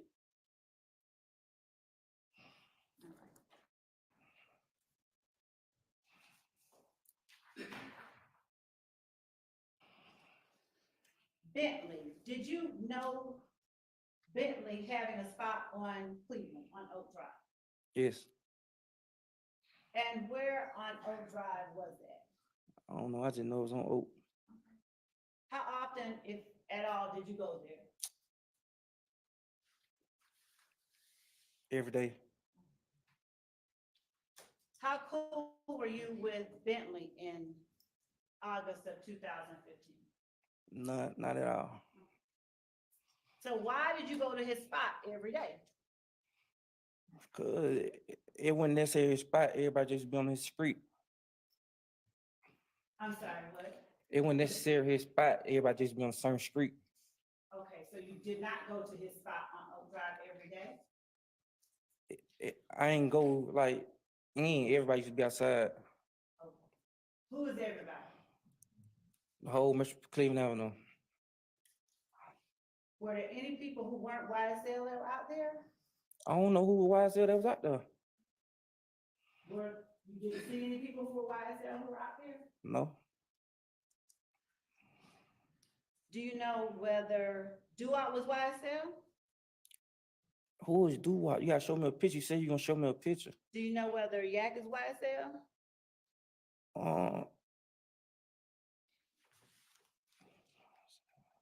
Yeah, I think he signed to him. Do you know whether Shannon is YSL? I never told y'all Shannon YSL. I said, do you know whether he is? No, He is or is not? he's not. So, have you ever heard Shannon claim YSL? No. So, do you have to be signed to YSL to be YSL? You gotta ask them that. I'm asking you. I don't know. I'm not YSL. Then why do you call yourself YSL Little D? I told you I was just really selling clothes and stuff. Like I just wanted to be.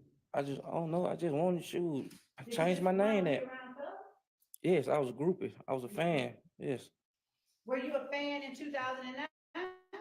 Yes. What was he doing that made you a fan? in He was rapping. 2009? He was rapping. Was he famous?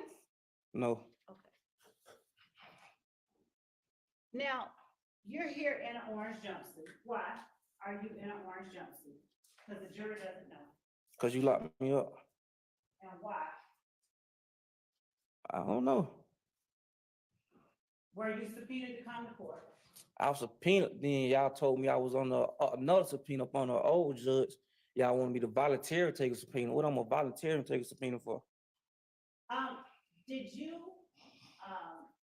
tell your father to tell us you weren't gonna come? My father, he grown man, he tell you what he wanna tell you. I ain't telling that, Were you with him when he said you weren't gonna come? no.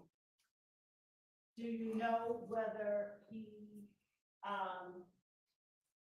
offered to call anybody? You wanna get my dad up here? I wanna talk to you. I know you wanna get him up here. Why? You know why. Why? You know why. Tell the jury why. You know why.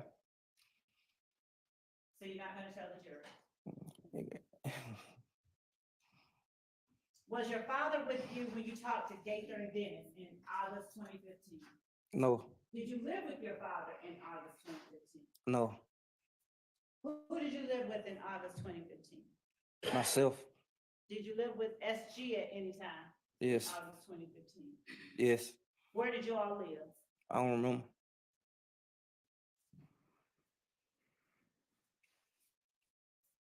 You said that you were closest with Moulton, or you were coolest with Moulton. All right. Were you coolest with Moulton in April 2015? April. Yes, And were you cooler with Moulton than you were, say, Shannon? yes, Now, in April 2015, were you also cooler with Demetrius? yes, April 28th, 2015. Do you remember being with those people? yes. Where? Don't we call our case? We was in the car together. What kind of car? I don't remember what kind of car. What did you have in the car? Gun, How many? 2, 3, 1 on. And what time did you all get in the car together? Daytime or nighttime? Night, Was it after 10 o'clock at night? yes. Had either you or either one of the people you were in the car with been to Club Crucial? I think they was. So how did you end up in the car with them? Came and got me. Did you ask them to come and get you? Yes, Why did you ask them to come and get you? because somebody had shot up my cousin's house. Where did your cousin live? On County. All right, and who is your cousin? Alexis Bryant. All right. Why did you tell them to come get you if you had your own vehicle? Because my girlfriend was in mine. Your girlfriend was in yours? Yes. All right. No, I'm wrong. Because I was going to get in the car with my girlfriend. I was getting dropped off to her. Okay. And so, did you have guns? in the Yes. car? How many guns total were in the car? I know I had 2. And did you see any more? Demetrius had 1. Were you wearing dreads during that time? No. Okay. So, where did they pick you up from? Cleveland Avenue. Where on Cleveland? The store, I think. Which store? BP. Was that the same one you were at with that gun? Yes. Where you got arrested in May? Yes. Okay. So, do you just normally hang out at the BP with guns? Yes. So when they came and got you, what did they do? Yes. Hey, I'm trying to figure out who we're talking about. Your Honor, I, first of all, asked him about people, and then I referred to those people specifically. All right. So, Who are those people? Your Honor, I'd ask Bill not to continue the question. He'll have no problem. So is it a vagueness objection? That's just vagueness. Your Honor, I was specific. I asked him about a specific set of people. I don't know and what. specifically referred to them. Yeah, why would Maybe. we want to know I'm what we're talking about? Do you want to re-clarify, please? I can continue and then I can ask a separate set of questions. Of course, Mr. Sharp has him on cross. Well, I think we should be clear about what we're talking about right now. Thank you. Go ahead and clarify. When I asked you about Garlington, Moncton, and Shannon, You said Garlandson and Montone. you didn't hear me say Shannon? No. Yes. That Let's they take a break. was to Hang on, include. hang on. Let's just take our mid-afternoon break right now.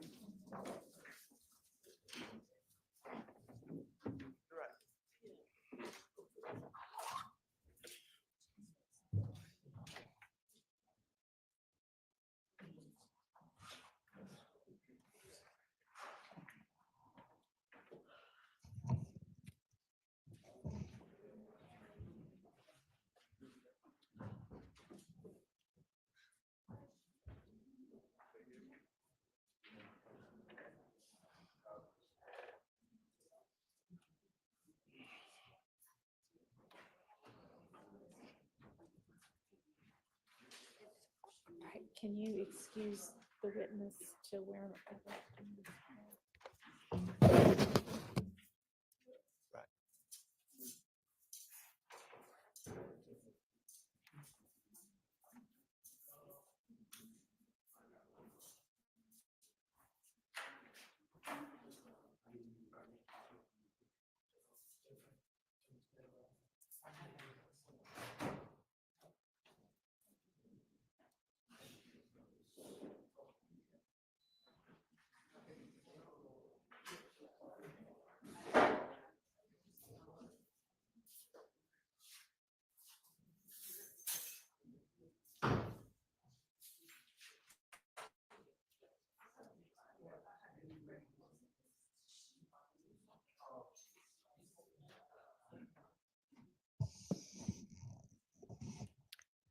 All right, Mr. Sharp.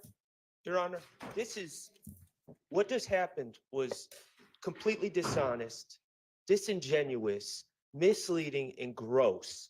And you And I objected. wouldn't, and I objected, and I wouldn't have even thought about anyone doing this other than the fact that I've seen the prior behavior throughout this trial of this type of nonsense, where we try to trick a witness into think we're saying they, meaning three people, and then try to convince the jury that we're somehow including my client Shannon when it's clear that the witness is not following. That's what we're talking about. And it's disgusting. And I don't know how we cure it, but I'm going to move for a mistrial. I think it was completely intentional. Obviously it was calculated. Obviously, when I asked for clarification, I would think anyone seeking the truth would gladly clarify. I'm seeking the truth. I would gladly clarify. No, it's sheepish grin and then. All right, I understand your objection, and I understand what you were saying past that objection. Miss Love, I think May I one thing that, respond? no, you need to listen. I think that one thing that needs to happen is when an objection is made and you are given an opportunity to respond, and I make a ruling, even if that ruling is, please clarify, that you then need to obey what my order is instead of continuing to argue. Your Honor, when I ask for clarification and consideration, I believe that as an advocate and as a person who is actually representing the victims who have been victimized in this case and who is representing as much as actually more than an officer of this court, and I represent something, I believe that the state has as much right to express, to request, and to ask for consideration and for an allowance to ask the questions that it wishes to ask as the defense does. I believe, Your Honor, the objection that was made, and I understand what Mr. Shart said, but there are a couple of things at play here. One, Mr. Shart is well aware that Mr. Zachary has said that his client was with him. He has said it in the interview that I'm holding in my hand.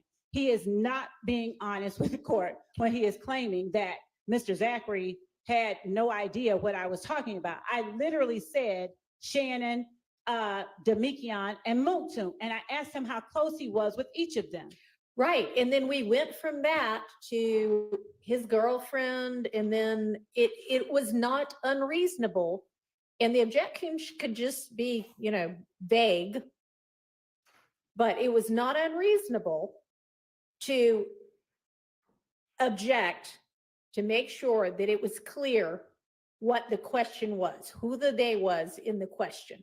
And when I say clarify, that needs to be the end of it. And you need to ask a different question, rephrase the question, and let's move on. And there shouldn't be an issue with it. Yes, Your Honor, if the state is not allowed to ask for clarification or consideration, that I I don't know what understand. you mean by that. Your Honor, when I A asked, clarification of my ruling, is that what you mean? when I asked for permission beyond what the court has instructed, I did not know that I should not do that, so I won't do that anymore. That's not what was going on. You're basically, it seems to say, I'm asking permission to do something other than what the court has just ordered me to do. And so if that's what it is, then no, you cannot do that.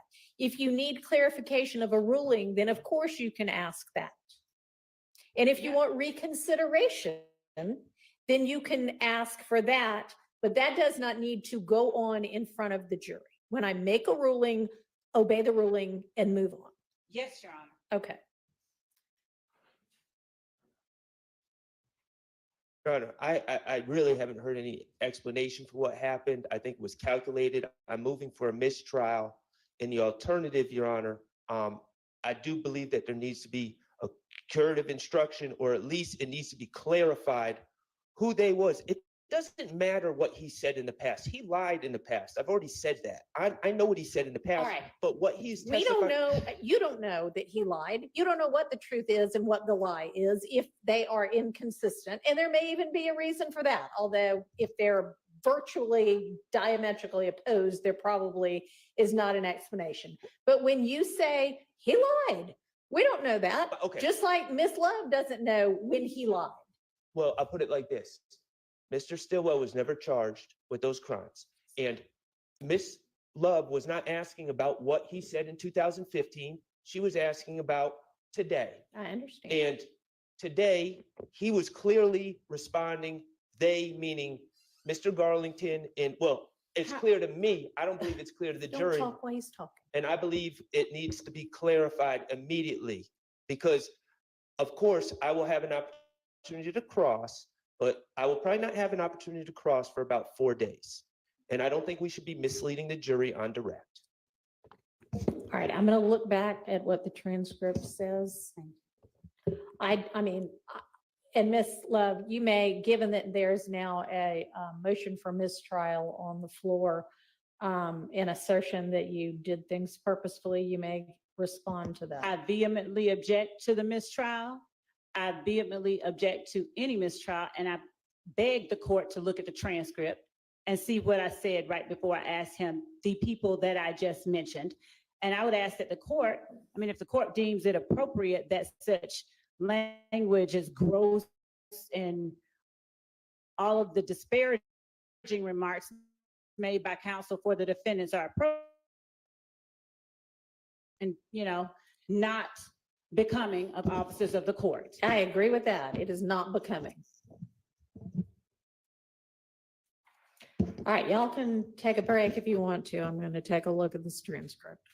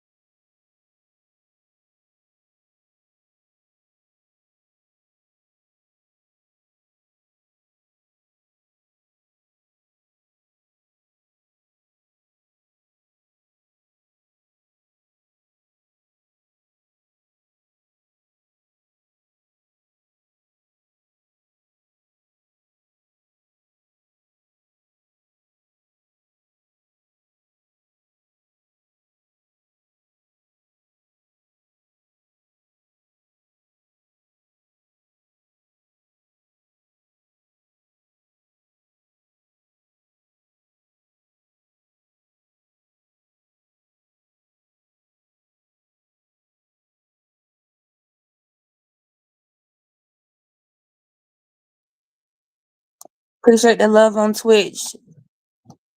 Thank y'all for checking Twitch out. Don't forget to like and follow. Appreciate the love on Sorry, y'all. She definitely did that shit on purpose because she's done it before.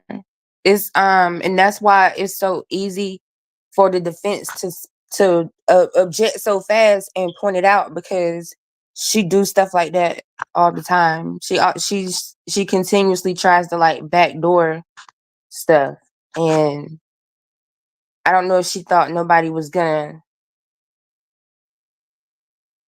notice it or call her out on it. I don't know what she thought, but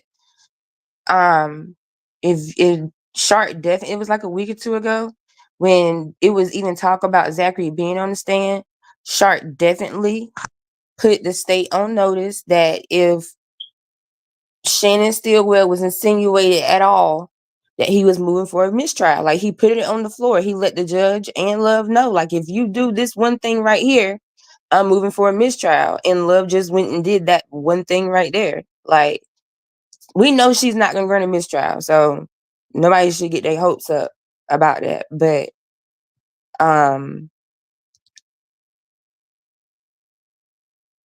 she did that shit on purpose. Like, there's no, and then when the judge asked her about it, she didn't even have a reasonable explanation. Like, there was no justification really for why she did it. That's why Shark stood back up and was like, wait, I didn't hear no reason. Like, what's the reason? Hell, if I was judge, I'd consider a mistrial just off that alone. You're not even gonna try to defend what you just did. But in fairness, the judge did finally call her out and say, it seems like you understand my ruling. You're just choosing not to obey my ruling. Danny, I don't know why you got your hopes up. That lady is not granting no mistrial. I don't know. Let me not say that and then she come back and fool all of us. It would be it would be an awesome Friday. It would be a great Friday for every YouTuber, content maker, whatever in America, for sure. If she granted a mistrial. But I don't even think she's the type that'll come back and be like, mistrial. Like, nah, she would be like, oh, I'm gonna think about it over the weekend. I'm gonna sleep on it and look at the transcript some more, and maybe I'll watch the stream, because she never wants to watch the stream. She always wants to read the transcript or whatever. But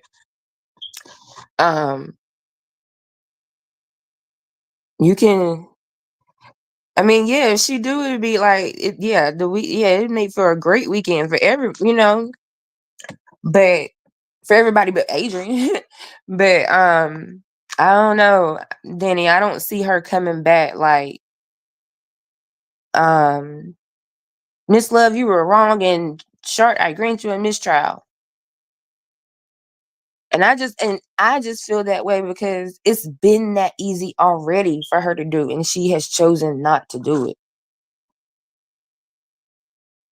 But like I said, we will see, hopefully, very soon. But like I said, I see her being the type to be like, I'm just gonna, you know what? I think we should just stop for the day, and I'm just gonna take the weekend and think it over. And I think she's that type.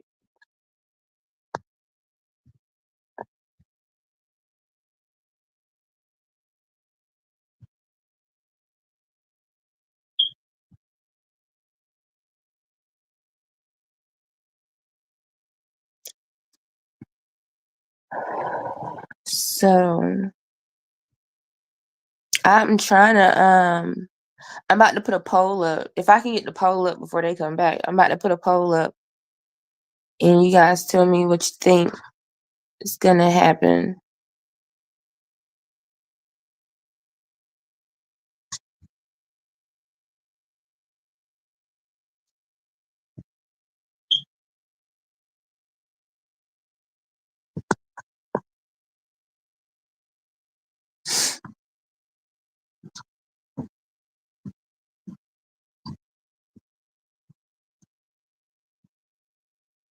Or you could just tell me and type it and tell me what you think is gonna happen.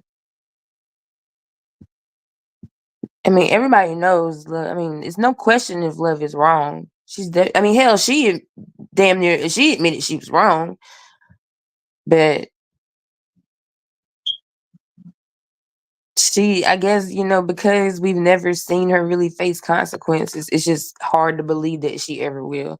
It's kind of like a child that never gets told no. So when they do get told no, like they don't know how to act because they never been told no.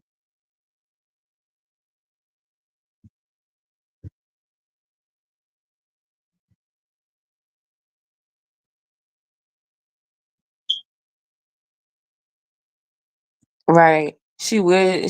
Danny, have they done the training that they were supposed to do already? Was that even done? That should have been televised. We should have been able to watch them sit there and take remedial classes.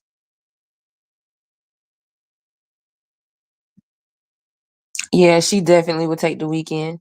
Like, I think she knows that it would just excite people too much for her to come back and be like, Mr. Like, just because she know that's what people want, she wouldn't give it. Like, not right now, not immediately, right away.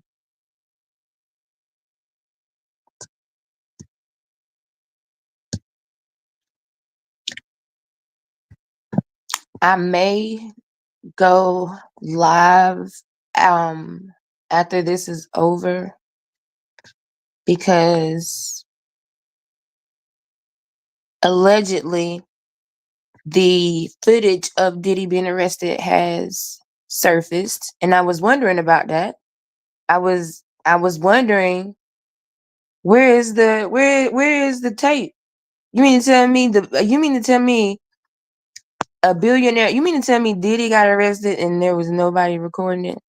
I didn't buy that shit. And then they say shit had on body cameras. So, but apparently I gotta like make sure that it's accurate or whatever. But apparently the footage of him being arrested has been released. So check that out.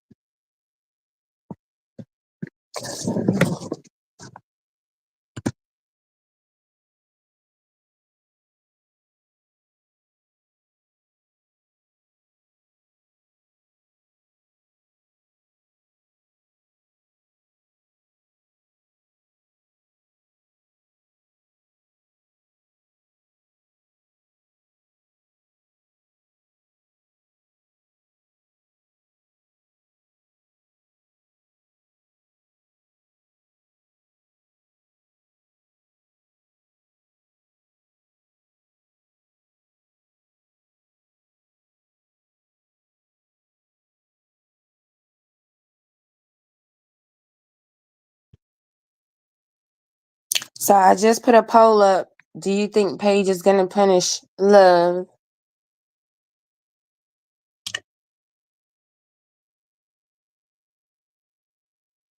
Shoot, me too, Danny. I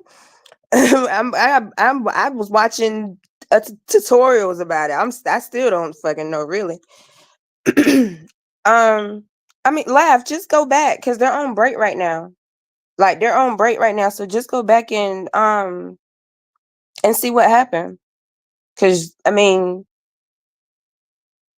we're on break. The judge is there. There's nothing going on, so just go back and see it. Like it, we really don't do no justice for me. I mean, you gotta see it. But that's the good thing about live. You can just go back and come back live after you watch it.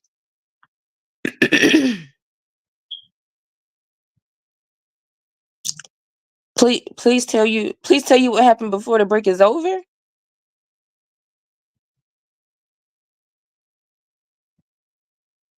I'm not following. So Love asked the inappropriate question. Last week, Shark told Love not to ask a question. Love just asked the question and it insinuated something about Stillwell, and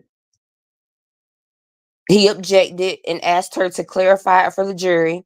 The judge then told her to clarify it for the jury, and she basically like re-asked the same question. Like she didn't do any clarification. She kind of like did what she wanted to do, like she always does. And so that's when Shark got up and objected again, and that she sent the jury out, and that's when he moved for a mistrial. And he like, that's why I said you got to go and watch it, because it's like he called her a bunch of names. I mean, he didn't call her a bunch of names. He called what she did a bunch of names and her behavior and stuff. It's like I'm not gonna do any justice in retelling what Shark just said the way he said it, but that's pretty much it. And so now the judge agreed with Shark. She somewhat admonished Love for it or whatever. Love didn't give an excuse about why she gave a reason why she did it, but it wasn't a legal valid reason. It was basically but he's lying and I wanted to. She said he's lying, and basically she wanted to. And so the judge kind of like said, okay, don't do that again. Like, like a toddler. Don't you do that again. And like, Danny, like, laugh. Are you like laugh? I have been sitting here explaining what happened for like the last going on 5 minutes now. So I'm not sure if you can't hear me. Can anybody else hear me? But like you spamming the chat, and I've been sitting here talking to you, telling you what happened.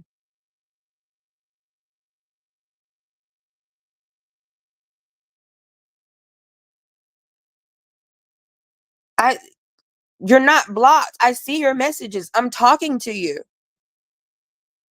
I just think, I don't know if you just not, maybe it's something, maybe you should refresh your page.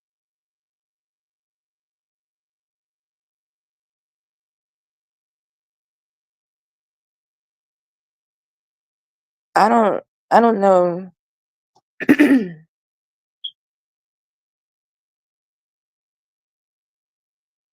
Everyone sees your messages, Lav, because you're not blocked.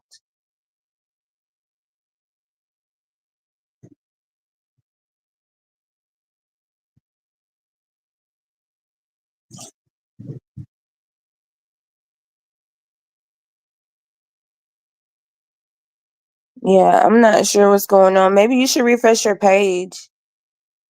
Because I think it's maybe just you can't hear me.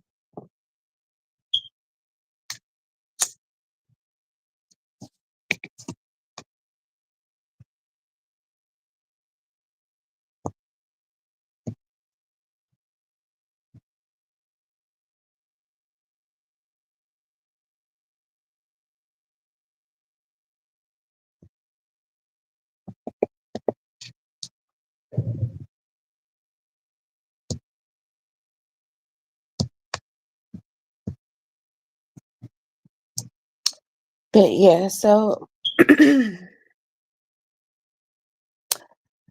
all right, we got 50% say judge will punish Love, 50% say she won't. See, this is why I'm probably gonna like gravitate away from YouTube, because I want to play music. I want to like I want to talk about and do other things, and YouTube is like way too strict.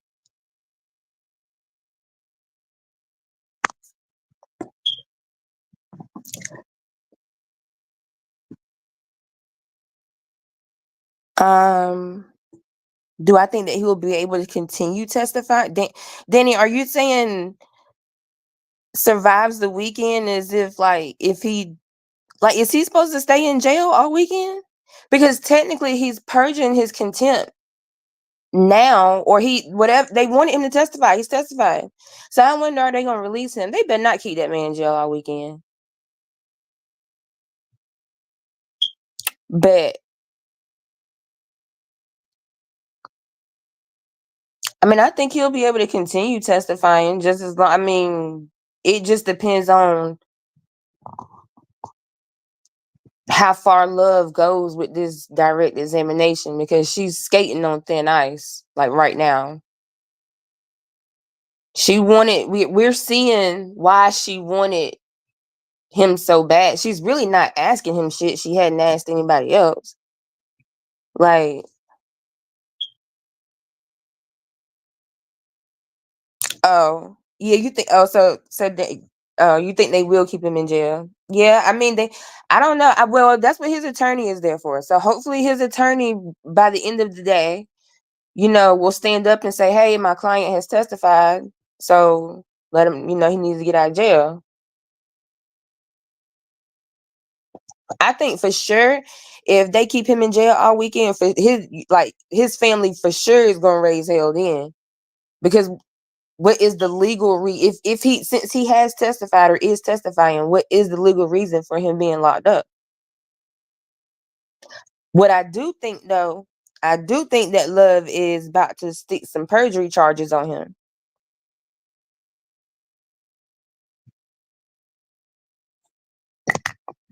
Like, I do think I highly believe she's about to stick some perjury charges on him. Because she just said in open court she did what she did because he's lying. She been waiting to stick perjury charges on somebody, but since they all been lying to her, like I for sure see her doing that. So I can see her saying no, he can't get out of jail because I'm charging him with perjury.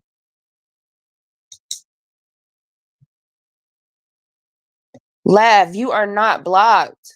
I'm not sure what's going on with your YouTube.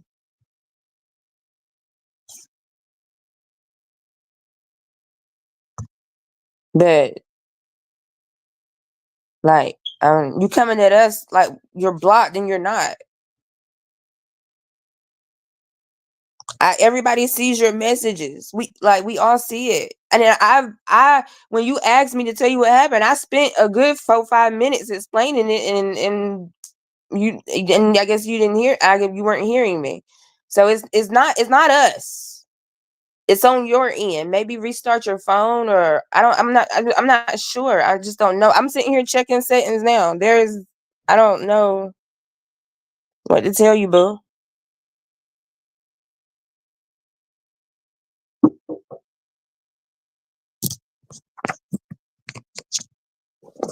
Woody and all right, Mookie, pop in, pop out. Woody and Moonsoon was really her last straw. Yeah, they for sure with Moonsoon because Love is not used to anybody talking to her the way that Moonsoon talked to her, and he embarrassed the hell out of her. And she's one of those I'm all powerful woman type. She didn't like that.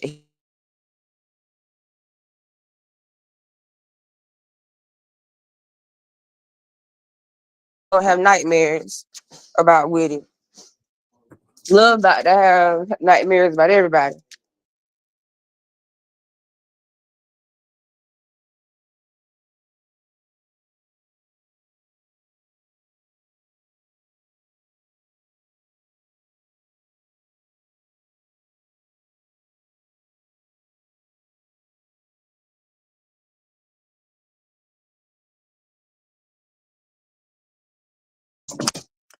Yeah, she is definitely gonna be busy. Her and Hilton weekend is shot. You know what? The Fulton County District Attorney's Office got beat up this week. This has not been a good week for them at all. The whole office.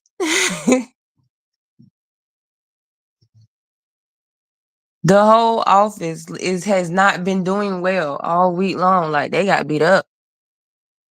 They got to spend the weekend licking their wounds. Starting from the top, starting with Fanny.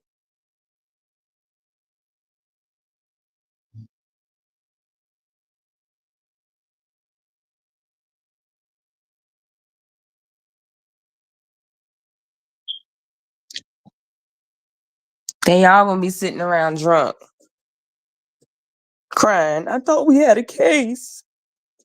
I thought we had a case.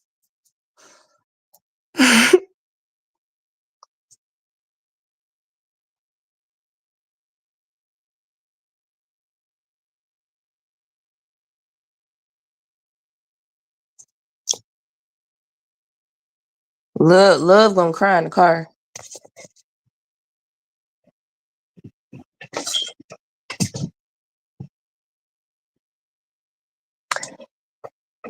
I tell you what, y'all have been very entertaining today. Laugh, I don't know what's going on. Like you are like delayed or behind or something. And it's like I don't know if I don't know if you're watching the messages in real time, but your video is behind. I'm not sure, but we'll wait till you catch up, boo. That we're still on break, so you got time to. Yeah, or maybe the comments are just delayed coming through. I just got that one. That one came through just fine. Yeah. But I mean the other ones were coming through fine, but it just kind of but I was actively talking to you and you were just like not hearing me. So that's why I was like, I don't know what was going on.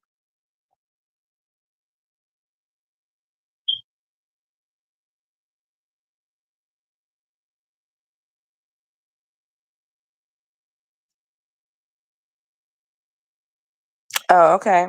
Yeah, there must just be some kind of delay or something. I'm not sure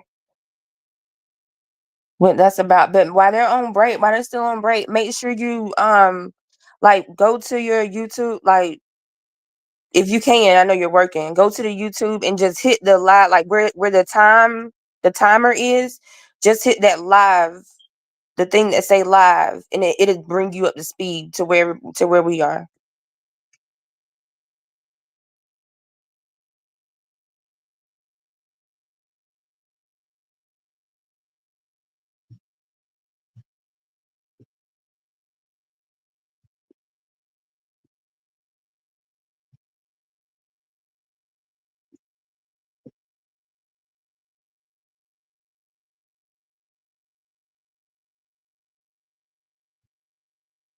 I wonder where, I mean, I didn't think the break was gonna last this long. Maybe she found something she didn't like.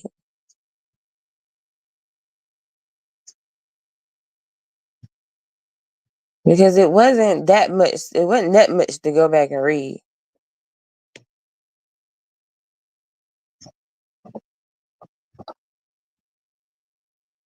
But speaking of lawyers, shouldn't Zachary's lawyer be doing some objecting?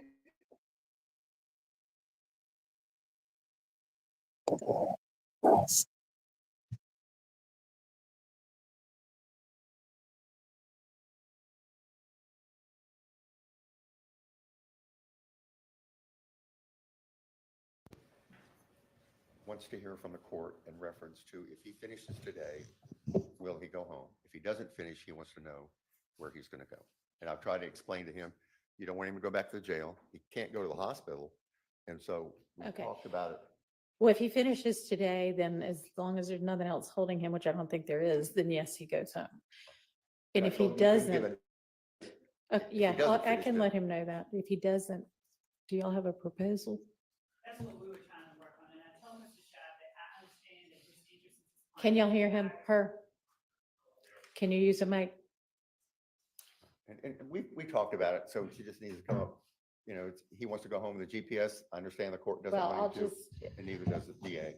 all right, I'll tell him that might still be determined. Okay. And that's what I told him. Okay. All right, and in terms, I have reviewed what the line of questioning was, and I do not think that there was anything nefarious and purposeful about trying to trick him into something other than what he'd been talking about.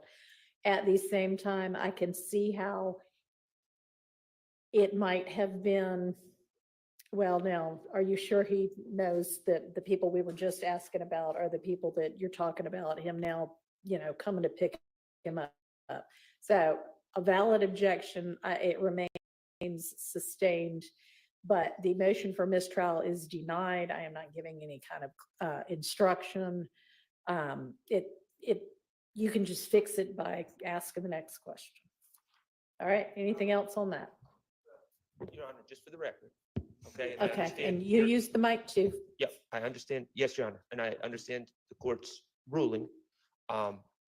I think that the use, all of a sudden, the use of they and those people instead of names, and then when asked for clarification, the refusal to do so, I think suggests that there was some calculation. But I understand the court's finding, but I would ask the court to instruct Ms. Love to clarify with the first question, so everyone's on the same page, so there's not confusion amongst the jury, who he is referring to when he's talking about they in the car that night.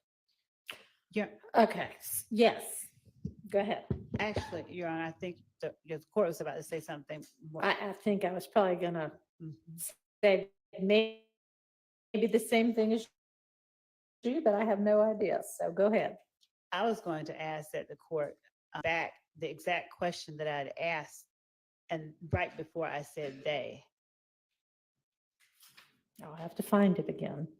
So that wasn't what the court was going. So.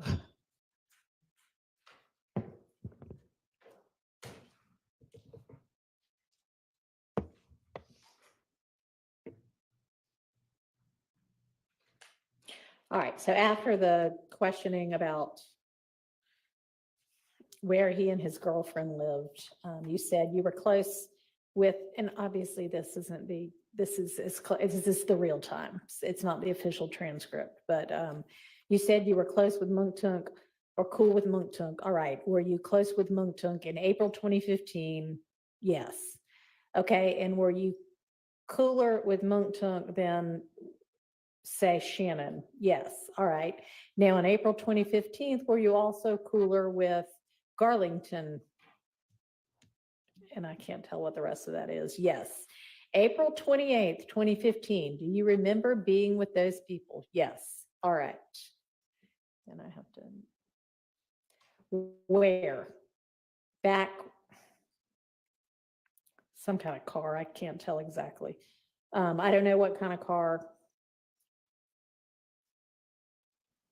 What'd you have in the car? A gun? How many? 2 or 3? Yes, ma'am. Okay, and what time did y'all get in the car together? Daytime or nighttime? Nighttime. Was it after 10 o'clock? Yes, all right. I mean, at this point, there's nothing that indicates he doesn't think that we're talking about the 3 people that she just asked about. Had either you or either one of the people you were in the car with been at Club Crucial earlier? I think they was. So how'd you end up in the car with them? And then the names don't always get, but somebody came to get you. Yes, all right. Why did you ask them to come get you? Because my head shot. And then something about where my cousin lived, Camp something or another, Campbellton. Why'd you tell them to come get you if you had your own vehicle? Because my girlfriend was in it, your girlfriend was in yours? Yes, all right. I don't think, because I was going to get the car with the girlfriend, something. Did you have guns in the car? Blah, blah, blah. Were you wearing dreads at that time? No. Okay, so where did they pick you up from? Cleveland Avenue. Where on Cleveland? The store, I think. Which store? Same one you were at with the gun? Do you normally hang out at the store with guns? Yes. All right, and he came and got you. What did they do? Your Honor, I'm going to object. So, I mean, again, valid objection, but also not, not any kind of purposeful, oh, aha. So There's a live stream, and I reviewed the live stream. I'll also point out that nowhere in discovery, he says they were at the club, okay? In the it testimony. would have been easier to review the live stream. Yep. And Mr. Zachary said they were at the club. The state is very well aware, as am I, that even in prior statements, it is clear that, and Mr. Sledge's testimony, Mr. Sledge and Demekion Garlington were at the club. Mr. Stillwell is never alleged to be at the club, at Club Crucial. So it is very clear that Mr. Zachary is referring to, when he says they, is referring to Mr. Sledge, Ms. Love repeatedly refuses to clarify that she wants the jury to believe that they also includes Mr. Stillwell, which is not what Mr. Zachary believes at this point. Okay, And then we can stop using pronouns. we're and not move gonna forward. stop using pronouns. I mean, that's just not how people talk, Well, but it's led to a mess. she had right now. already been instructed to clarify before we took the break, and she's, That Mr. Zachary already addressed that. The court can listen to the live stream or look at the transcript, but I think that I heard him, I don't know what it was, but Your Honor, yeah, he then said, I didn't hear you say Shannon. That's kind of how we left it. And so, Your Honor, to the extent that there are these dispersions being cast, these, I don't know, attempts for, I don't know. Yeah, that needs to stop. I mean, you don't know what's in Miss Love's head. You don't know why she's asking a particular question. And, just let's stop making it so personal between attorneys. That's really not appropriate. It's not professional. Okay, well, Your Honor, I have strong feelings about what just happened. And I will stop saying what you don't want me to say, but I can't help. I've also been accused of, insinuated that I've been conspiring with a man that I've never spoken to in my Let's- life, repeatedly. Each other to the extent anybody has been making them. Okay.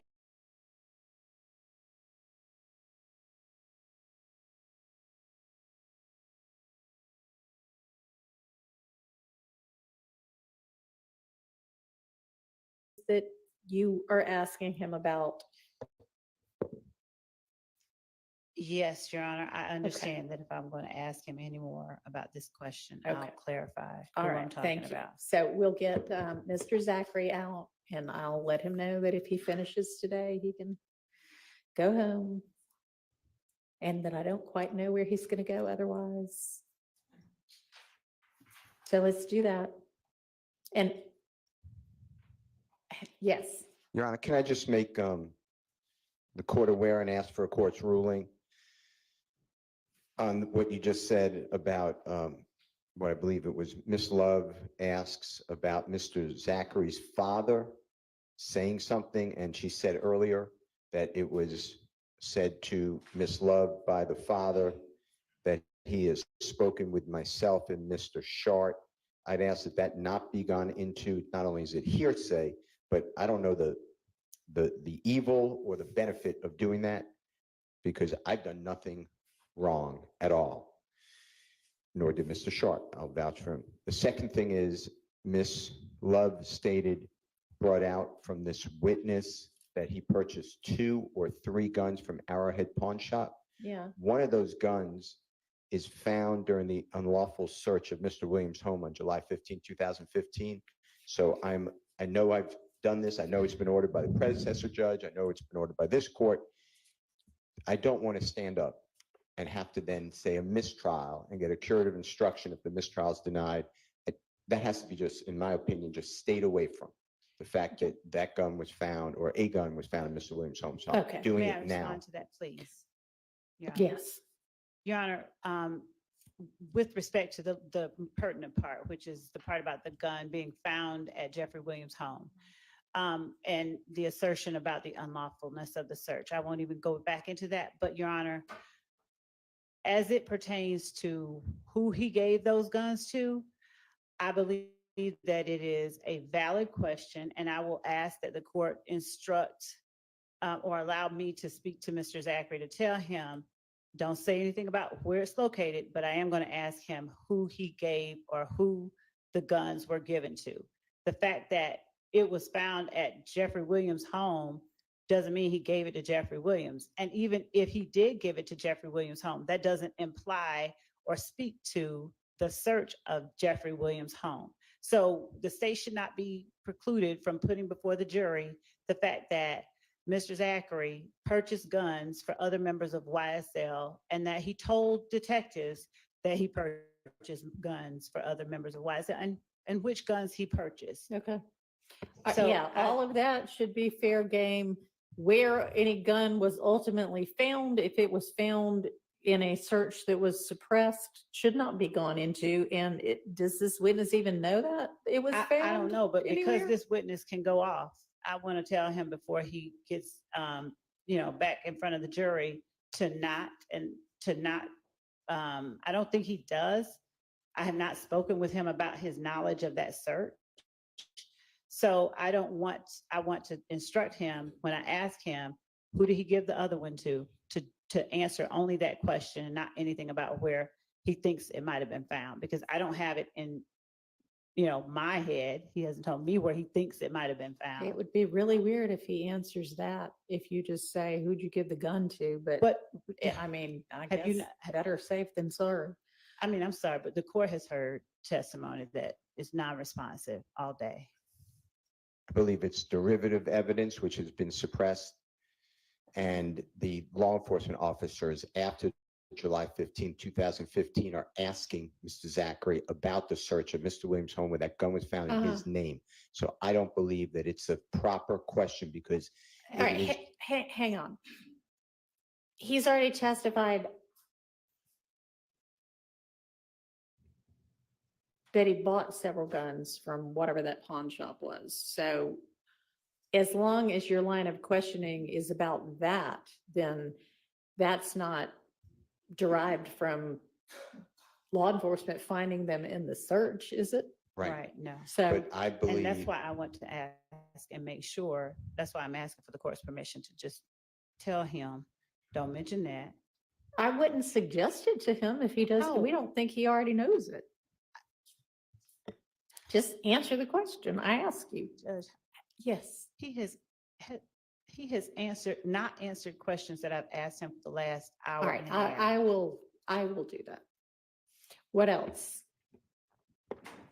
The record, Your Honor, before the next question is asked, I believe I may have to renew my motion for a mistrial. On with the one you just made? Yes, Okay. just for the record. Oh, okay. Yes, no, that's. you. All right, I thought you meant something else just happened. Okay. Yes, you're just preserving it. Okay, that's fine. Okay, let's get him out here.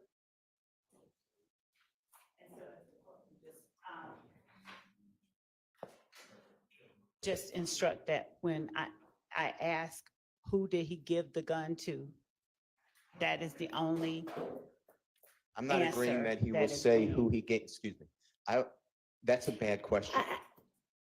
No. Who did he Well, give the guns to? I mean, Presumes he gave the gun to there's someone. a lack of foundation at this point to that. So I'm going to be more general in my instruction to him than that. We're ready for him. Oh, can everybody who's operating cameras make sure that you do not, and I think some of you who've been here the whole time know that, but any of the newer people, no pictures, no filming of this area over here, the detention area, okay? That includes still shots. All right, thank you.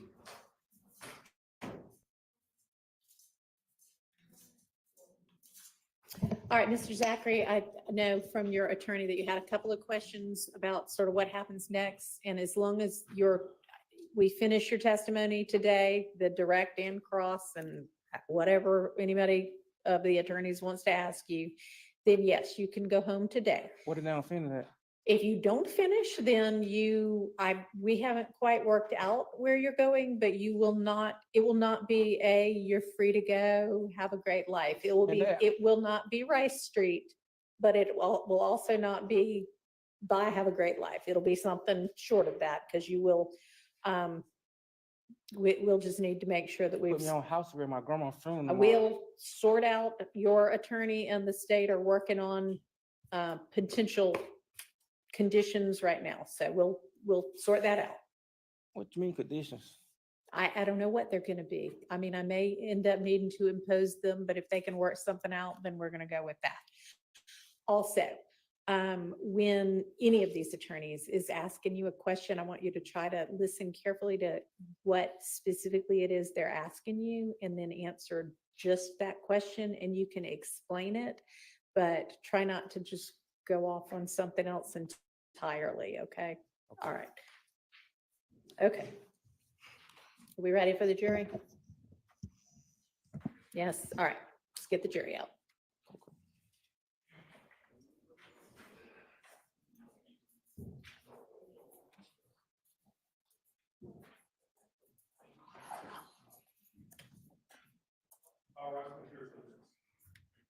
That's not. I'll have to tell you later, it has nothing to do.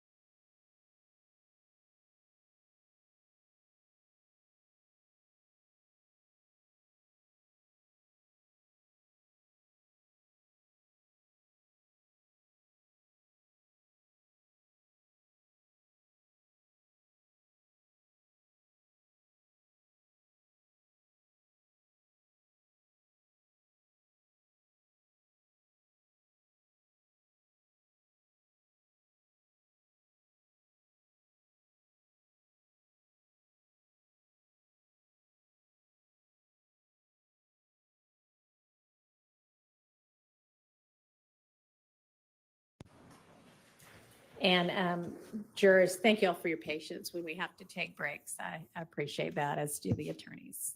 All right, go ahead, Ms. Love. Thank you. Mr. Zachary.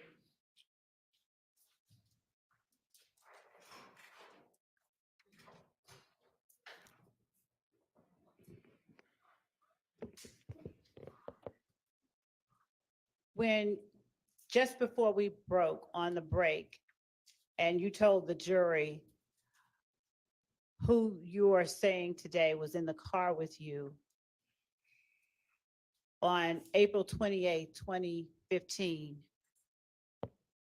who is it that you are saying now was in the car with you? Me, Garlington, and Sledge. Okay. You, and Garlington, Sledge. and Sledge? Yeah. Right. Today, is it your testimony that you three were the only people in that car? Yes. Okay. Now, you spoke about talking to detectives Gaither and Dennis back in August of 2015. Do you remember that? Yes. And before you spoke to them, you said that you had not spoken to them outside the room where you were interviewed, correct? No. Okay. No, you hadn't spoken with No, them. I haven't. Okay. So had either one of them told you or given you any indication that they wanted you to do anything other than give them information that they could confirm or deny? What you mean by that? I'll change it. When you talked to detectives Gaither and Dennis, did they ask you about shootings that had happened in the city of Atlanta between January 10th, 2015 and the time that you were talking to them in August? Yes, And when you talked to them, did you tell them information about those shootings? yes. All right. Which shootings did you tell them information about? About April 28th. Uh-huh. Yeah. And as it related to April 28th, who did you tell them was, first of all, what did you tell them happened on April the 28th? I don't know. I was just making up stuff as I go. Okay. Now, is it your testimony today that you just made up everything that you told them about April 28th? Yes. And do you know whether did they confront you with anything after you gave them information about April the 28th? What you mean confirm me with? For instance, if you said a light was red and it was green, would they ask you or challenge you? I had already knew what had been said before. So I What are knew you what to talking say. about? You talking about them, the police, I had already knew what was said to them before I even said something to them. Okay, let's talk about that. What do you mean you already knew what was said before to them? I had Your already Honor, knew. I'm going to object. This is potentially opening the door for hearsay, I believe. Your Honor,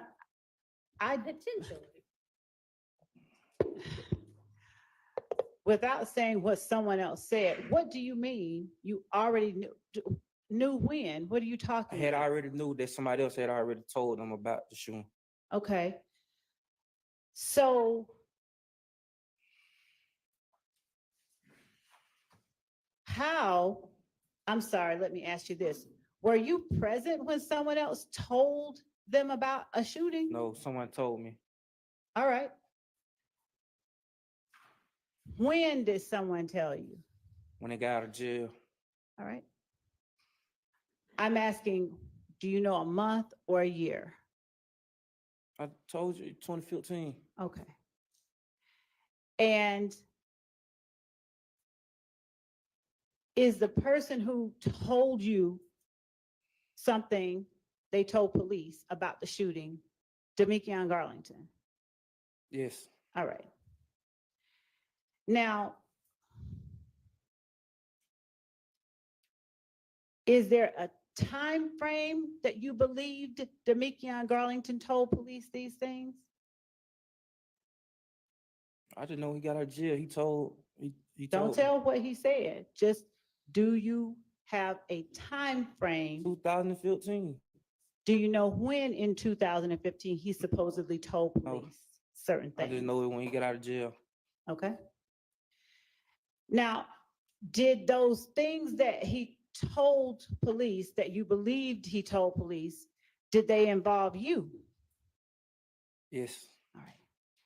So when you first told police about the April 28th shootings, were there more than one? Yeah. How many shootings were there? And like 2, 3. How many? Tell the jury where you all went after you got picked up. For clarity's sake, I'm just going to ask He's, you all. Judge, he's already Ask. Go ahead and clarify.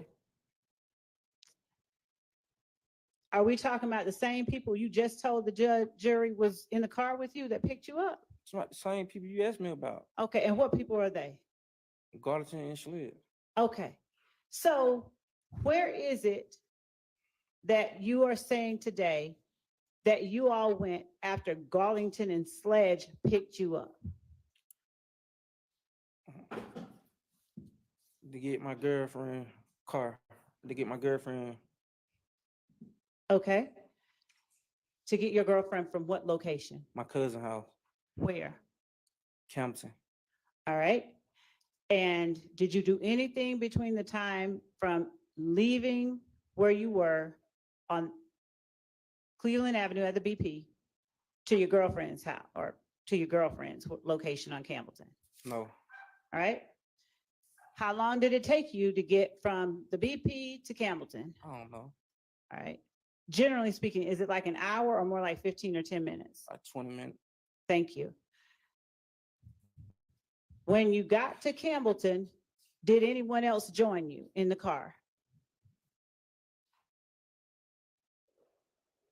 No, Where did you all then go after leaving Campbellton?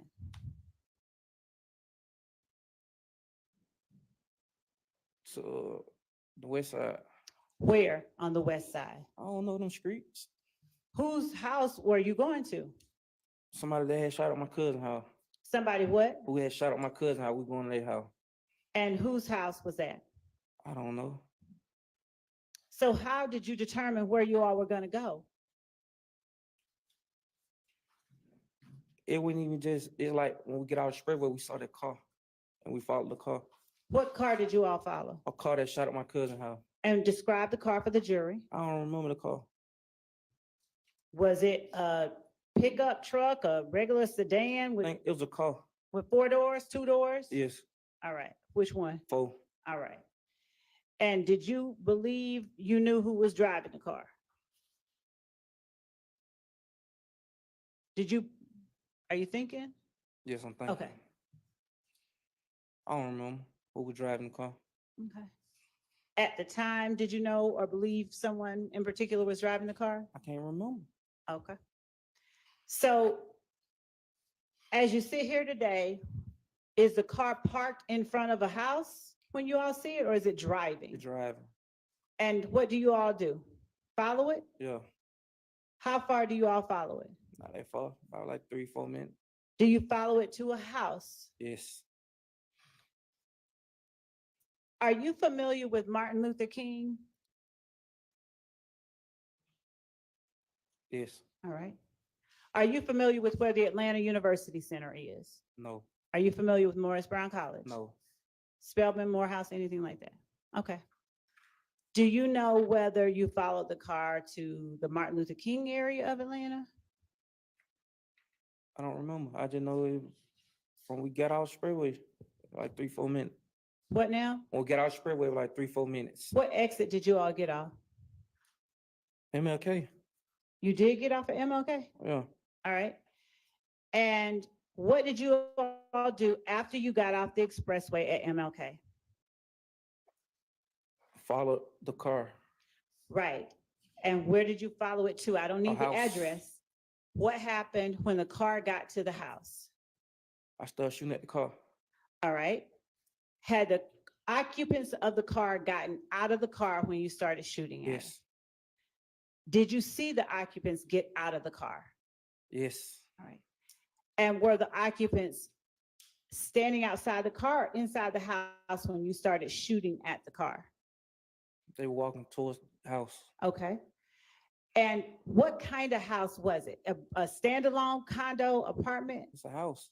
Was it a brick house? I don't remember. All right. And how many people had gotten out of the car? Just me and Garlison. No, I'm asking you, I'm Oh. sorry. I should be clear. The car you all were, you were shooting at, how many people had gotten out of it? Like 4, 3, something like that. Were they all males, all females, or a combination? Males. All males? Okay. Now, did you know which of those males or all of those males had supposedly shot at your cousin's house? I was high. I don't remember. I just know when we pulled up, they were shooting at our house. Oh, so you saw them shooting? Yeah. Okay. I'm going to show you what has been admitted as State's Exhibit 6, KK. And if you recall, or if it looks familiar to you at all, would you tell the jury? And if not, let the jury know, okay? All right.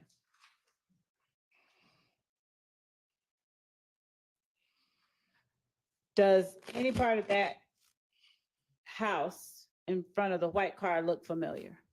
I don't remember. Okay. So what kind of gun did you use to shoot at the car? Did you shoot at the house too? Shoot, I shot. I didn't know I shot. Okay. What kind of gun did you use to shoot? I don't remember. I didn't know I had a gun. I got Okay. 3 on. Did you have all 3 of them in your hands at one time? Nah, All right. So how many did you have in your hands while you were shooting? 1, I think. Was it a long gun or a short gun? It was the gun I got caught with. It was short, Okay. Did it shoot short bullets or longer bullets? long, but Long bullets? Okay. Do you have any idea how many shots you fired? no. All right. So what made you stop firing? I don't know. I don't remember. Did the gun have a banana clip or some kind of long magazine? I don't remember what kind of clip it had. And then what did you do after you stopped firing? Got in the car and pulled off. What color was the car you were in? I don't remember. Okay. And where were the other occupants of the car when you got out and started firing? Oh, what car? The car that you were in. Me and Garton got out. Shalette stayed in. All right. So did you and Garlington both shoot at the house? Yes. All right. Did he have the same kind of gun that you had? I don't remember. Oh, I. Was he shooting, would you all switch guns or did you all have different guns? Yeah, they own gun. Okay. Where did you all go after that? I don't remember. Did you? What now? I told you I went in and out of it at night. Okay. Do you know Darren Mills? No, Do you know the name Darren Mills? no, Do you know the name Philip Collins? no. Do you know the name Philo? Yes. All right. How long have you known the name Philo? Not that long. When you say not that long, did you know Philo or the name Philo in 2015? Yes. Did you know the name Philo on April 28th, 2015? Yes. Did you know whether Philo had a child? I don't know. Did you know whether he had a girlfriend? I don't know. Did you know where Philo lived? No. All right. Now, how would you describe how you felt about Philo? Were you cool with Philo? No. Had you had conflicts with Philo? No. All right. Describe for the jury Philo best you can. You don't have to be too specific. I don't remember him. All right. Do you remember whether he was taller than you or shorter than you? I don't remember me, love. Okay. How did you know Philo? I don't remember. Well, why do you remember Philo? You talking about how did I know him? I don't remember how I know him. I just remember the name. What do you remember about Philo to remember the name?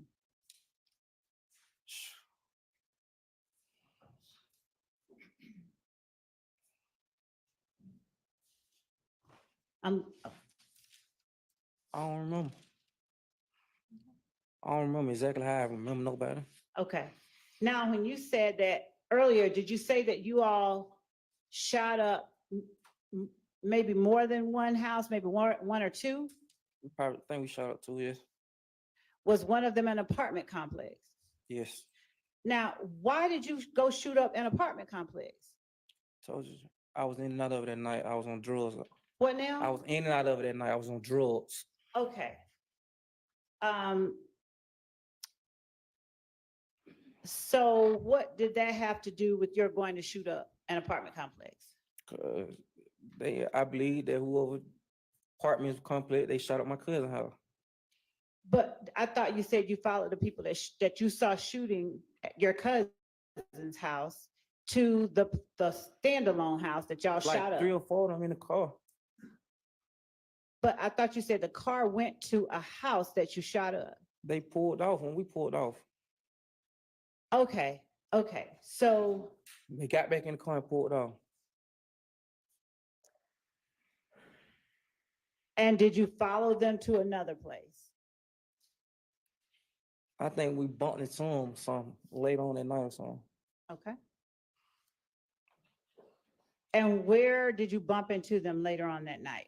I think it was still in the same area. Okay. Was it the apartment complex or the house? It When was you in say the apartments. same? It was in apartments. Okay. I'm going to show you 62 CC, which has already been admitted as evidence. And I'm sorry, Lima, 62 Lima, LL, and see if you remember or if this area looks familiar to you. Okay. It's already been admitted. So just look at it. All right.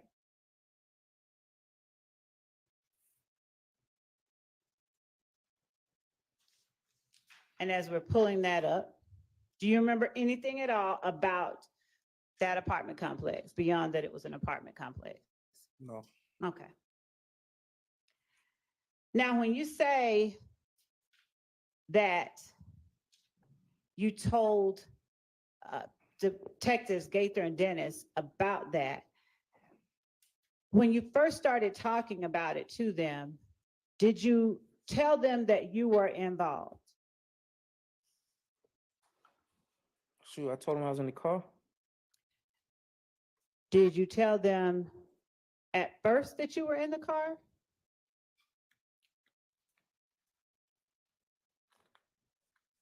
However it happened, I pleaded guilty to it, so I probably I don't know. I'm not asking you that. Are you gonna use this exhibit? Yes, and this is the exhibit 62 Lima that's on the screen. Does that area look familiar to you? No. Okay. You can take it down. All right, so when you told the jury a moment ago that you told Detectives Gaither and Dennis what you did because you knew that Garlington had told them something, I Did I- told you that already though, before. I understand. When you said that, do you know or did you believe that Garlington had said you shot up somebody's house? He told me that he said I did. Okay. Garlington, the one that you've been friends with for 20 years? No. All right. Did he tell you why he would say that? I ain't asked him, I just laughed. Oh, you did? Okay. Okay. So if you believe that Garlington told them that you did it, why did you deny doing it initially? Cause you're supposed to deny it. Okay. Did you tell Detectives Gaither and Dennis what you believed that Garlington had told them? Yes, I put a mixer to it though. A what? I twisted up a little. What do you mean? Shit, I added on what I wanted to add on. What does that mean? Try to make myself look innocent. Okay, fair enough. So who else did you believe that Garlington had told shot up these people's houses? What you mean? Your Honor, that calls for hearsay. I said, You can, I'll rephrase. okay. Who else did you tell Detectives Gaither and Dennis shot up these homes on April 28th, 2015?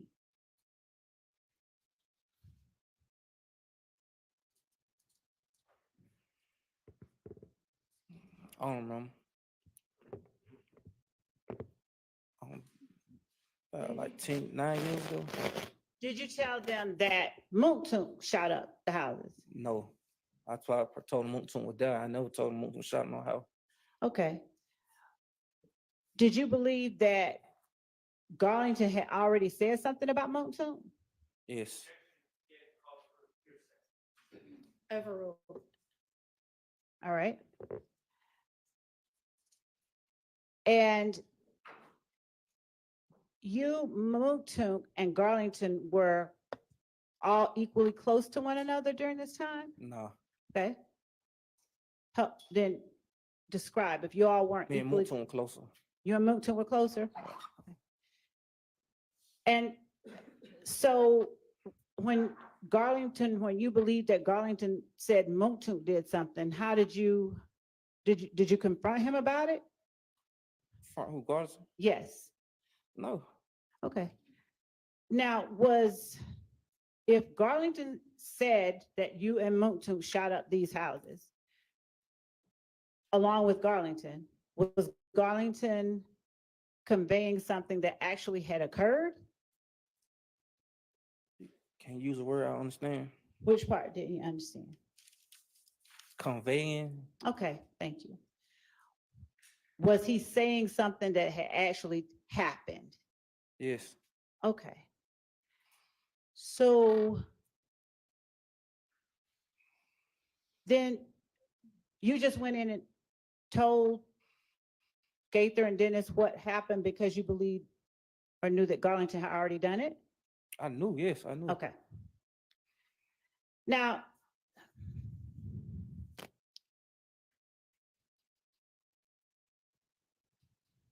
did you ever tell Moulton that Garlington had told on him? I think he knew already. I'm asking you if you ever told Moulton that Garlington told on him. No, I was just trying to like free Moulton. Okay, were you? Okay. Did you also tell Gaither and Dennis, or rather, let me ask you this. When did you try to tell them at first that you were not there?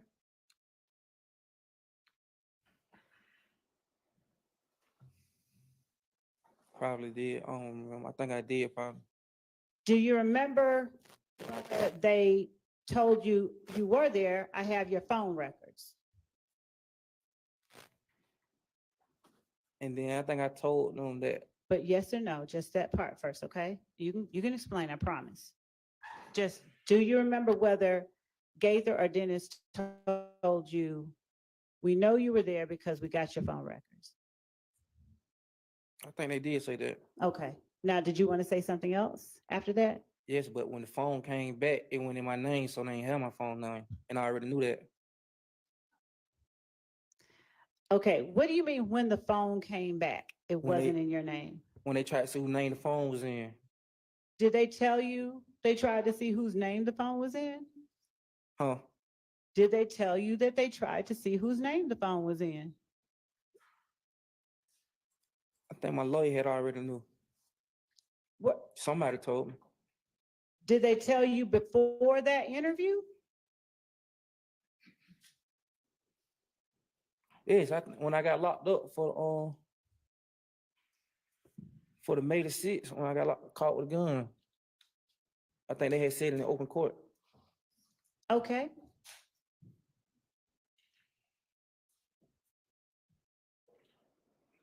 Did you think that the phone being in someone else's name would make it harder for the police to find out it was you who had done the shooting? They ain't find out because of the phone. I understand, but you mentioned they found out it was in someone else's name, right? Yes, So did you think that would make it harder for them to learn it was you? yes.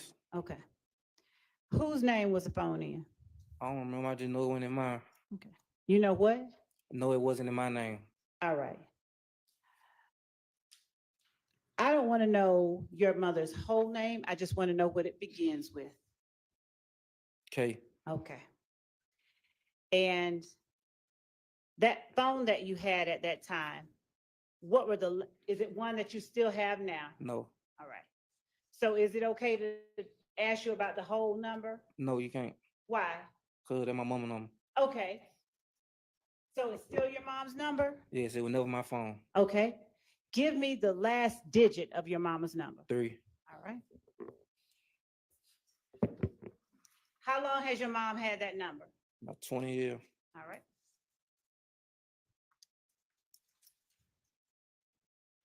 And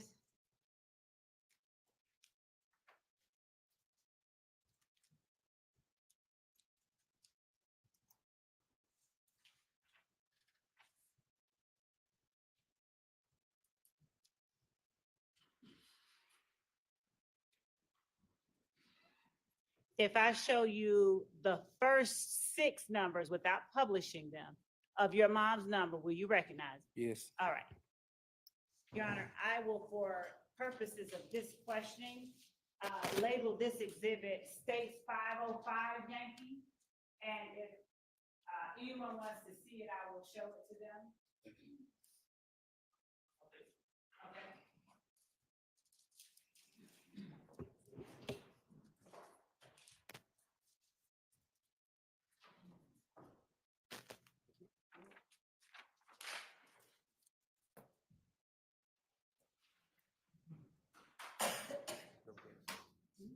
Mhm. Those 3 digits. Oh, okay.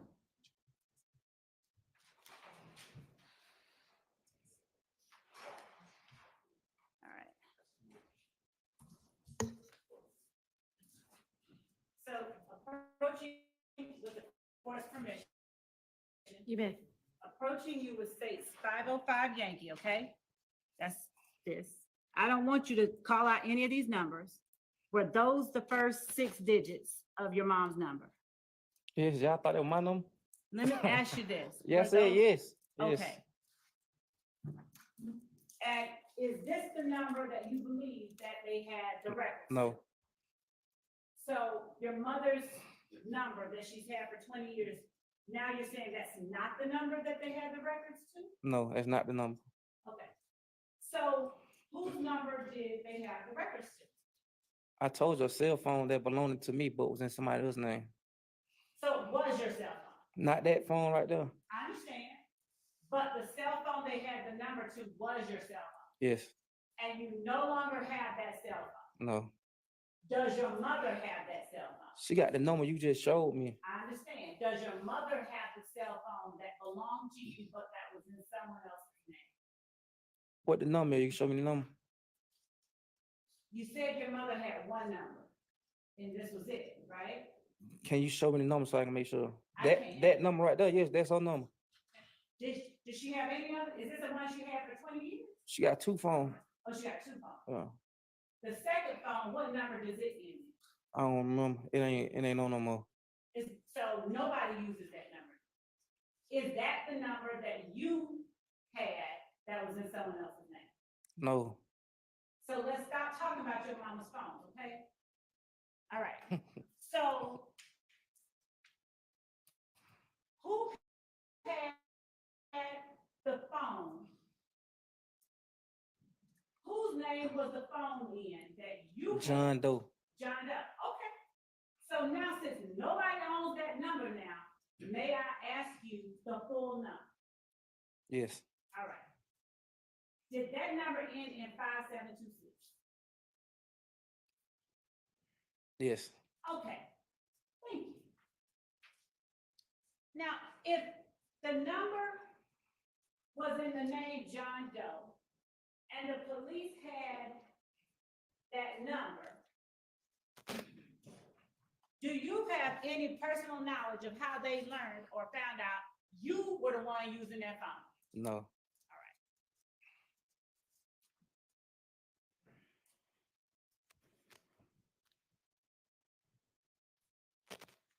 And I'm gonna show you what I have marked as Stacy did 506 Yankees. And if anyone wants to see it, I'll let them see it.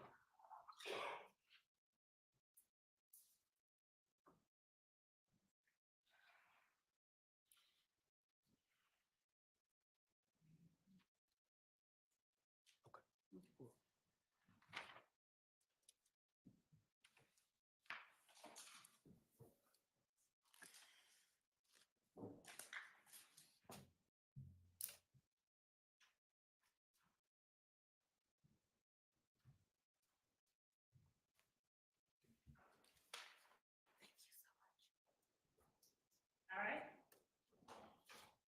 I'm showing you 506 Yankee, and I'm asking you, is that the number that you had that was in the other? Yes. Okay, thank you. And the number is at the top line of 506 Yankee, is on the top line? Yes. All right.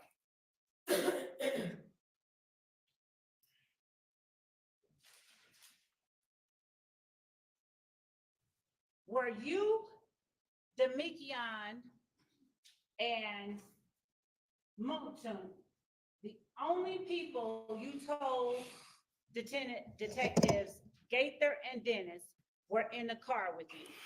I don't remember.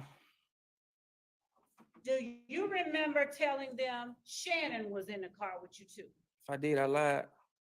Okay, but do you remember telling them that? Yes, What good would it have done, or did it do you to tell them Shannon was in the car with you? because Garlison told him Moulton was in the car. So what does that have to do with Shannon? That's his homeboy.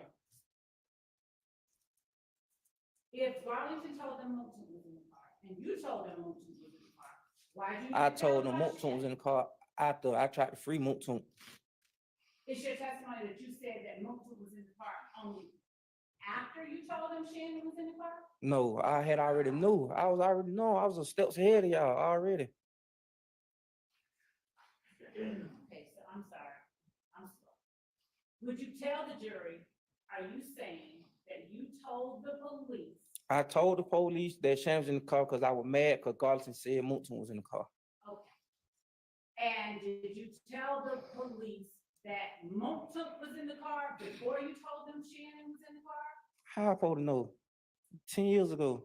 I don't remember. You remember why you told them, you said. Yes, but how I know what I said first? Did you give them any details about what happened? I think I told them what house we went to, yeah.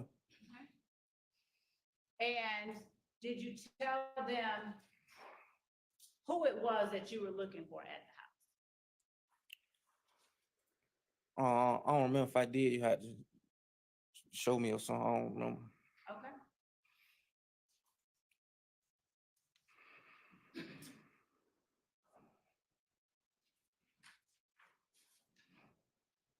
Do you remember telling detectives Gaither and Dennis that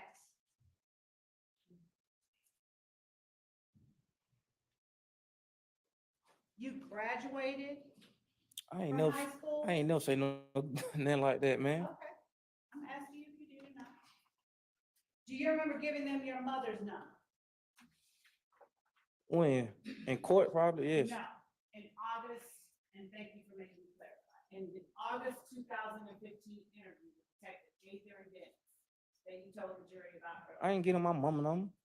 Okay. Do you remember giving them her name? Yeah, I probably gave my name. Okay. Do you remember them reading you your rights? Yes. Do you remember waiving your rights? Yes. And at the time that you spoke to them, had anybody forced you or threatened you to go down and make a statement? No, my whole plan was to just go free Moulton. Did they ask you whether you could read and write English? I don't know. And did they tell you or ask you, what is the big rush? Why did you want us to come down and talk to you? And what I say? You gotta answer. I don't remember. I'm gonna pause y'all for a minute.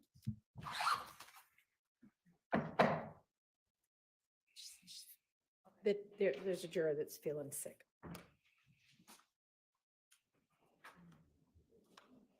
Might be a couple of minutes. So let's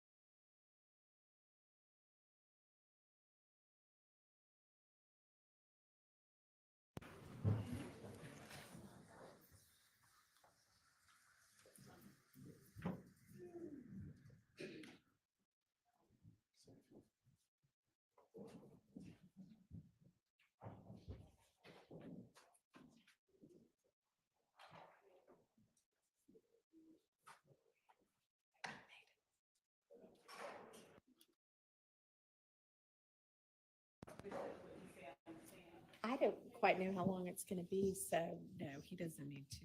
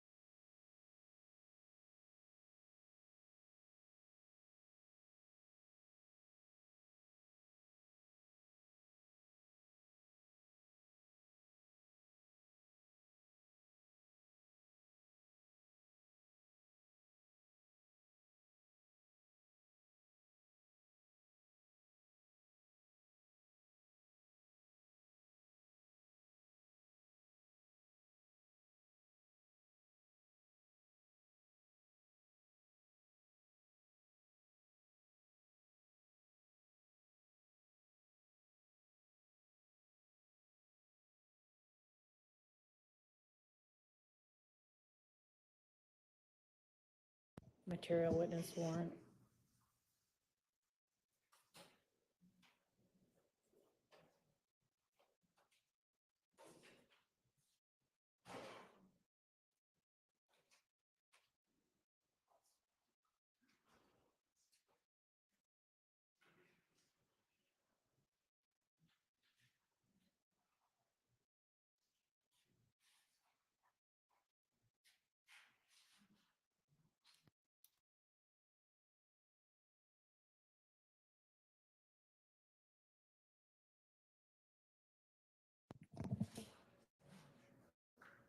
Miss Love, we are currently in the midst of Mr. Zachary's testimony, but have not completed his testimony.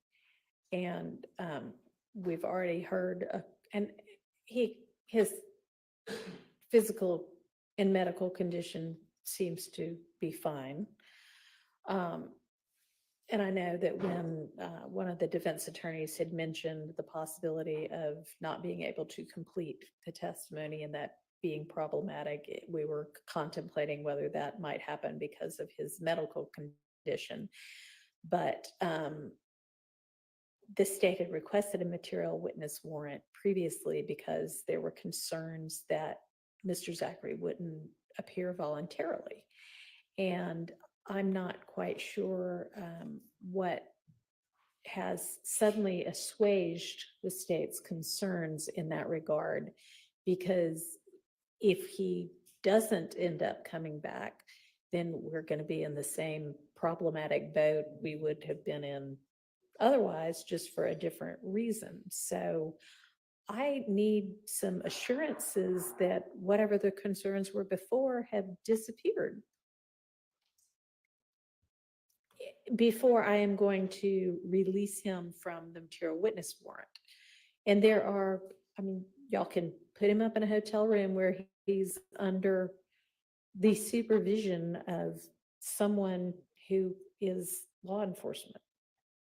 So, Your Honor, the concern that we had was based on our interaction with one referenced family member at the same time as Mr. Zachary. All right. And that family member has repeatedly and consistently made it clear that they had no intention of allowing us to have him testify. And there is another family member, however, who seems to be slightly different. And I am as concerned as the court, and I want to make sure that we secure his testimony. So I am also aware that there are concerns,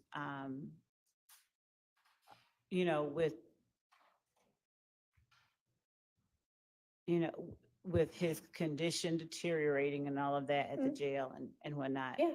And there is concerns on our end with something happening while he's in a room with an investigator and not a medic or something like that. Like, and they're not trained to, deal with that.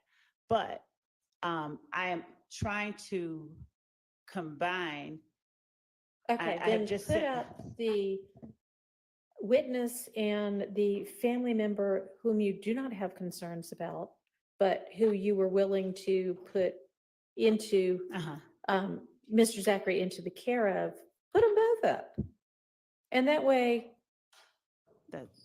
it seems to all be taken care of. And I will, But, if we're just leaving it up to the family members to battle it out amongst themselves, whose position wins out, that doesn't seem like a very good plan. Okay. Yes. So let me go try that.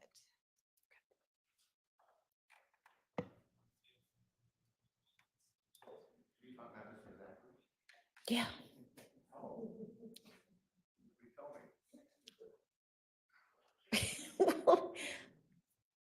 I thought it was kind of obvious.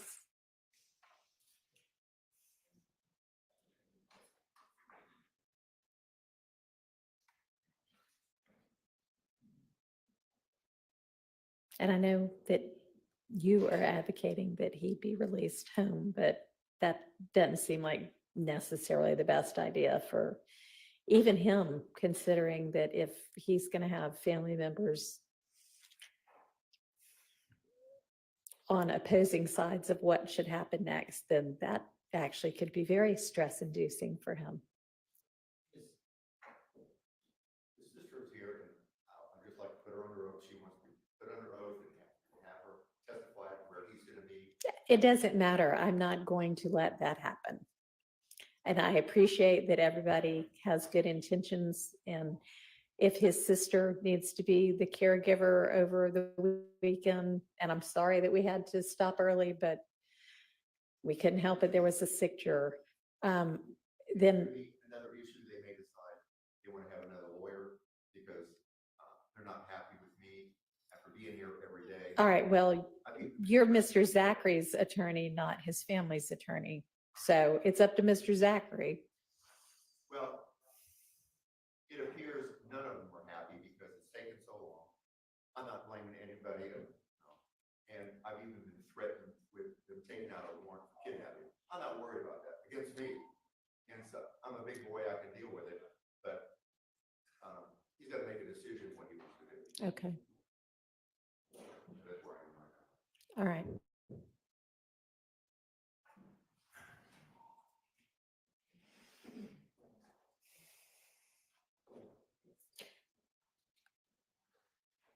You're not by chance the attorney referenced in the warrant who told him that he could, you are not by chance the attorney referenced in the affidavit in support of the warrant who allegedly advised him that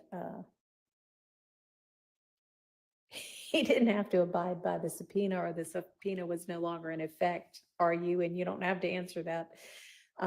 But I certainly hope not, because I don't know where anybody would have gotten an idea that a subpoena to show up for this trial was somehow not valid just because the judge changed, but. I just, at 2 a.m. in the morning, Sunday morning, I found out about this.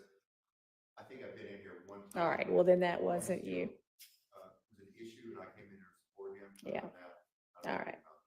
about it. Okay. Well, that's good to know that you didn't give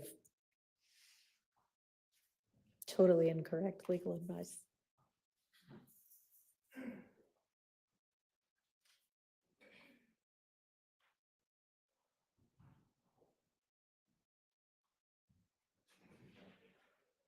But I would respectfully submit if we're gonna, the DA is gonna have a conversation, you and I are gonna have, we need to have him out here because he's really upset about what's happening, where he wants to tell the court.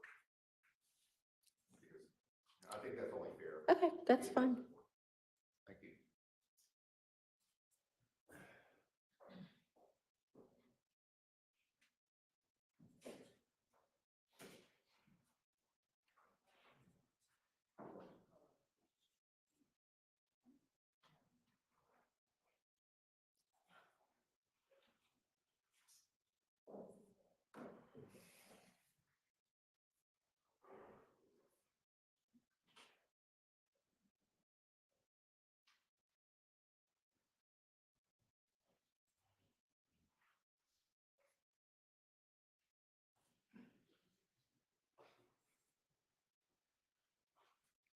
We can get him out.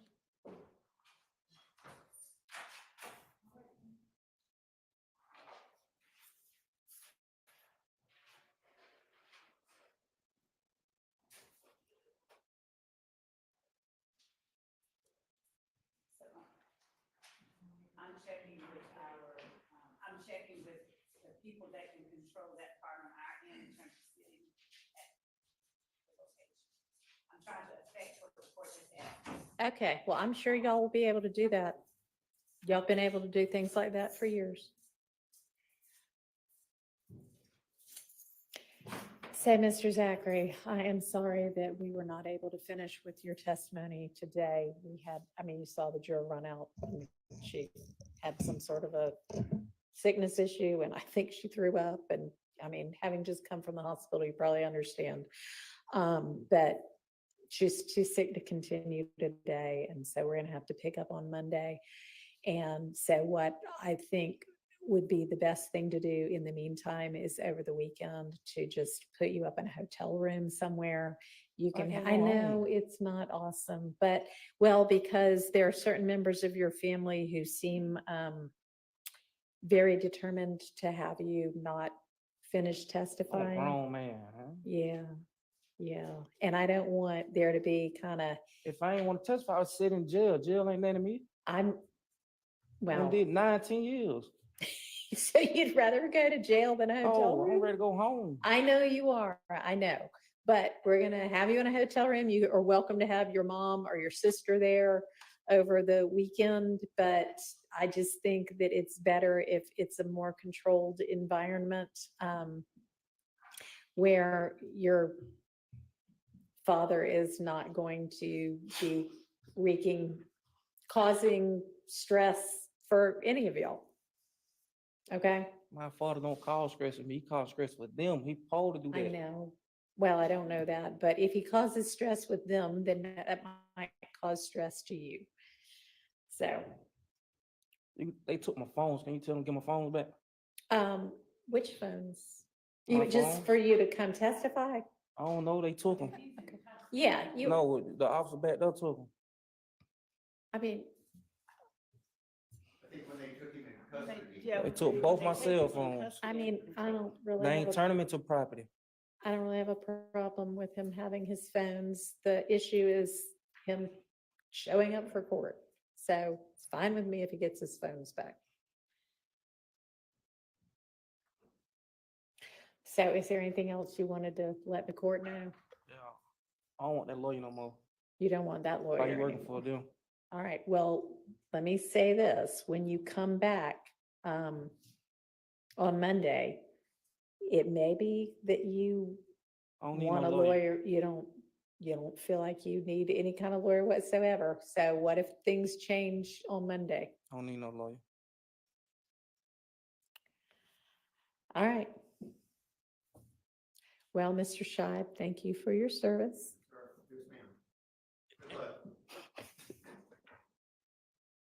Anything else?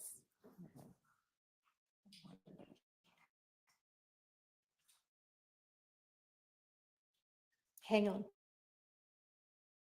Hang on. I'm asking, actually, Mr. Zachary, Mr. Zachary, is there anything else? Oh, no, because what's going to happen is that somebody probably from the DA's office is going to,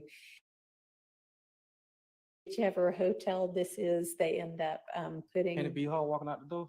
Can it be what? Oh, right there. That particular investigator or not?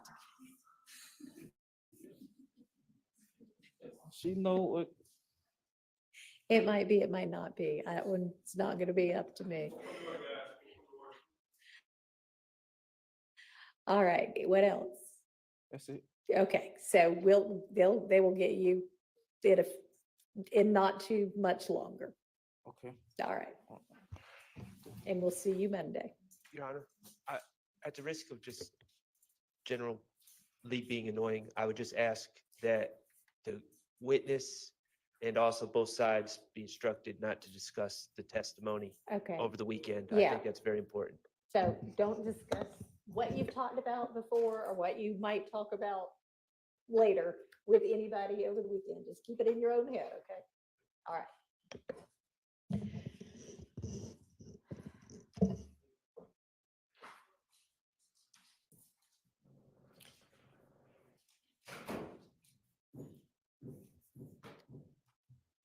Okay.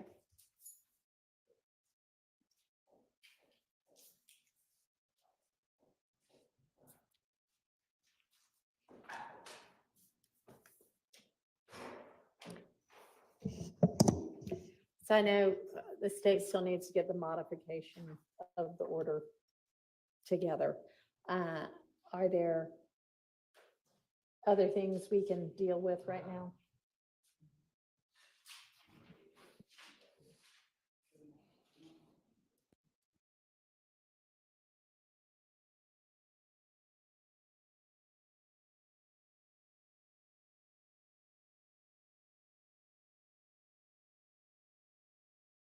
Make sure that whatever modified order you put together also includes release of his property back to him.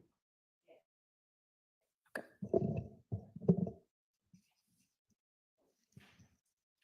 All right, how about other issues? So would the plan be finish with Mr. Zachary on Monday, and then if he doesn't go through the whole day, pick back up with Mr. Sprinkle? Okay, and that certainly would take us through the full day, because okay. So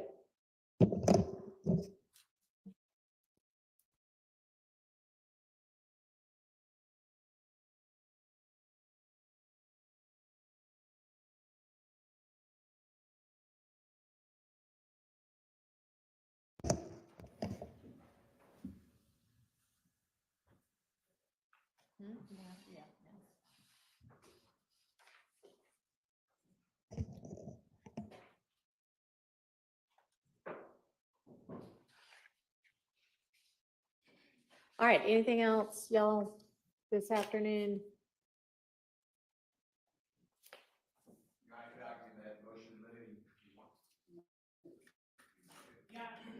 Allow us to handle the matter that we're handling, and to deal with any other.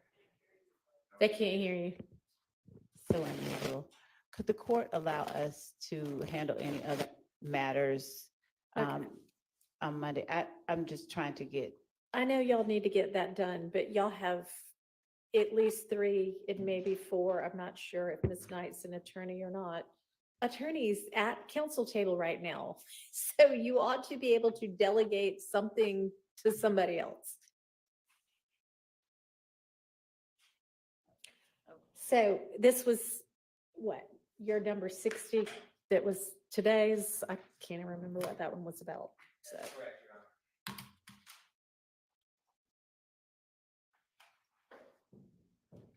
Give me a second.